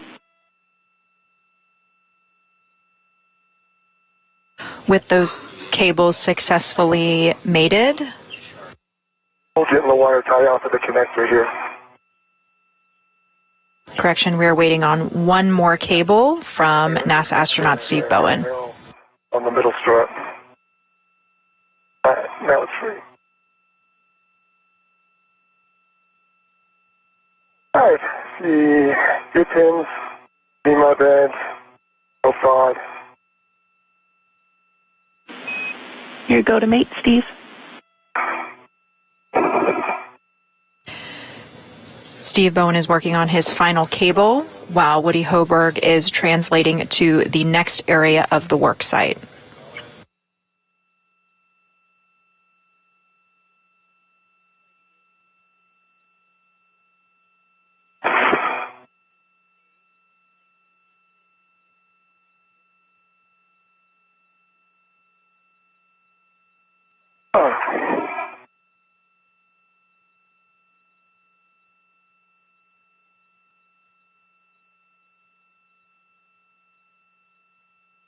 Alright, I've got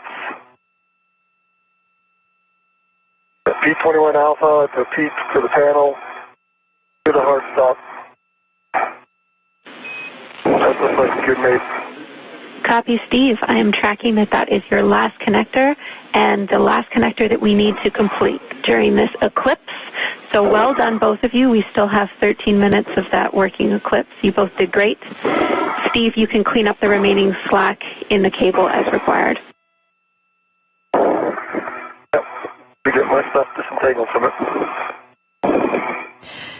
NASA astronaut Steve Bowen will now tidy up any additional cable slack. Side of the mod kit. And in terms of my gloves, no change and a dry hat. Gauntlets are down. Copy, Woody. Good checks. And for you both, we just got video back. Welcome back.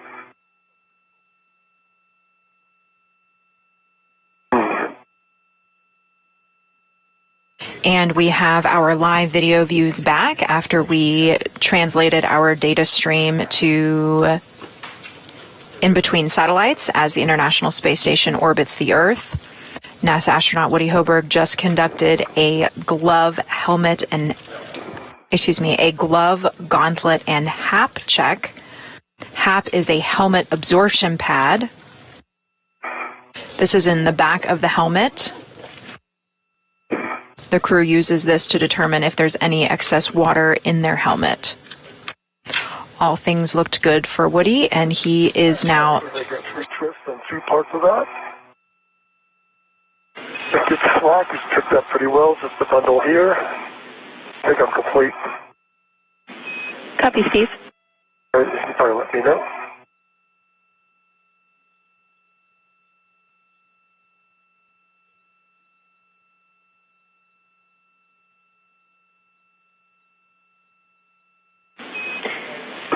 Steve, with that, I'll take a glove inspection, HAP check, and gauntlet check from you as well. All right, let me get that to the... Stand by 1, Steve. We'll have you... Okay. Steve, we'll have you stay in this position for now. Okay, back. Basically, your next step is to get in a good position for viewing iROSA deploy. So wherever you think is best, it could be where you currently are, it could be on the mass canister handrail, it could be back on S6. We'll let you decide. Oh, I understand now. Okay, let me look. More than a few short bit there. Okay. Let me get down to a little slightly better location, I think. Copy. And we have, again, lots of time here, 10 more minutes of our working eclipse, and we need a check in insulation prior to deploy. So we have at least 10 minutes to get ready.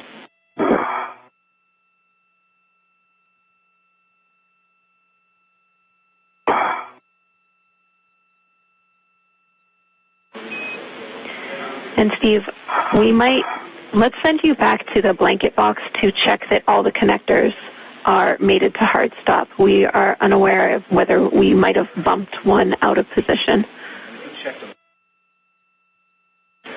If you already checked them, you could just let us know, and that's fine for us.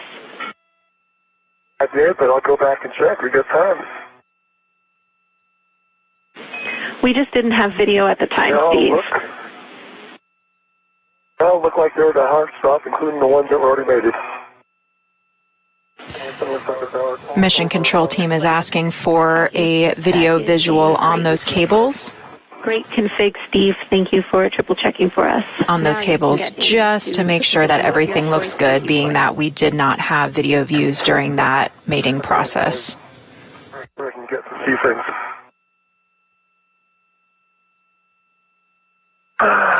This is the helmet cam from NASA astronaut Steve Bowen. He is going to get in a good position to view the rollout of the solar array. He is looking at his teammate today, NASA astronaut Woody Hoburg. Woody Hoburg has the red stripe on his spacesuit today. He is EV1 and Steve is EV2.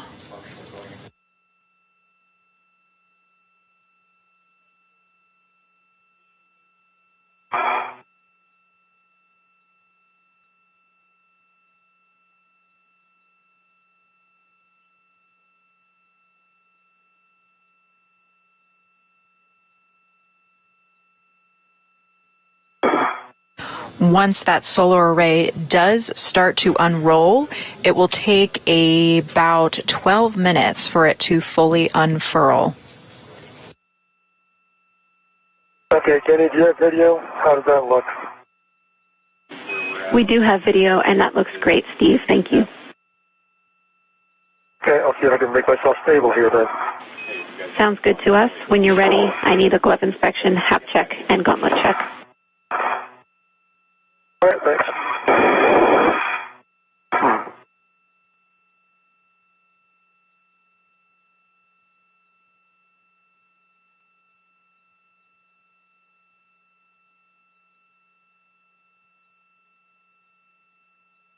That half is dry.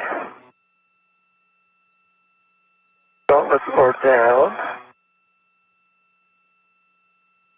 White glove is good. Can see NASA astronaut Steve Bowen conducting his glove check. And left glove is good. He is inspecting it for any unexpected damage. Everything looks good.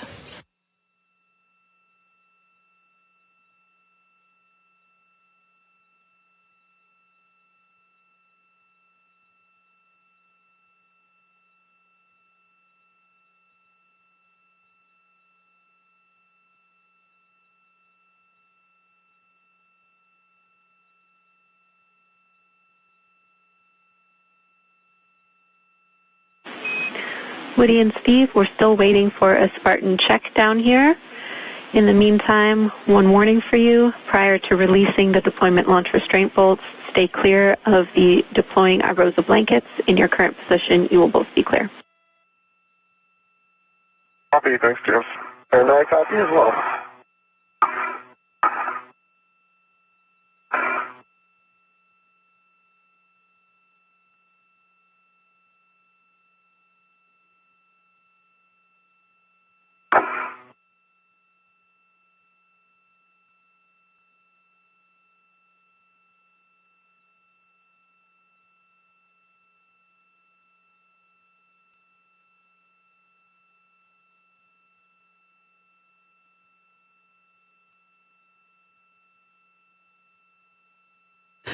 A little bit ago, you heard the call out for Spartan. That is a console position here in Mission Control Houston. Spartan stands for Station Power, Articulation, Thermal, and Analysis. They manage the external cooling system as well as power generation and distribution for the space station. Spartan will be monitoring the power generated by the array once it is being rolled out.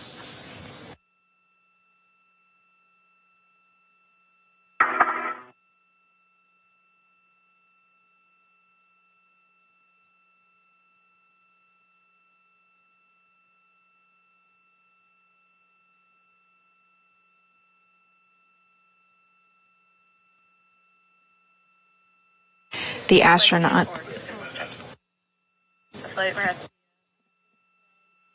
astronauts have completed their tasks that were needed to mate the new cables during this working eclipse. They are waiting until orbital sunrise to actually start unfurling the solar array. We are expecting that to happen in about 5 minutes.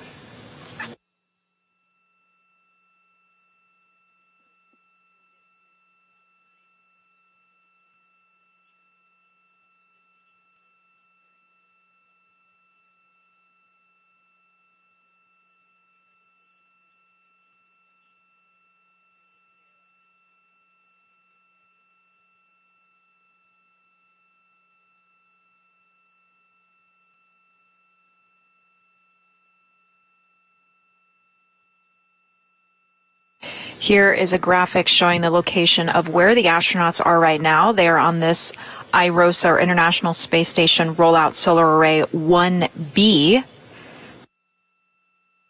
On June 9th, this same duo, NASA astronaut Woody Hoburg and NASA astronaut Steve Bowen, installed and rolled out successfully the solar array on the 1A power channel. Woody and Steve, we're still waiting for another 3 to 4 minutes until we're in insulation, but I have an updated PET for you. We are 4 hours into a 7-hour, 30-minute EVA with the limiting consumable being Woody's battery. Following our deploy steps, we have about 15 minutes of cleanup, which is faster than you were expecting based on your study time because of the get-aheads we did earlier, and the team is reassessing what we will be doing after that. Thanks, James. Copy. And for your information, we are also looking into why our SHA-SS COM pass didn't allow us to speak to you during that data LOS.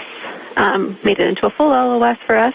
for your awareness, we have another one of those coming up where we should have Shaw SS, but we're going to try and address the problem before then. We might be handing over to Frank for that time if we need to. Copy. Thanks, James. Mission control team confirming that expected loss of signal of video extended. We don't have to worry about that potential LOS for a while. That's over an hour away. Extended momentarily to unexpected also on the voice side.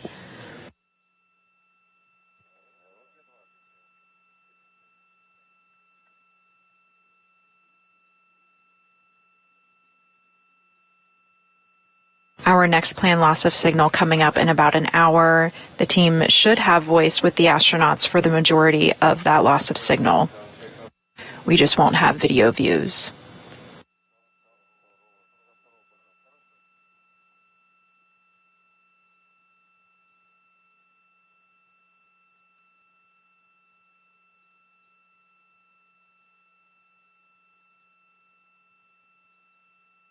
We are just over 4 hours into today's spacewalk, and the crew has already worked ahead on additional tasks that were planned.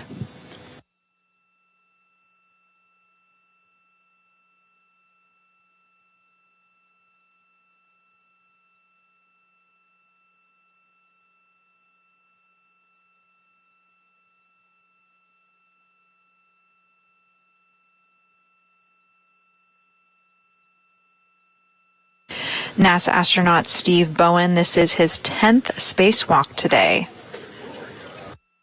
And it is Woody Hoburg's second spacewalk. They launched together as part of the NASA Crew 6 mission. They arrived to the space station on March 3rd of 2023.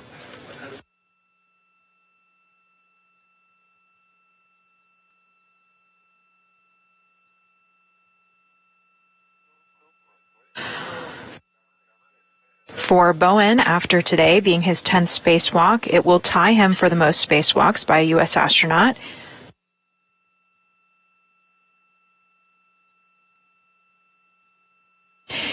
He will be then tied with Mike Lopez, Alegria, Bob Behnken, Peggy Whitson, and Chris Cassidy.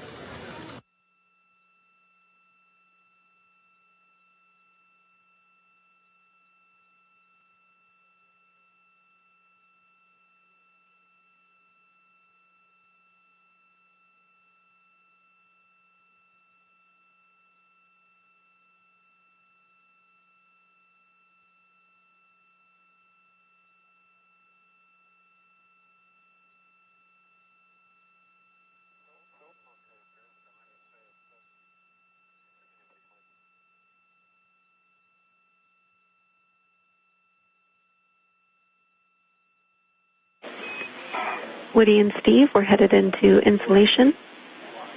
Spartan will do their check shortly. Great. And James, I'm going to have Alpha 1 counter 2 set. We are heading into that orbital sunrise. You should be in position for R9 and R10. Your settings are Bravo 7, counter 2. My fault. All right, Bravo 7, counter 2, concur. Got it. Good readback.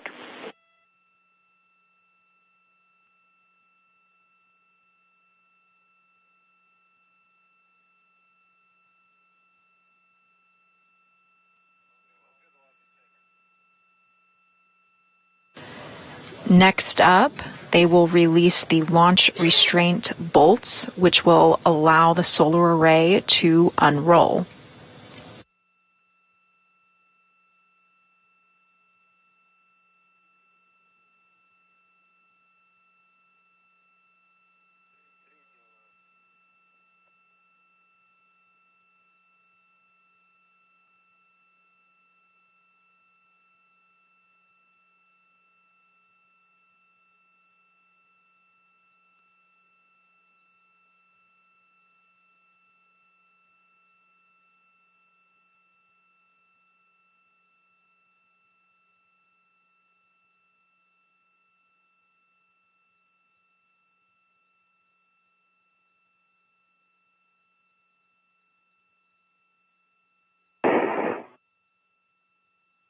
NASA astronaut Woody Hoburg working on those launch restraint bolts to release those.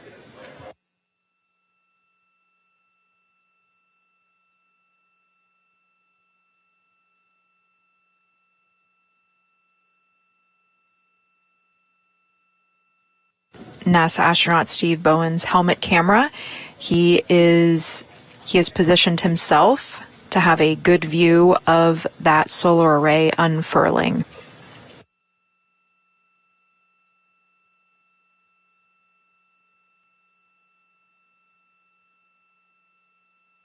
His next job is to observe these first set of magnets to make sure that they snap together during that initial deployment.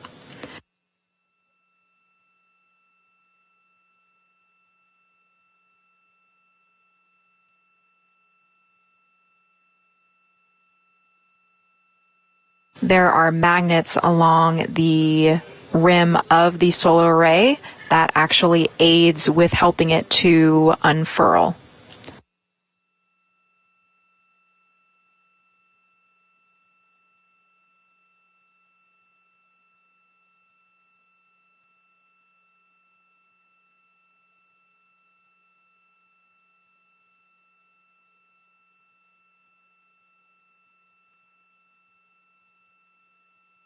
The team is waiting for a go from Spartan.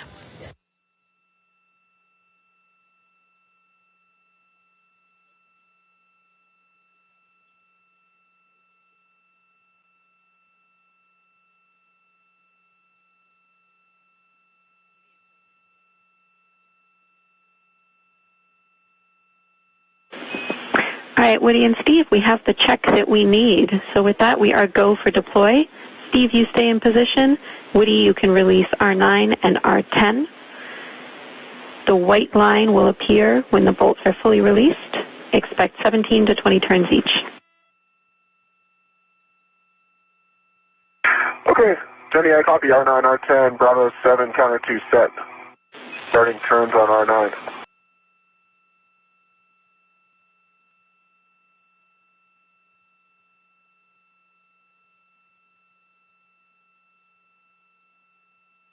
NASA astronaut Woody Hoburg is utilizing his pistol grip tool, or his spacewalk drill, to loosen those restraint bolts.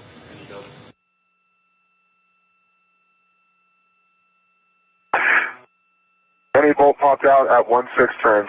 I see the white line visible. Copy, white line visible at 1/6, 16 turns on R9. Go for R10. Go for R10, starting turns.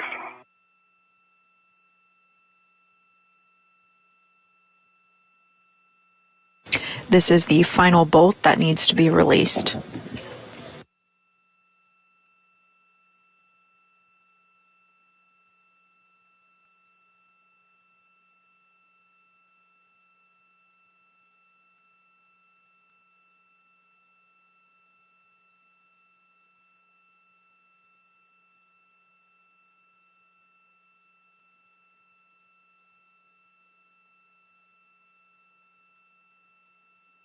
Turns on R10, gonna wiggle it. Copy, your go.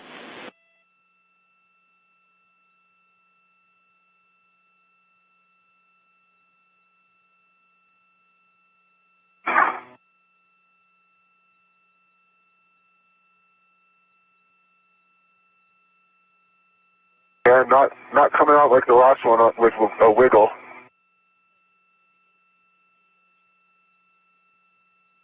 Can I give it a few more turns, James?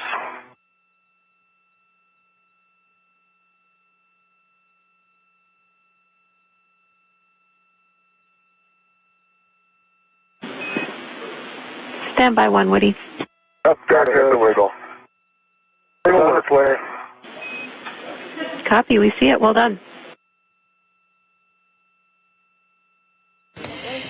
And with those restraint bolts released, you can see the solar array begin to unroll.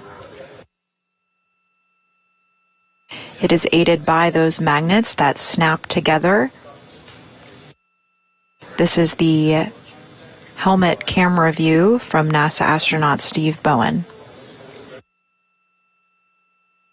It will take about 12 minutes for the solar array to completely unfurl.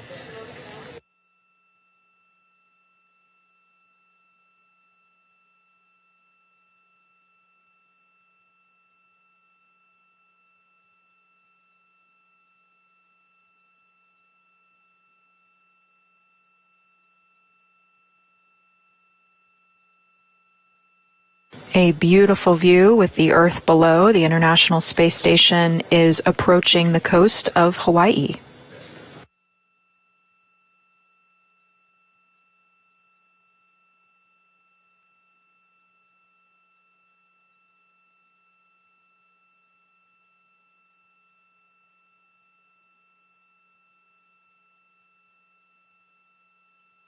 There's 5 magnets on my side are faded. Copy, Steve. We see that in your HECA as well. Thank you. That's a firm flight. NASA astronaut Steve Bowen confirming that he sees those magnets have properly engaged, with another confirmation from the flight control team here in Houston. He is going to remain in that position to keep a good visual on the solar array as it rolls out.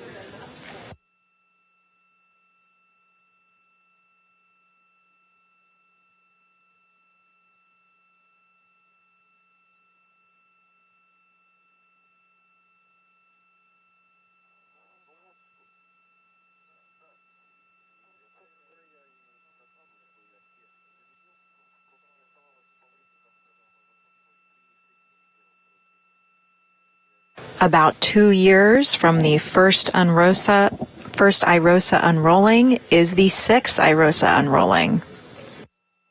Again, that first iROSA or International Space Station rollout solar array was installed on June 16th of 2021.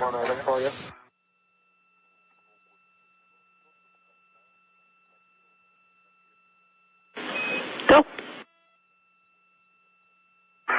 Jenny, there's some white rectangles that pop out in the center of iROSA as it's rolling out, and it looks like maybe the 5th one up, the right-hand side one, did not fully pop over.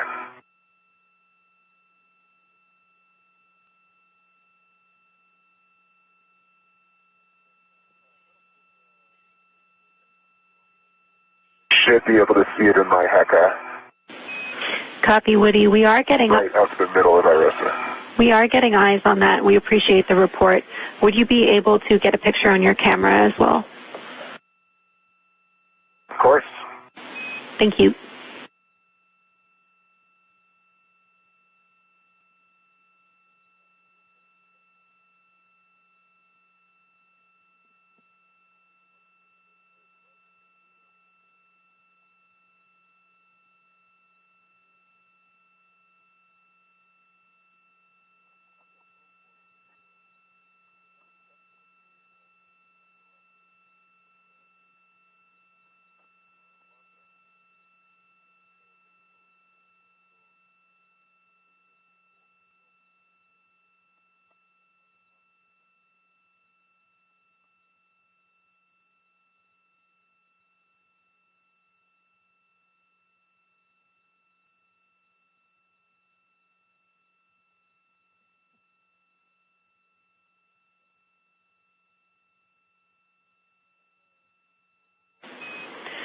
Woody and Steve, we're about halfway through deploy. We'll let you know when we can get moving again after deploy is complete. Okay, Jenny. After the solar array is deployed, the team will then proceed to tension it or make it be pulled tight.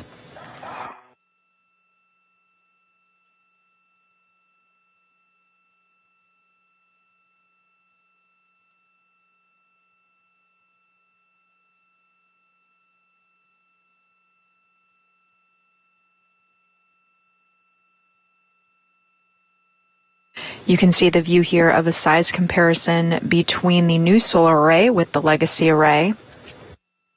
When unrolled, the International Space Station Rollout Solar Array, the new one, will be 60 feet long by 20 feet wide, and the legacy ones are 112 feet long and 39 feet wide.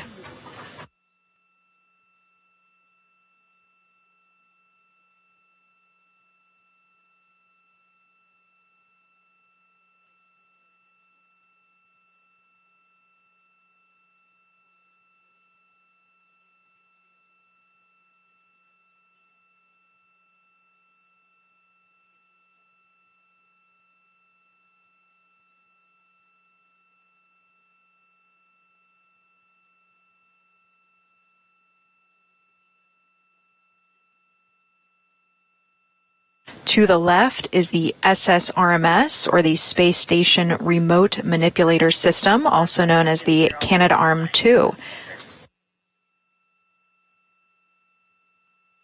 It is a contribution from the Canadian Space Agency. It helps move supplies, equipment, and even astronauts during spacewalks like the one today.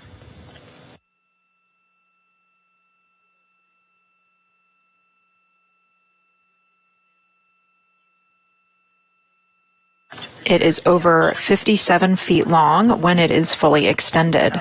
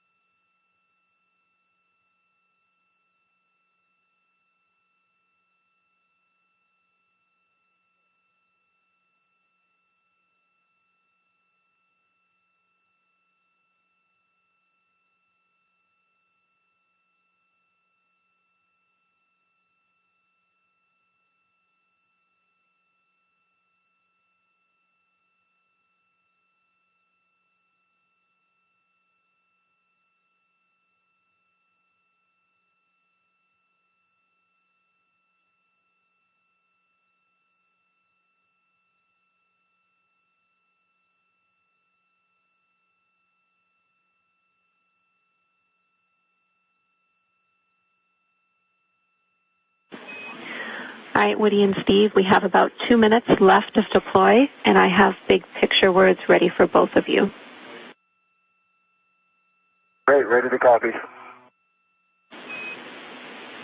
Woody, you will be completing the tensioner bolt release and then doing work site cleanup pretty much as written in the procedure. We'll have you get crew lock bag M, and then you'll be translating inboard, picking up your green hook along the way, and then working with SSRMS to retrieve the APFR. Following that, we'll have more information. Steve, you ready? I'm ready to copy.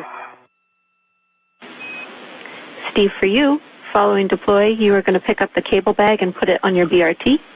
You'll translate inboard, picking up your green hook on the way, and then we will have you at the CETA cart bundling that bag to crew lock bag T. Understand. BRT stands for Body Restraint Tether. Or close to it, we'll have words on get-aheads. Sounds good.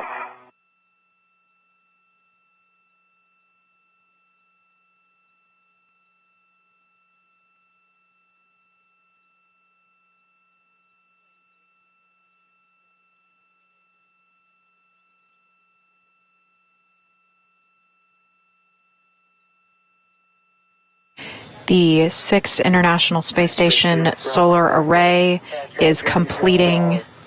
Maybe I didn't notice it on the last deploy, but as we got to the end there, I noticed what looked like, it looked similar to me to what I saw when tensioning occurred on the last one. And a little pop. Magnets on your side weren't perfectly lined up before, but they are now. Copy.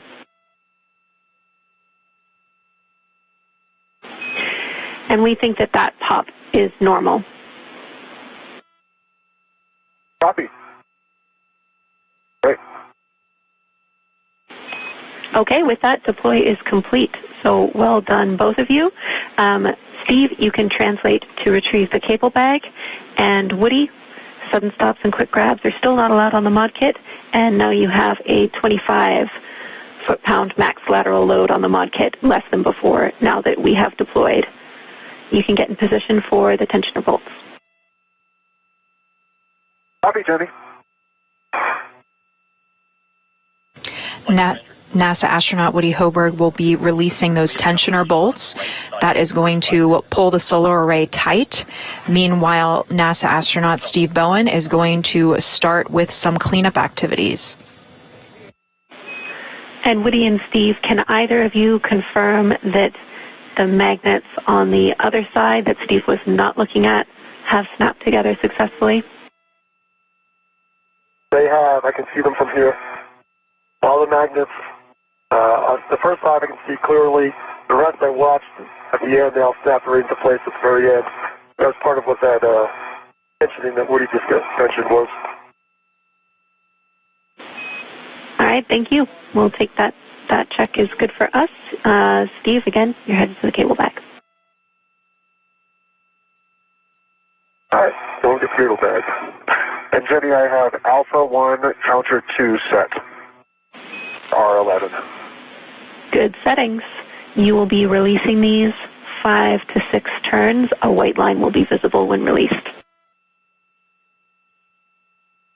You can see movement on the solar array as it is pulled tight.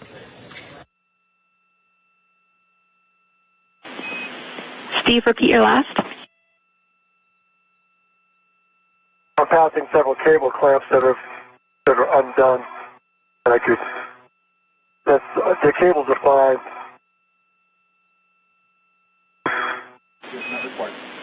Okay, Steve, we copy. You can close those if you want, but it's not required. Okay. As NASA astronaut Steve Bowen is translating to his new location, he saw some open cable ties. The mission control team in Houston confirmed that he can close them, but it's just optional.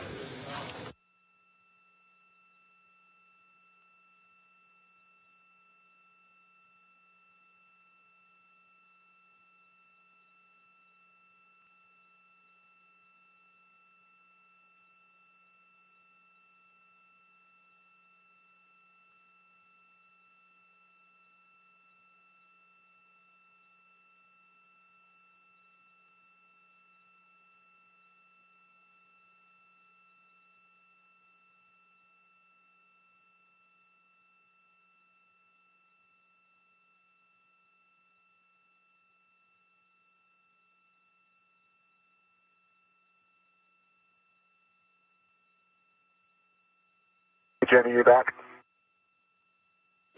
Back with you, Woody. Okay, I waited for you guys for R12, but I'm ready to start turns. Here you go. Oh.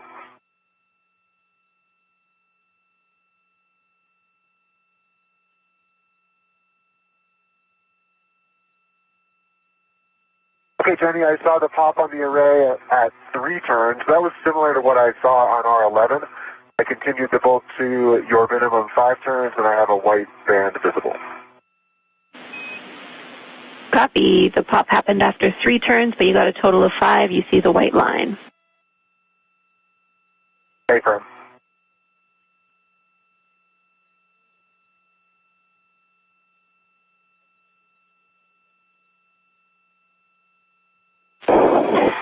All right, Woody, those are good bolts. You can verify that all the MLI on the mod kit is in place. No metal should be showing from the struts or collar bolts. good looking.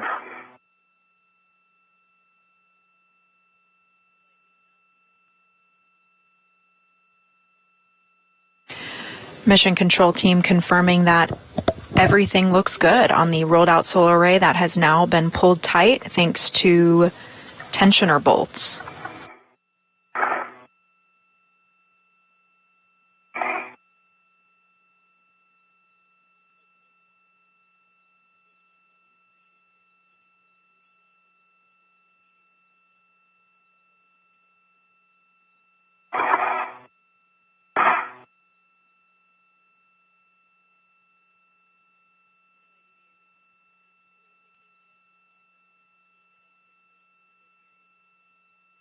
Okay, Jenny, I have wheel back to my BRT on a rep.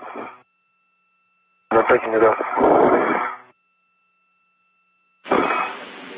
Copy, Steve. You have the cable bag on your BRT. You will be releasing it from structure and translating inboard, picking up your green hook on the way. And NASA astronaut Steve Bowen confirming that he has the tool bag on his body restraint tether. Here you can see a view of that. We have one additional step before you head to the crew lock bag. We're interested in why that part of the center of iROSA that you reported didn't deploy nominally, and we're wondering if you can get us a view on the outboard side. It would be the back, from your perspective previously, of that portion of the array. We understand that's really challenging because you're on S6, but we'll take your best effort. Okay, I'll see if I can do it.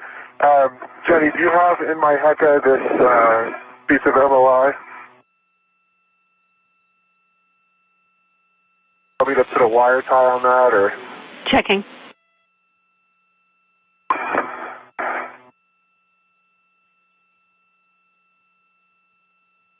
There's no metal exposed.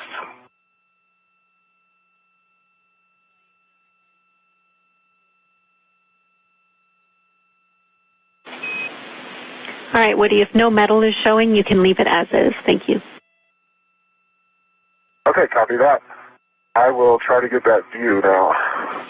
We appreciate it. And if you are able to get a view, we'd also like a photo, please. Gotcha.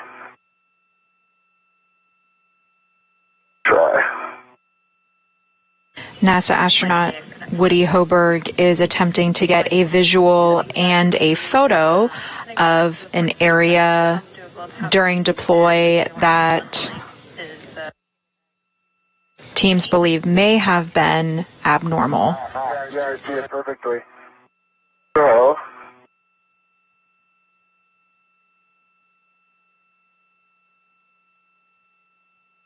and I think what we're dealing with is on the back side of the array, there are some yellow foam strips, and it looks like that white rectangle is just caught on the edge of one of the yellow foam strips. All right, we see it in your HECA. Thank you so much, Woody. Okay, I'll get you some photos. HECA is the helmet cam. That is the live view you are seeing right now. We see you pulling out your camera, and we appreciate it. We will take some photos of that. Thank you, Woody. Yeah, of course, no problem.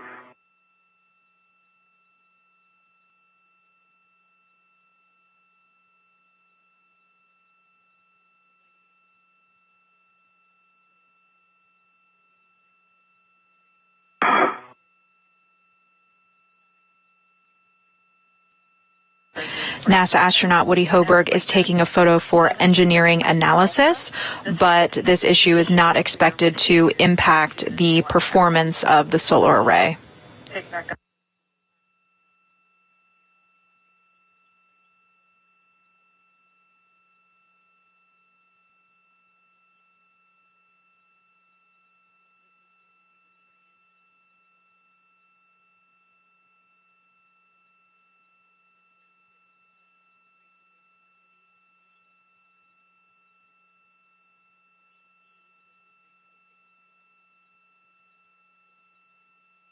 Okay, I think I got some good shots, James. Great. Thank you, Woody. We appreciate it. Your next step is to release the scoop from the mounting bracket with the adjustable equipment tethers on it, and you'll be stowing that in the crew lock bag. Copy. Okay, I have retrieved my green hook. Continuing my translation inboard. Copy and concur, Steve.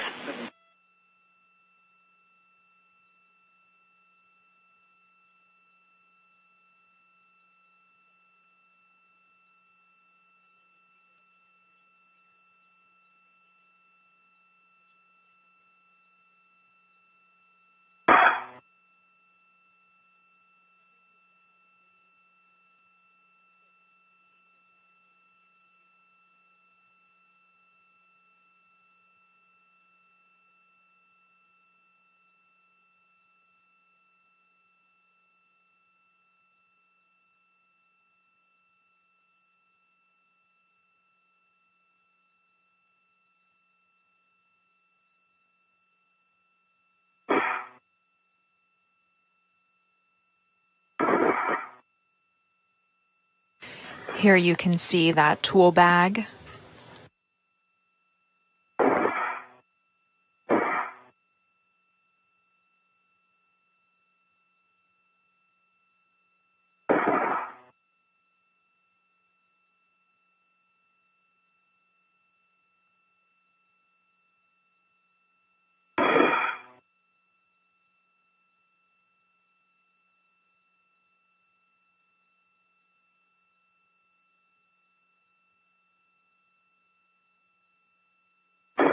He is putting the scoop inside of the tool bag. And the scoop is a handling aid.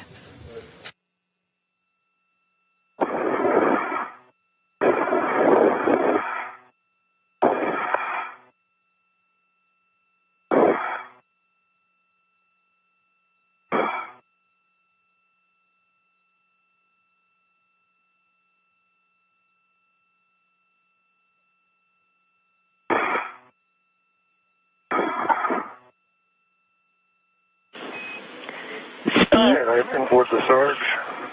Copy, Steve. Let us know when you're on the port seat cart. Okay.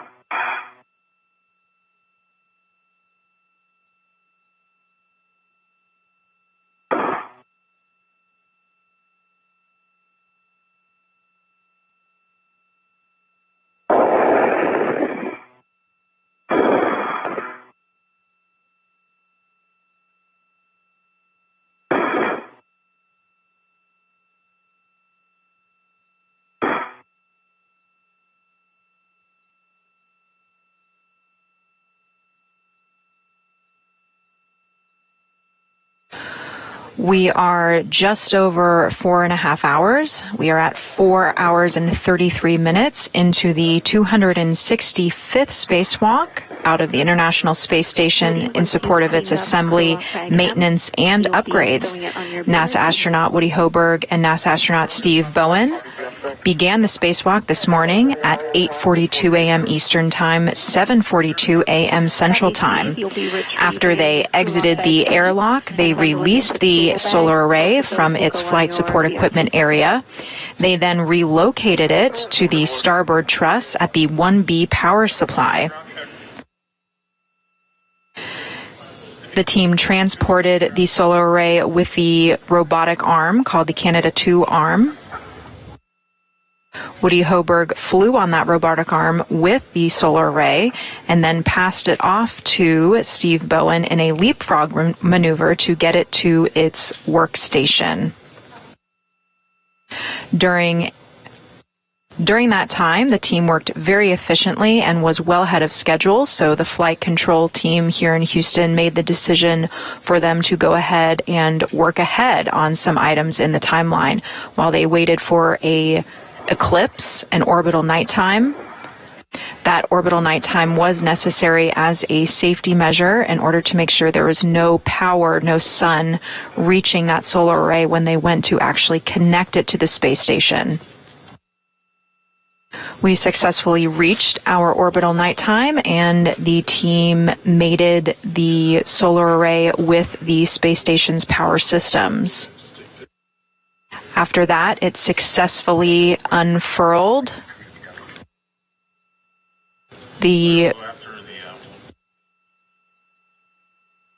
And the flight control team is happy with the deployment of the solar array.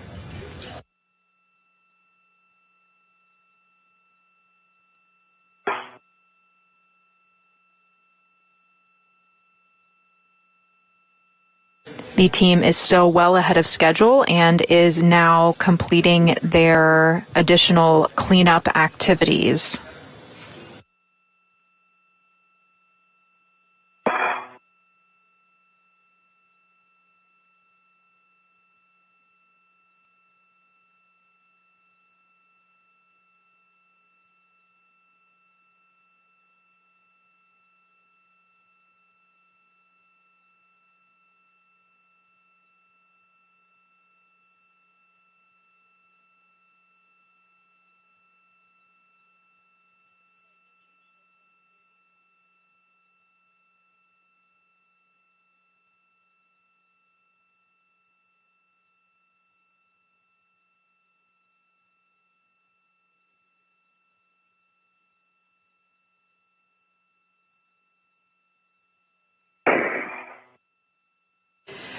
Because the astronauts are still ahead of schedule, the flight control team here in Houston is evaluating yet another potential work ahead for the team.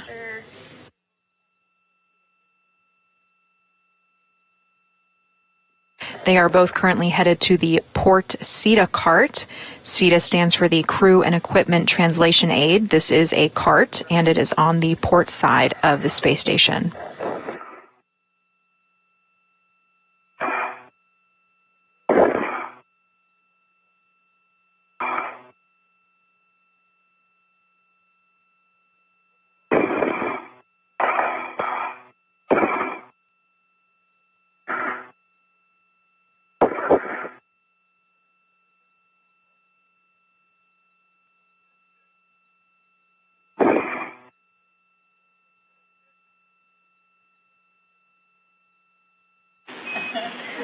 Woody, once you have the crew lock bag on your BRT, your next step is to translate back inboard, but this is obviously the last time we will be at this work site today, so we want you to do a sanity check and a scan. Looks like you've been looking around anyway.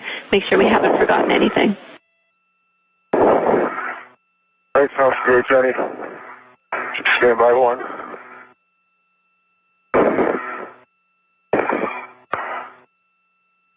He is connecting that tool bag to his BRT, or body restraint tether. The mission control team asked for one final visual of this workstation before they leave it for the day after a successful solar array deploy. All right, looking around.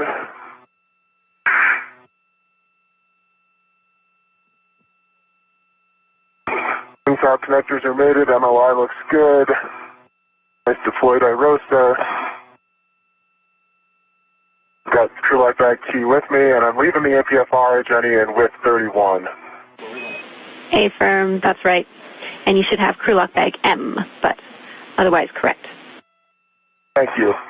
Correction, yes. Crew lock bag M is on my BRT. Perfect, Woody. Wonderful job. You can clean up any sort of fair lead you might have out there, because your next step is to translate inboard and pick up your green hook. I'll do that. Thanks.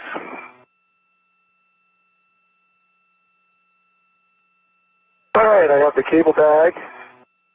It is with the T bag. And so do my BRT. Copy, Steve. We'll have you hold at the port CETA cart for now. I will take a glove inspection and a HAP check from you. All right, let me get comfy.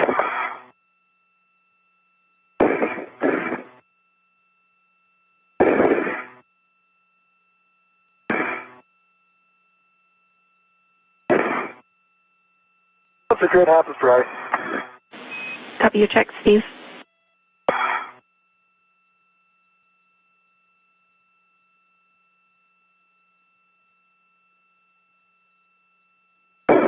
NASA astronaut Steve Bowen just conducted a routine glove, gauntlet, and HAP check. HAP is the helmet absorption pad. This is a pad that's in the back of their helmet. They test to see if it's squishy or wet or has any water. Everything is good for NASA astronaut Steve Bowen. The crew has been conducting these checks throughout the spacewalk. We are currently 4 hours and 40 minutes into today's spacewalk and well ahead of schedule.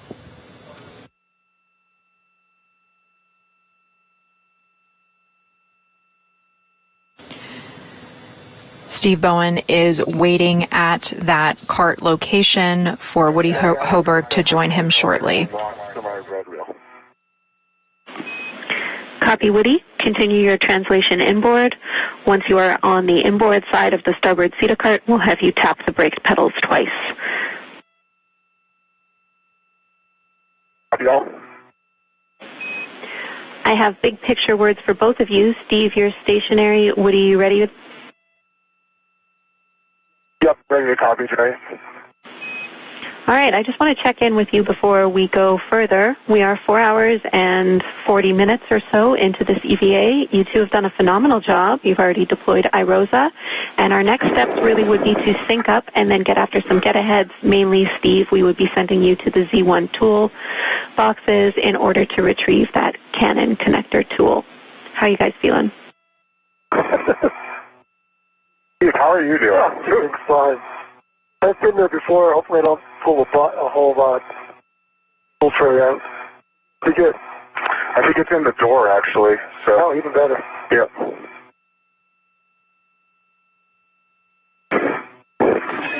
We think that's a yes. And is that the yes? Hey, Jenny, I'm doing great as well. So happy to keep going. Okay, great. Anything you guys need. We're really glad to hear it again. You two have done a wonderful job. All right, so again, reminder, your next step, just because I see you're coming up to those seater carts, Woody will take a double tap on the inboard side of the starboard seater cart before you head under the MT, and then you'll sync up with Steve on the port seater cart. You'll need to be further inboard than Steve in order to make our tether routing work. So once you get there, just make sure your tethers are deconflicted, and then you will actually pass Steve and continue your translation inboard. All right, got it. And Jenny, do we want to clean up the tether? And Steve, we're going to be cleaning that up on our way back. We have more details for you soon. Okay. And yet another... Good double tap on the starboard seater cart. Inboard side. Copy, Woody. Thank you. And yet another work-ahead task for the EVA 88 crew members. Mission control team asked them if they were up for it, and they pulled yes. Let me get up above you, Woody. Yeah, let me take a look at the tether situation. Okay, so... Yeah. Steve, that's a great spot. Thanks. Yep. Woody, you are headed to the SSRMS cleanup position, which is at mile marker 6870. 6870. Good words. Thank you, Jenny. The SSRMS stands for the Space Station Remote Manipulator System. That is the robotic arm that has been used on today's spacewalk to transport both Woody and the iROSA to its workstation. All right, Steve, tethers look really good thanks to your excellent position there. All right. Thanks for getting by me. I'm getting there.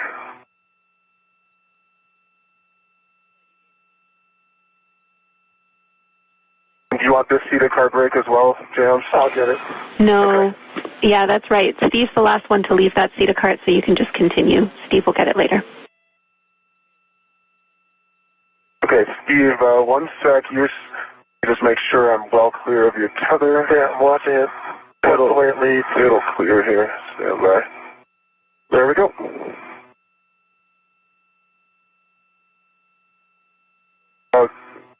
There's obviously a slight cross right here where they're anchored, but that should not be a factor. Yeah, I'll deal with that. Okay.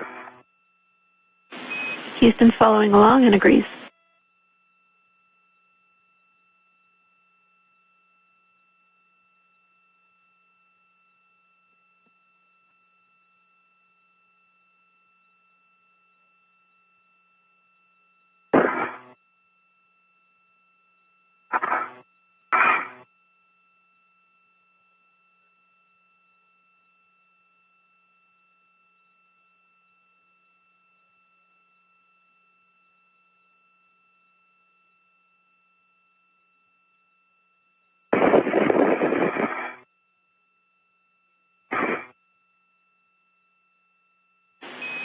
All right, Woody is in a good position, clear of you, Steve, so you can translate to the anchor hooks, and we'll get you to double tap the inboard port cedar-cart brake pedal twice on your way. All right.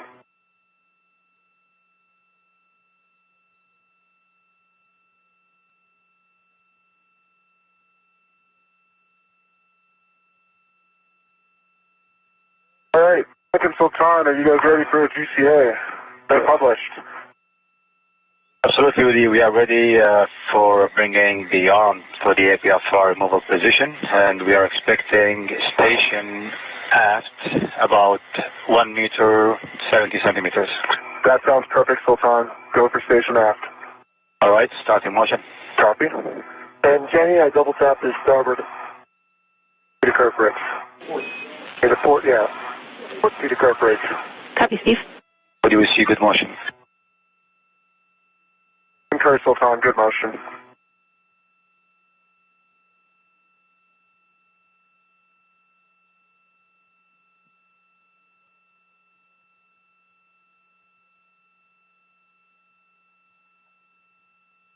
One meter to go. Continue. Copy, continue.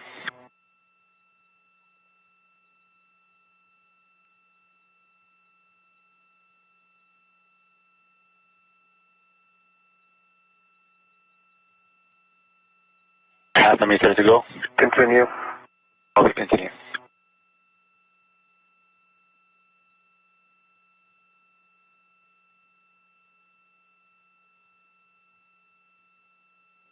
To go. Okay, you can hold position there. Hold position. Sultan, that looks great. CA complete. Copy, GCA complete. Brakes are coming on, and you are go for APFR removal. Copy, go, thanks. Woody, you'll be bundling crew lock bag M to the APFR and then stowing that bundle on your BRT. Copy, Jenny, thanks.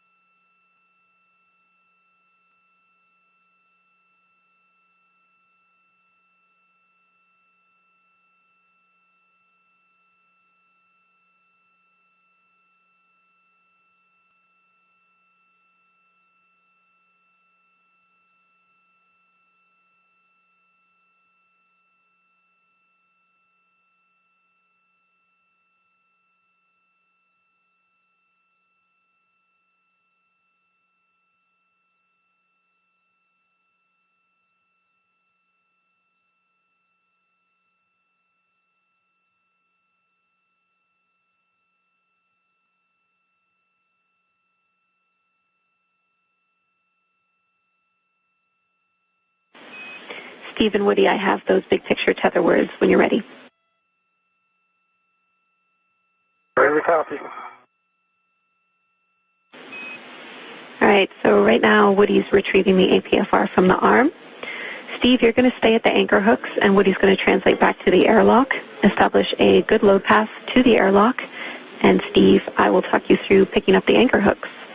You'll head back to the airlock as well, and then establish your anchor hooks on the forward and aft external D-rings. So we will no longer be in a slingshot configuration. Your anchor hooks will be back at the airlock. And then, Steve, I'll send you to Z1 for the toolboxes. And Woody, you'll be going to ESP2 to drop off the APFR.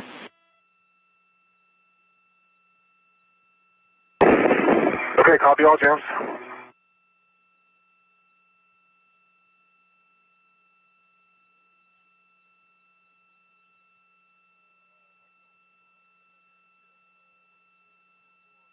Two different tasks coming up. NASA astronaut Steve Bowen is going to take charge on another work-ahead item. He'll be heading to a toolbox to retrieve a connector tool for use on a future spacewalk. Meanwhile, NASA astronaut Woody Hoburg is going to be repositioning a foot restraint.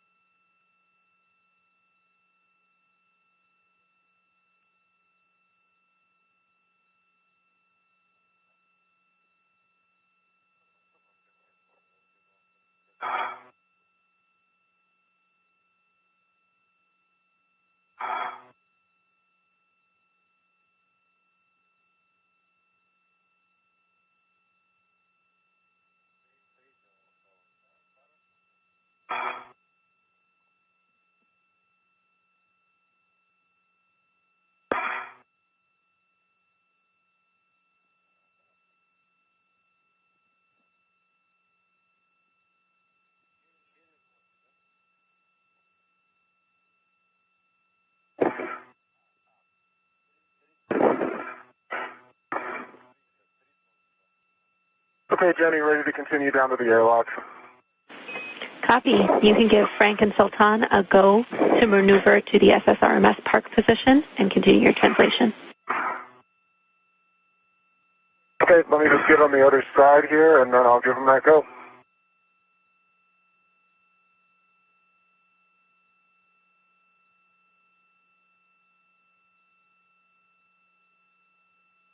Frank, Sultan, your go for park. Woody, we copy, brakes already off, and we are moving the arm right now. Copy, go.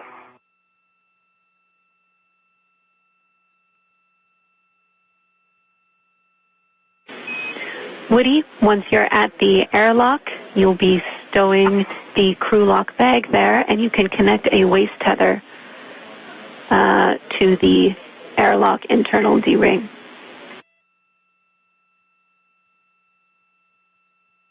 Okay, airlock internal D-ring.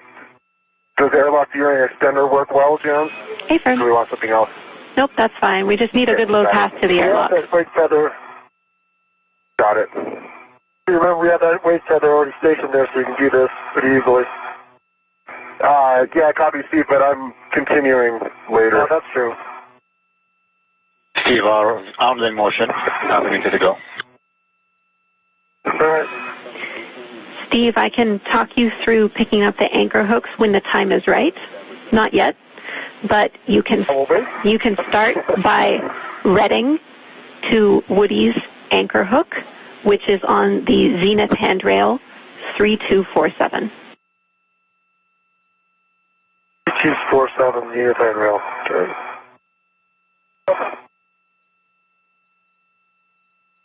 The robotic arm is in motion. It is being operated by fellow crew members inside Emirati Space Agency astronaut Sultan Al-Nayati and NASA astronaut Frank Rubio. Meanwhile, back at the airlock, you just saw the thermal cover being opened, and that is inside the Quest airlock. This is the crew lock portion of the airlock.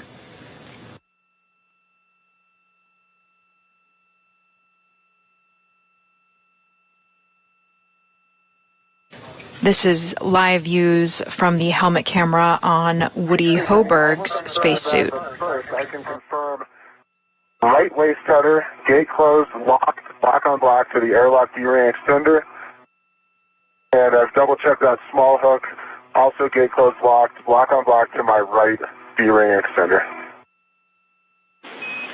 Copy, Woody. That's a good load pass to the airlock. The hook going to the my red reel. Good words.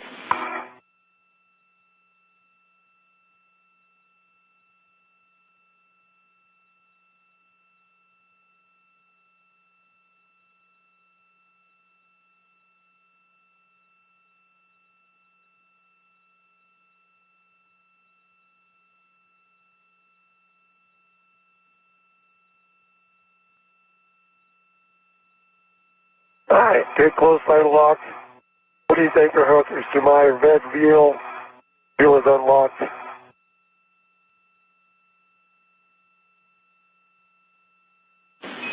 Copy, Steve.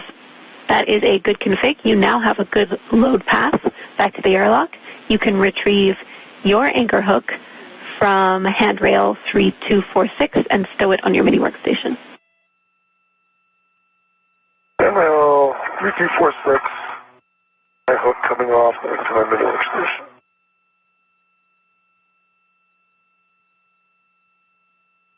Alright, that's complete.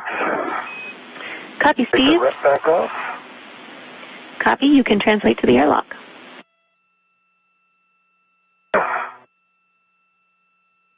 Airlock bag am stowed in the airlock. Copy, Woody. The tool bag is successfully inside of the airlock. The astronauts will be taking that back inside with them today.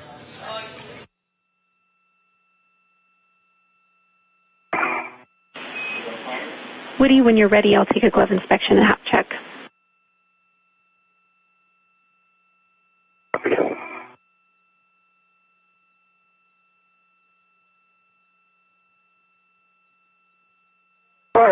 translation back.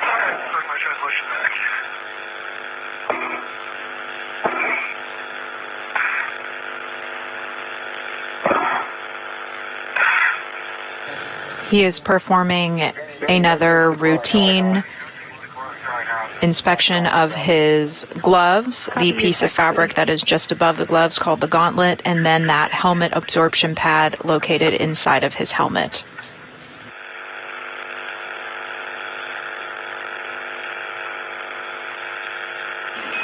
Woody and Steve, we're working on our comm configuration for the next data LOS. I'm going to perform a comm check on SHA SF now.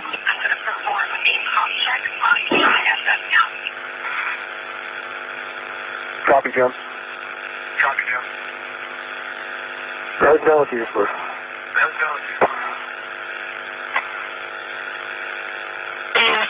Comm check on SHA SF. Jams loud and clear. Help me. Jams loud and clear. Help me. Do you have you loud and clear? Okay. And we do have an echo.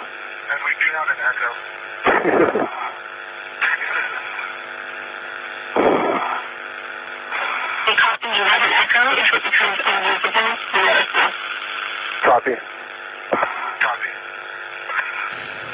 And NASA astronaut Steve Bowen is confirmed to do that work ahead item of retrieving that tool from a toolbox.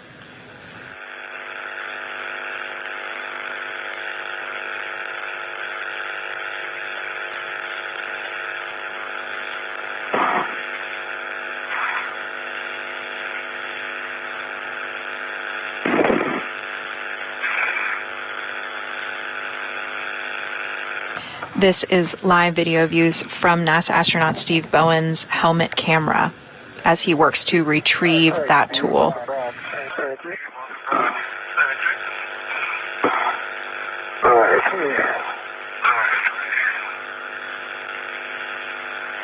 that you're back at the airlock, you can place your anchor hook on the forward external airlock ceiling. I hook to the forward external view ring. Okay, stand by. I want to get myself stable.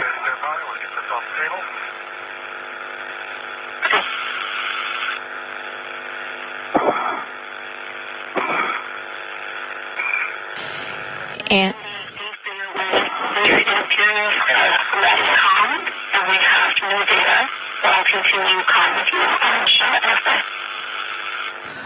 we are in an expected loss of signal right now.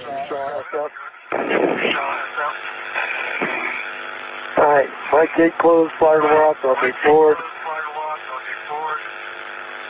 D-ring.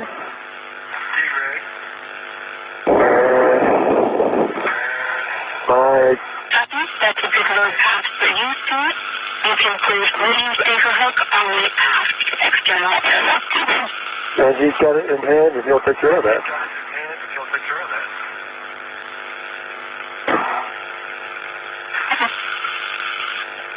I need that to be tight. Here, let me hold that. There you go.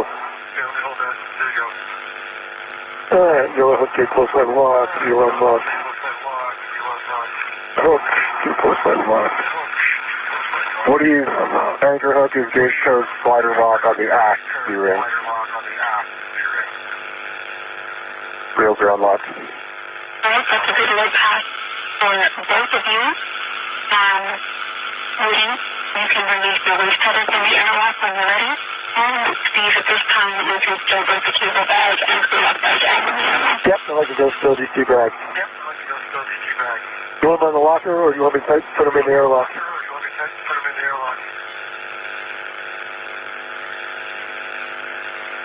You can still both bags inside of the airlock. Alright, going inside the airlock.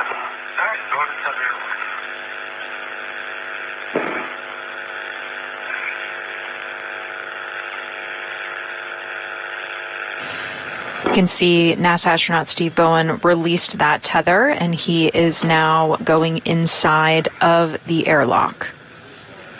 And Jenny, confirm I'm headed out to ESP2 with the APFR. Mr. Woody will be translating around the starboard edge to the forward side of ESP2. Copy. Starboard edge, forward side. Copy. Starboard edge, forward side. Steve, our tethers look clear. I'm heading out. Sounds good. Clear, I'm heading out. Sounds good. Okay, get the bags off the BOT. Bags off the BRT. We are in an expected loss of signal for our video views, but the team does still have audio connection with the crew.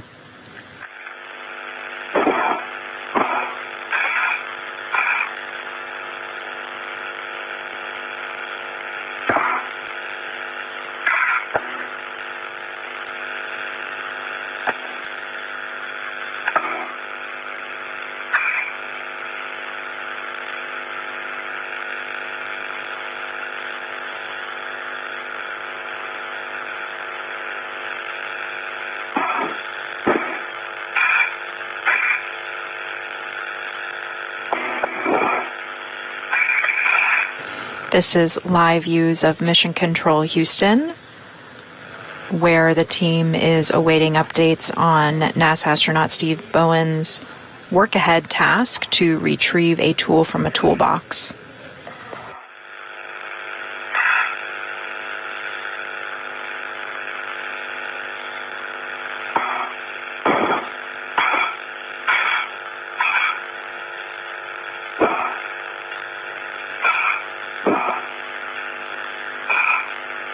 And I have one airlock ret. Might be your key ret.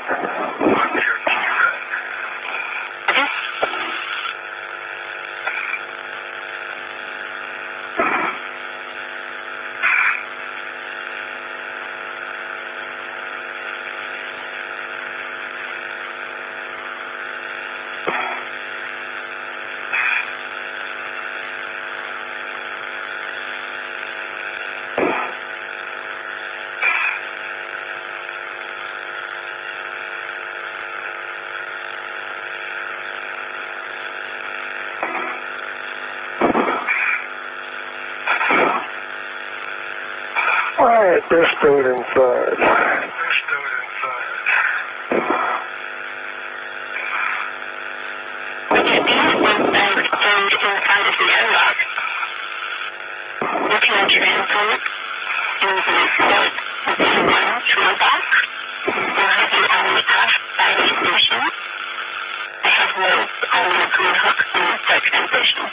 Okay, let me get up there.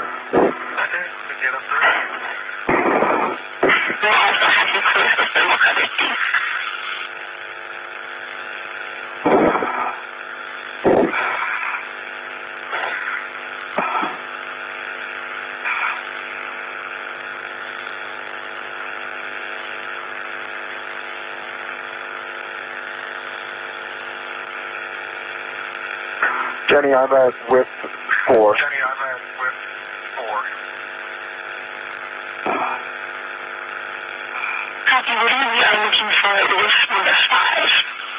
Okay, I'm at width 5. I see it right next to it. NASA astronaut Steve Bowen is making his way to the toolbox with navigational help from Mission Control here in Houston.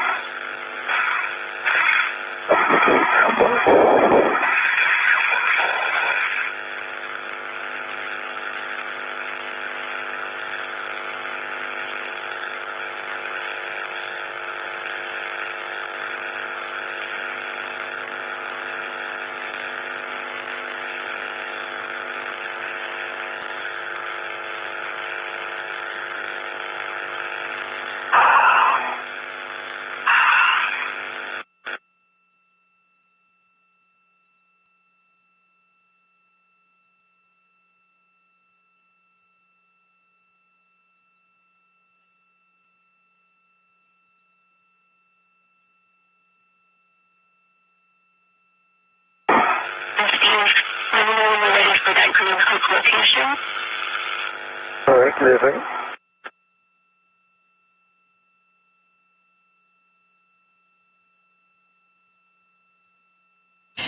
And with our expected loss of signal,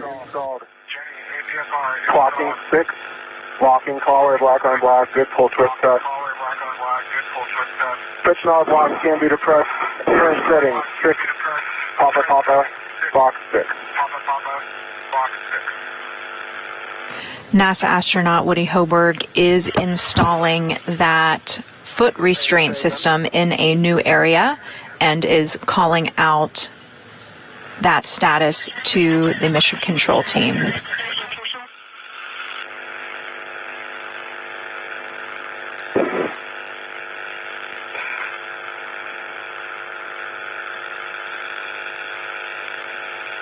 Steve, did you copy that? Nope, I do not hear.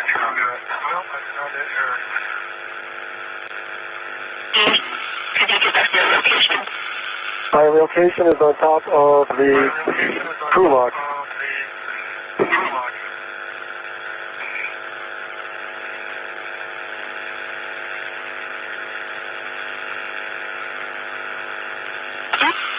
Avoid inadvertent contact with the CNG covers and shell. For lock surfaces, we have known emergency strike, and the toolbox does not meet crew translation mode while it is open. Understand.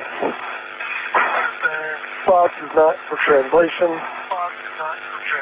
And I am at the IAPFR and different ingress.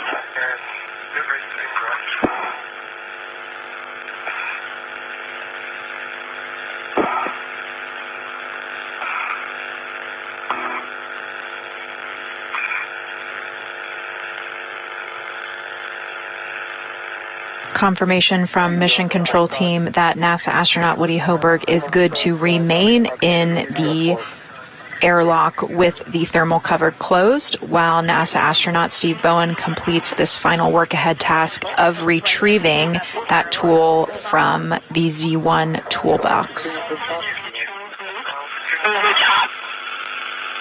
the top of the CNG. Yep, and up top of Z1.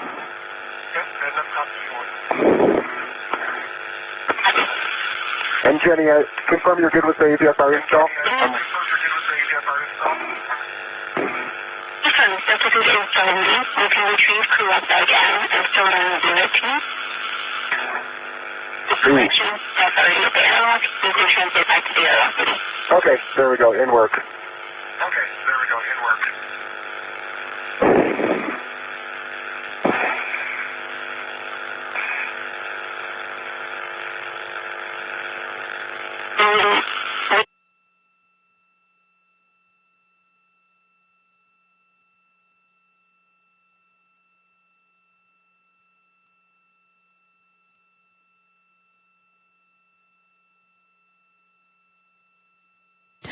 We are now in an expected loss of signal for both video and audio feeds.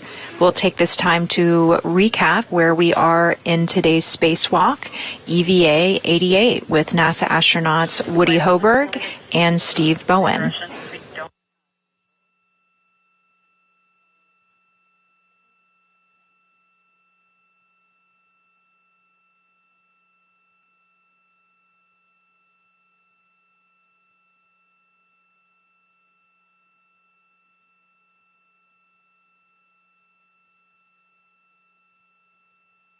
Today's spacewalking team is NASA astronaut Woody Hoburg and NASA astronaut Steve Bowen.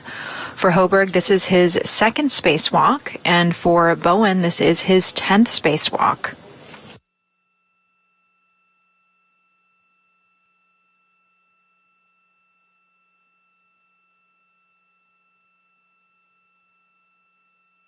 He is now tied for the most spacewalks. This is Steve Bowen. He is now tied for the most spacewalks by a U.S. astronaut. He is now tied with Mike Lopez Alegria, Bob Benken, Peggy Whitson, and Chris Cassidy. This duo here also installed another iROSA on June 9th. Today's spacewalk is the 265th spacewalk aboard the International Space Station in support of its assembly, maintenance, and upgrades. It's the 8th space station spacewalk in 2023 and the 6th for the Expedition 69 crew members. We are just over 5 hours in our spacewalk, just at 5 hours and 13 minutes.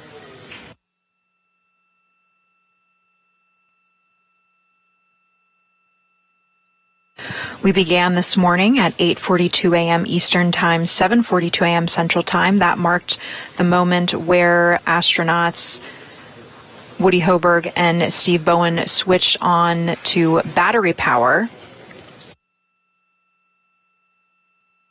This is the 6th solar array to be successfully installed, the new solar array to be successfully installed aboard the space station.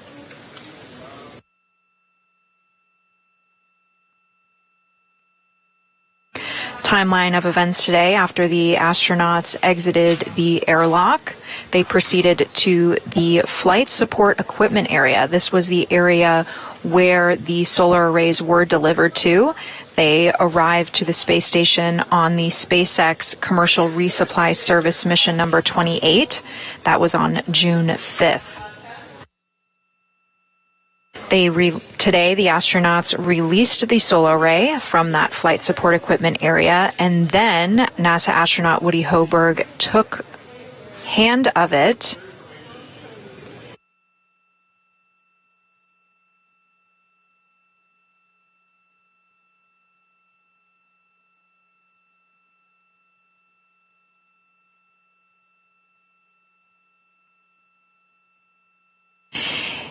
He attached himself to the robotic arm and had the solar array in hand. Inside the International Space Station was Emirati Space Agency astronaut Sultan Al-Nayati. He actually controlled the robotic arm and moved NASA astronaut Woody Hoburg with the solar array close to its workstation at the 1B power supply on the Starboard Truss of the space station. NASA astronaut Steve Bowen met him there, and they used a leapfrog maneuver of passing the solar array between each other to get it to that final spot. From there, the team released hinge bolts and installed it on the mounting bracket.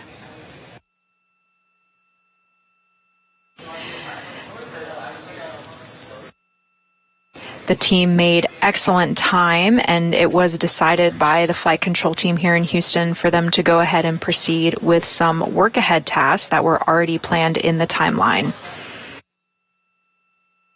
They did this while they were waiting for a orbital nighttime in order to make sure that there was no power flowing to the solar array when they connected it to the station. Welcome back, Kenny. Okay, Kenny, I've got 2 Canon connector tools. Is there a preference? We only need one of those 2 cable connector tools, Canon connector tools, excuse me, and there is no preference on which one you take. Okay. Check release. It's been ready to my workstation via RET. And I'm closing the doors again. Copy.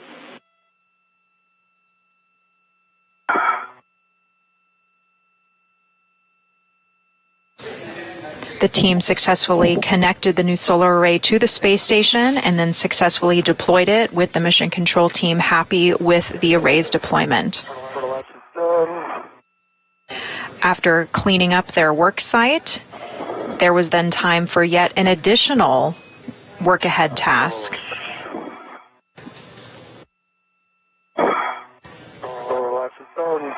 Doors shut. Copy, Steve. NASA astronaut Steve Bowen is currently completing that task. It was to retrieve a tool from a toolbox. Meanwhile, NASA astronaut Woody Hoburg is waiting in the airlock. Waiting inside the airlock. Copy, Steve. Correction, he is not inside, he is beside it.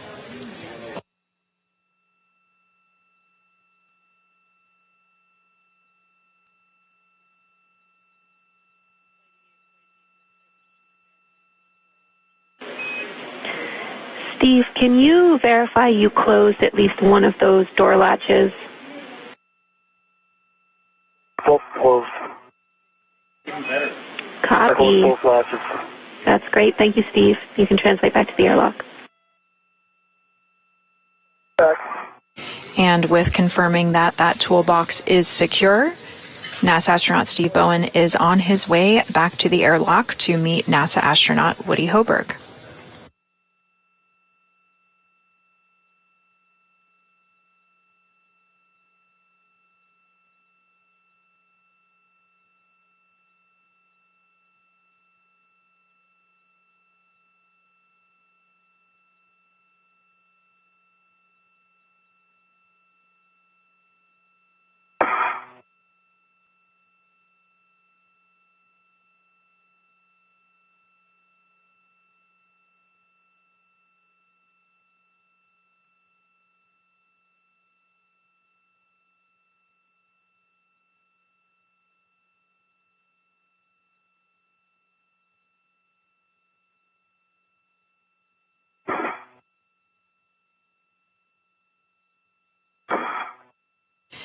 It is dark out right now because we are in an orbital nighttime.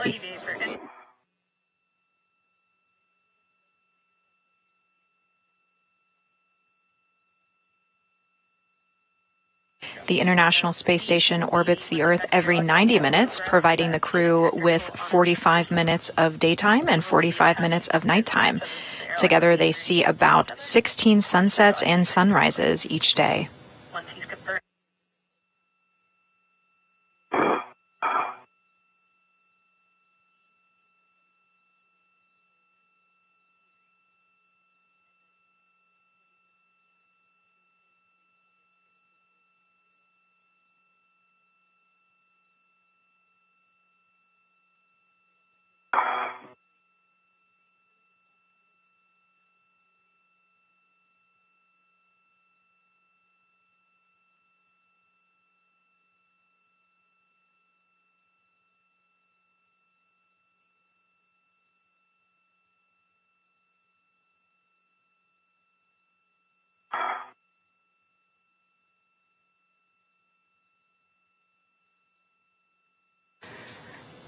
Retrieving this tool is the final task on today's spacewalk.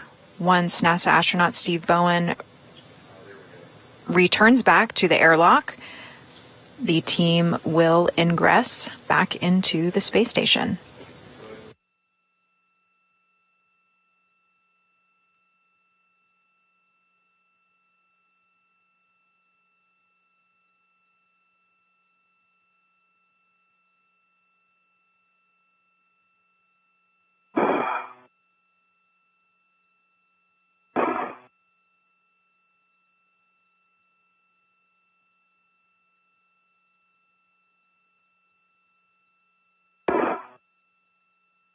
All right, we're back. Come back, Steve. Steve, you can ingress the airlock and hook up a waist tether to the airlock internal D-ring or extender.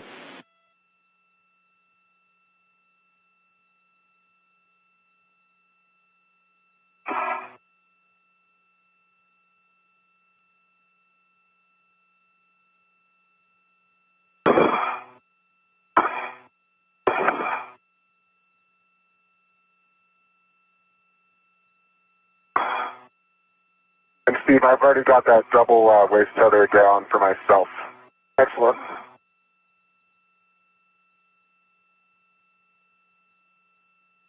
And your waist tether D-ring extender. Great.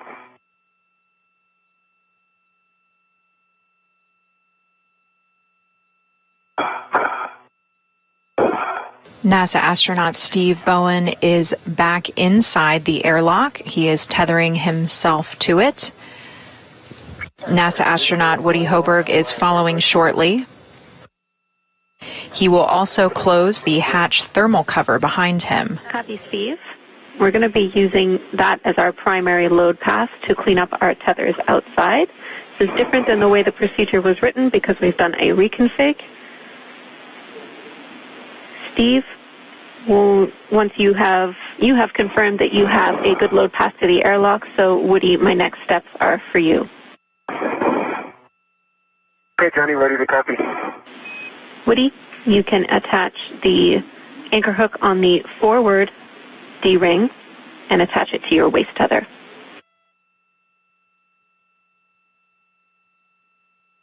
Okay, so Steve, you're safe, right? I am safe. All right, picking up your anchor hook. Affirm.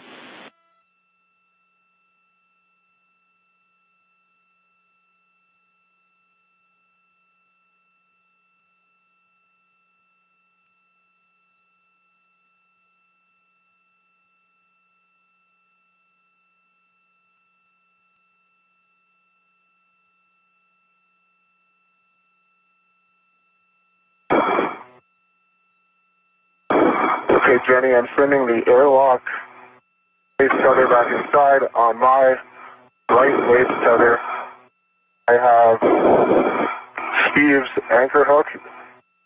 Those locked black on black, both hooks.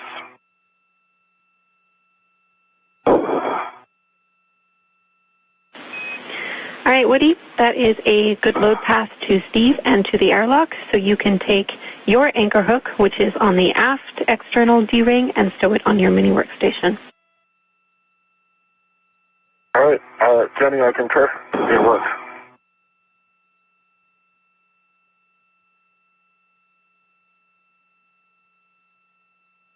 And Jenny, that is complete. Copy, Woody. Ingress the airlock. NASA astronaut Woody Hoburg successfully reorganized his tethers, and he is now entering the airlock.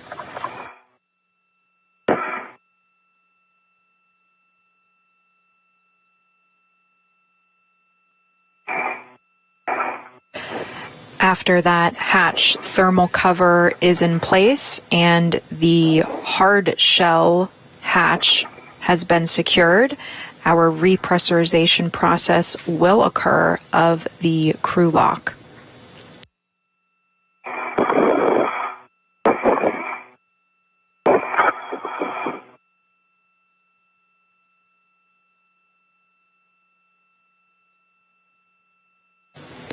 On the other side of the crew lock is the equipment lock. All of this is together part of the airlock, but on the other side, our NASA astronaut Frank Rubio. Coming toward me. Just gonna wait for it. Excellent. I gave it a nice kick. Good job. Okay. Woody And the thermal hatch cover is closed. Both of your HECAs. Complete for Woody. Complete for Steve. The crew has now... Woody, attach the hook to the magnetic plate D-ring, cinch the strap. The crew has now turned off their helmet cameras. This is part of the normal procedure during the repressurization process.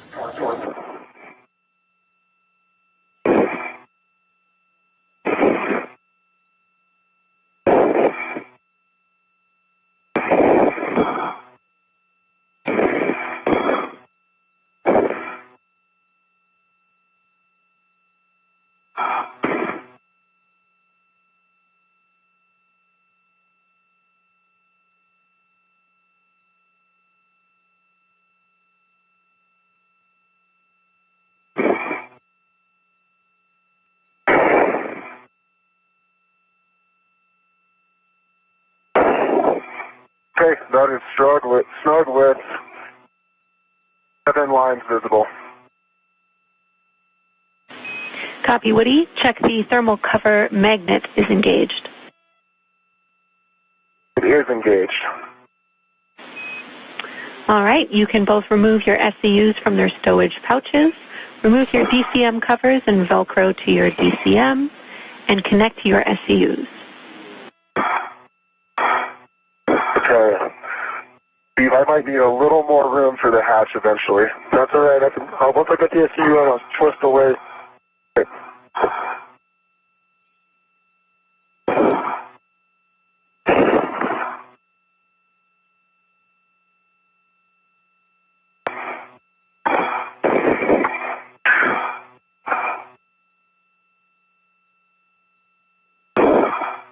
All right, that's you installed EV2.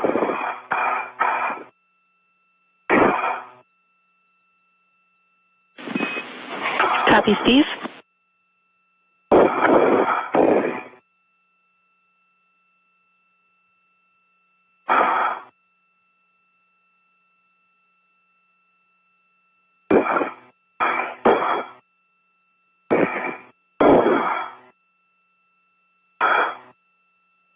Get myself down and in. That might help a little bit, would it? 1 sec.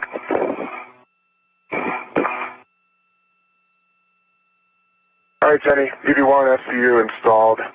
Awesome. And yeah, Steve, that's awesome. Thank you. Copy all. Switch water off, forward. Expect H2O is off message. EV1 water off. The astronauts are turning the water off on their spacesuit. The hatch thermal cover is in place. Copy. We have a 2-minute timer set. Caution, do not close the hatch until EMU water is off for 2 minutes.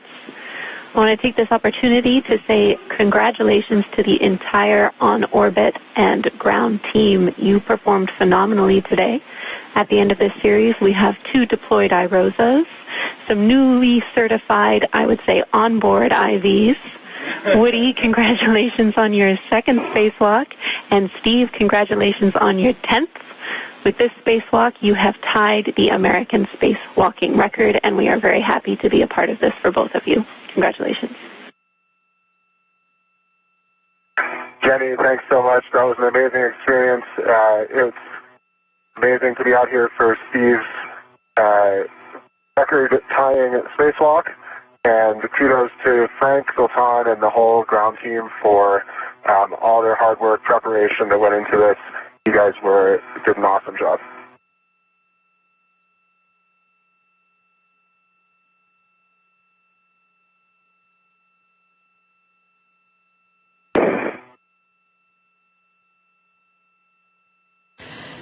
Some kind words between NASA astronaut Woody Hoburg and Jenny City Gibbons, who was the spacewalk communicator with the crew today. Okay, that gives me time. Houston, station on 1 for next move.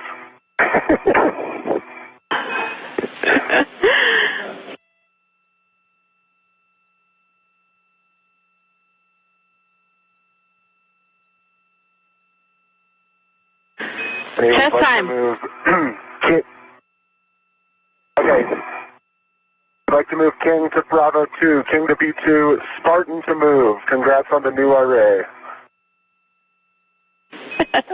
Getting a well played down here. Thank you both.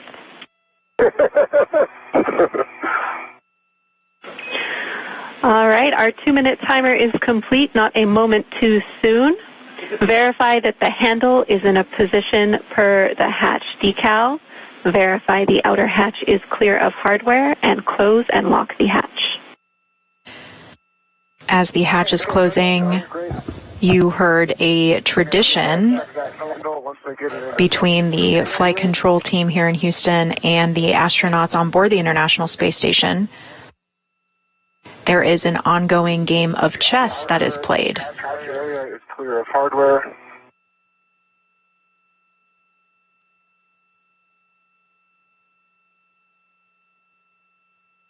Every day they each make a move on that chess game.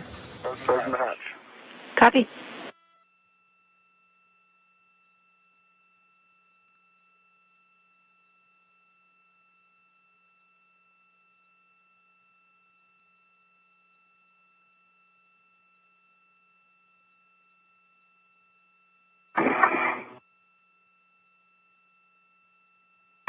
DB hatch closed and locked.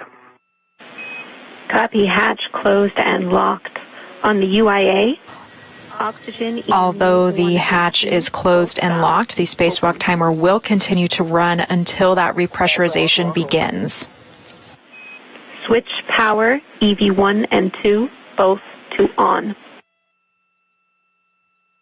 EV1 is on, EV2 is on, 18.6 volts and 0 amps on 1, 18.6 volts and 0.02 on 2.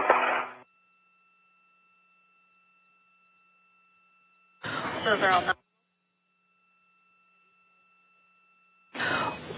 Copy all, Steve. On your DCMs, switch power to SCU, expect a warning tone. Once the crew lock is completely repressurized, the astronauts on the other side of the Quest airlock will bring our spacewalkers from the crew lock portion into the equipment lock. They will help them doff their suits, and their safers will also be removed.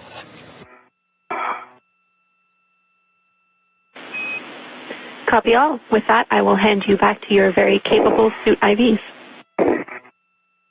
The safer is the simplified aid for EVA rescue. We can discuss that further once we get to that point in the doffing process. All right, we copy, Jenny. Thanks so much for today's work. And Woody, Steve, welcome back. Let's bring you in. So both of you on the DCM, let's switch O2 actuator to press and verify auto actuator press.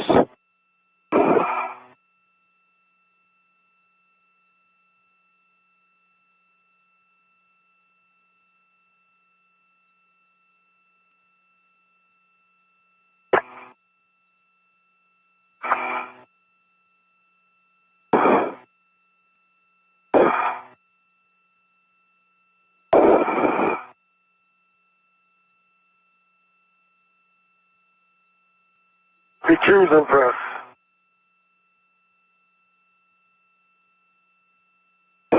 EV1's in press. Right, copy. Both of you are on press. And then Woody, check EV hatch MPEV closed. EV hatch MPEV is closed. All right, next I'm going to actuate the IV hatch equalization valve, and you just tell me how comfortable is the rate. Copy.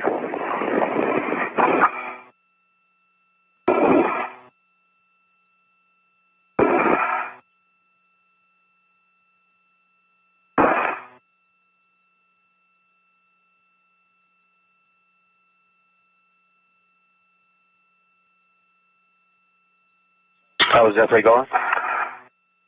Steve, how is it for you? I'm good with it. I'm good as well, Sultan. Feels great.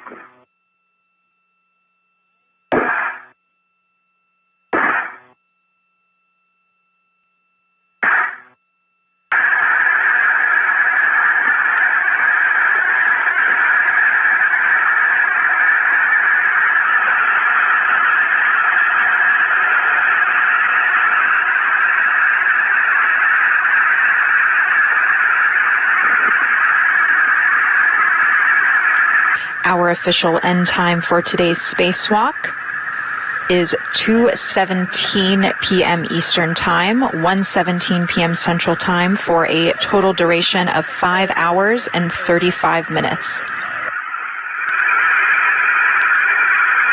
Yes, Steve, we're full up at the 4, expecting a very phone. Copy.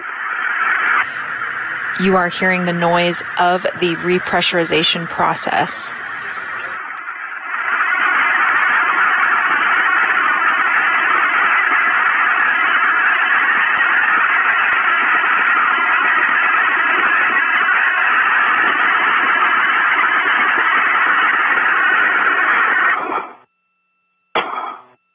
Okay, we're going to hold here for 2 minutes for the pressure to stabilize.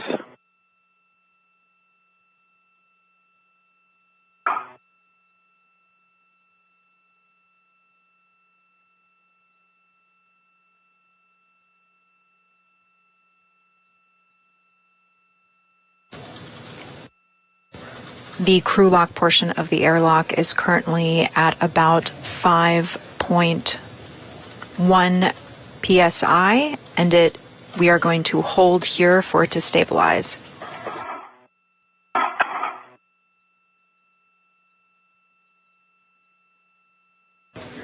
The crew will now perform leak checks to make sure that that portion of the airlock is stable.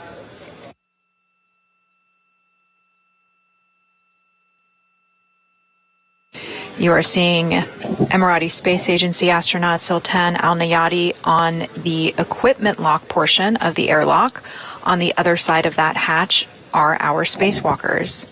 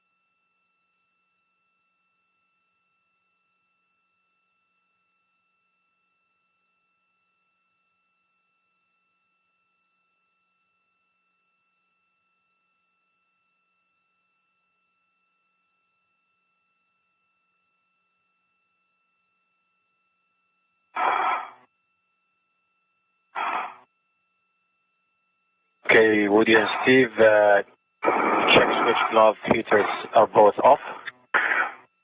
Glove heaters off, EV1. Off, EV2. And check if you have any contaminations on those gloves and report to Houston. Negative contamination. No contamination, EV2. Okay, negative contamination. So on the DCM, take auto actuator to IV. To actuator IV, EV2.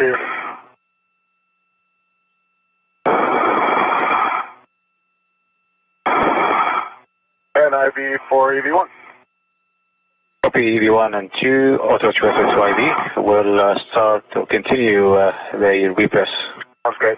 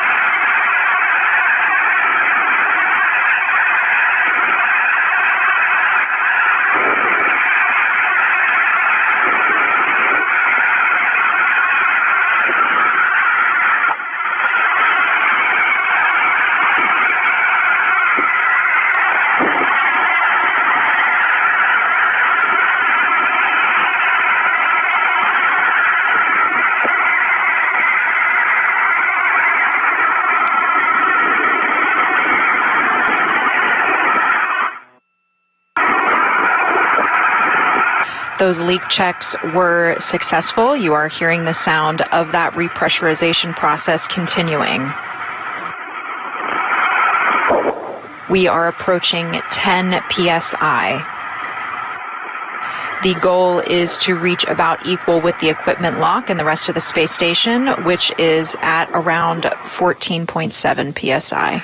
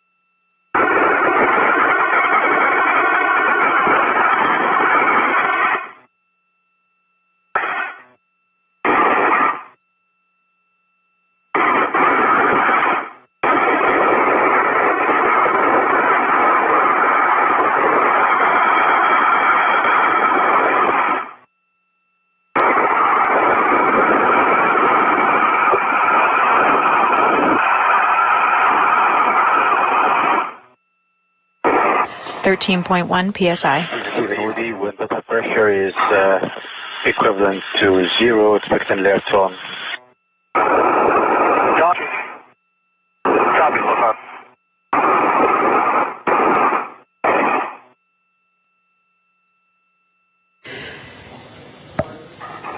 The 265th spacewalk in support of the International Space Station's assembly, maintenance, and upgrades is complete. This was the 8th spacewalk out of the International Space Station this year and the 6th for the Expedition 69 crew. Cumulatively, all spacewalks in support of the International Space Station have now totaled 1,683 hours and 27 minutes. That's equivalent to about 70 days, 3 hours and 27 minutes of straight spacewalking. Today's spacewalk was the second of NASA astronaut Woody Hoburg's career. He has now accumulated 11 hours and 38 minutes of spacewalking. It was the 10th spacewalk of NASA astronaut Steve Bowen's career. He has now accumulated a total of 65 hours and 57 minutes of spacewalking. And Houston airlock for step 4.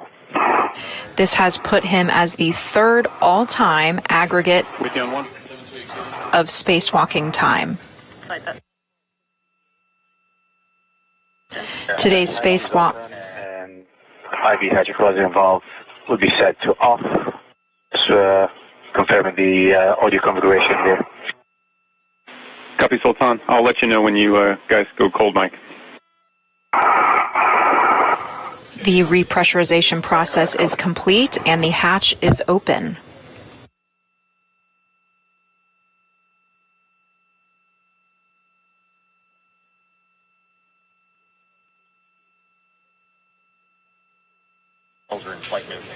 NASA astronaut Steve Bowen is entering first into that equipment lock area, being greeted by his fellow Expedition 69 crewmates. On the right, you see NASA astronaut Frank Rubio, and at the bottom is Emirati Space Agency astronaut Sultan Al-Nayati.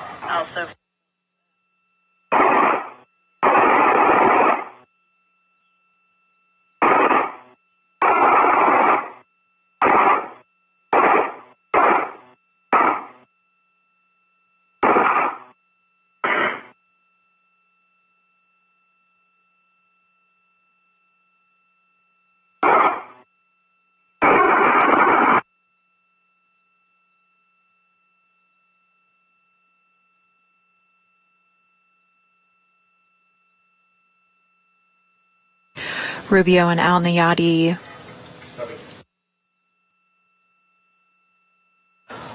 will assist our spacewalkers back into this equipment lock, and then they will help them start to take off their EMUs. EMU stands for Extravehicular Activity Mobility Unit.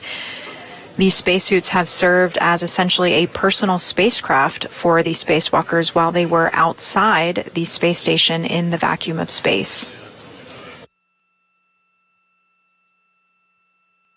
They have just taken off the safer unit from NASA astronaut Steve Bowen. And Station Houston, just want to let you know we have reconfigured comms. EV crew is no longer hot mic.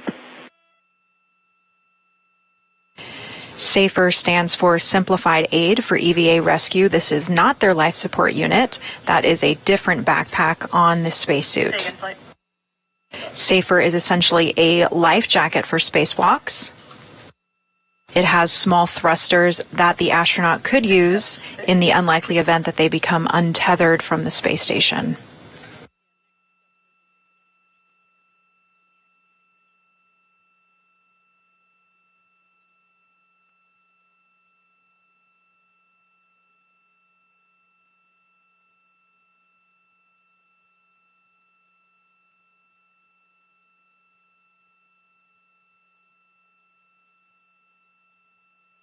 And this is a live view from the mission control team here in Houston after a very successful spacewalk that ended ahead of schedule and with numerous additional tasks completed.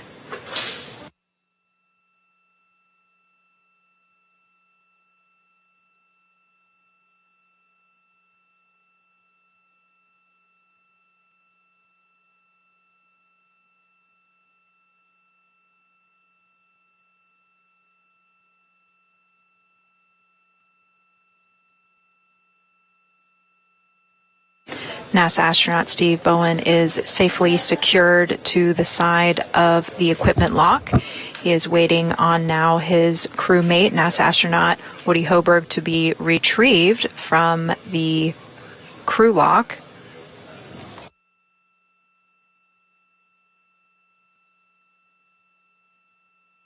He is being pulled now into the equipment lock. Both the equipment lock and the crew lock are a part of the airlock.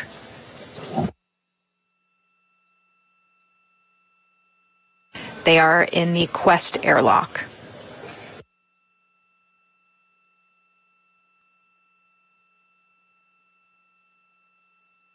The other airlock on board the International Space Station is called the Poisk airlock.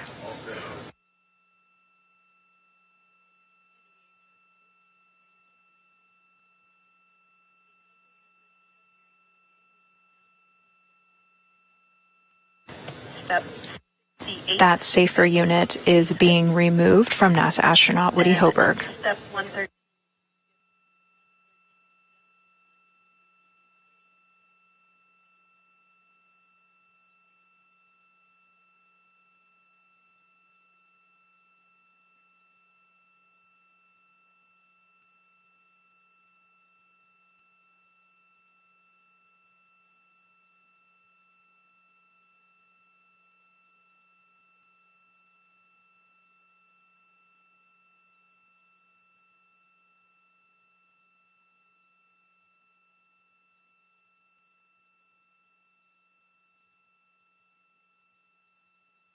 NASA astronaut Frank Rubio making sure that Woody Hoburg is secure on that equipment lock wall.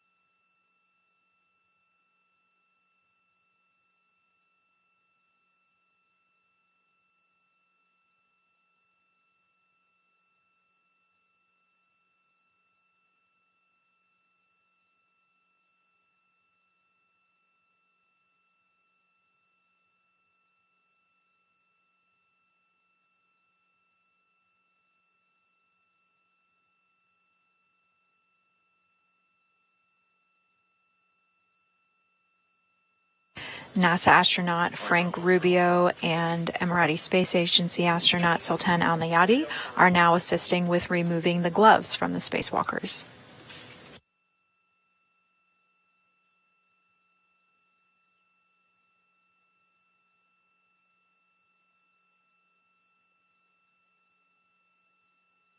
After they remove the gloves, they will move on to removing helmets.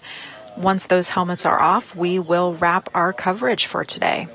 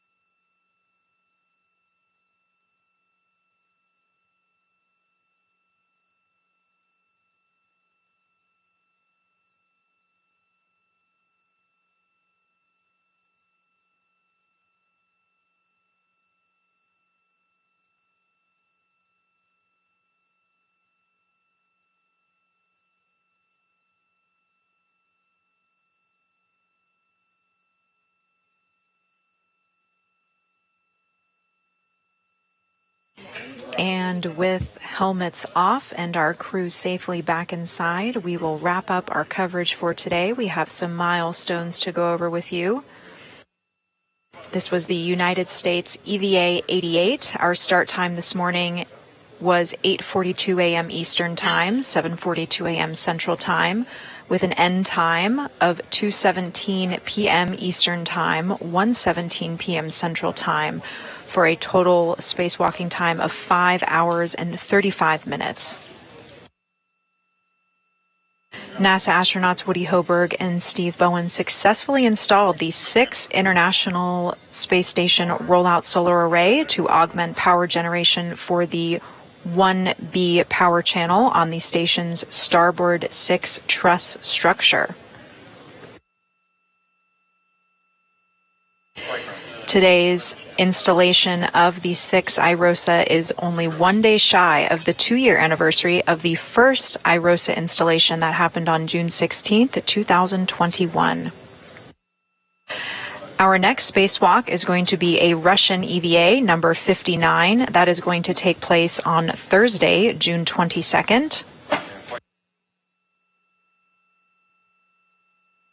Roscosmos cosmonauts Sergei Prokopyev and Dmitry Petelin will be participating in that spacewalk.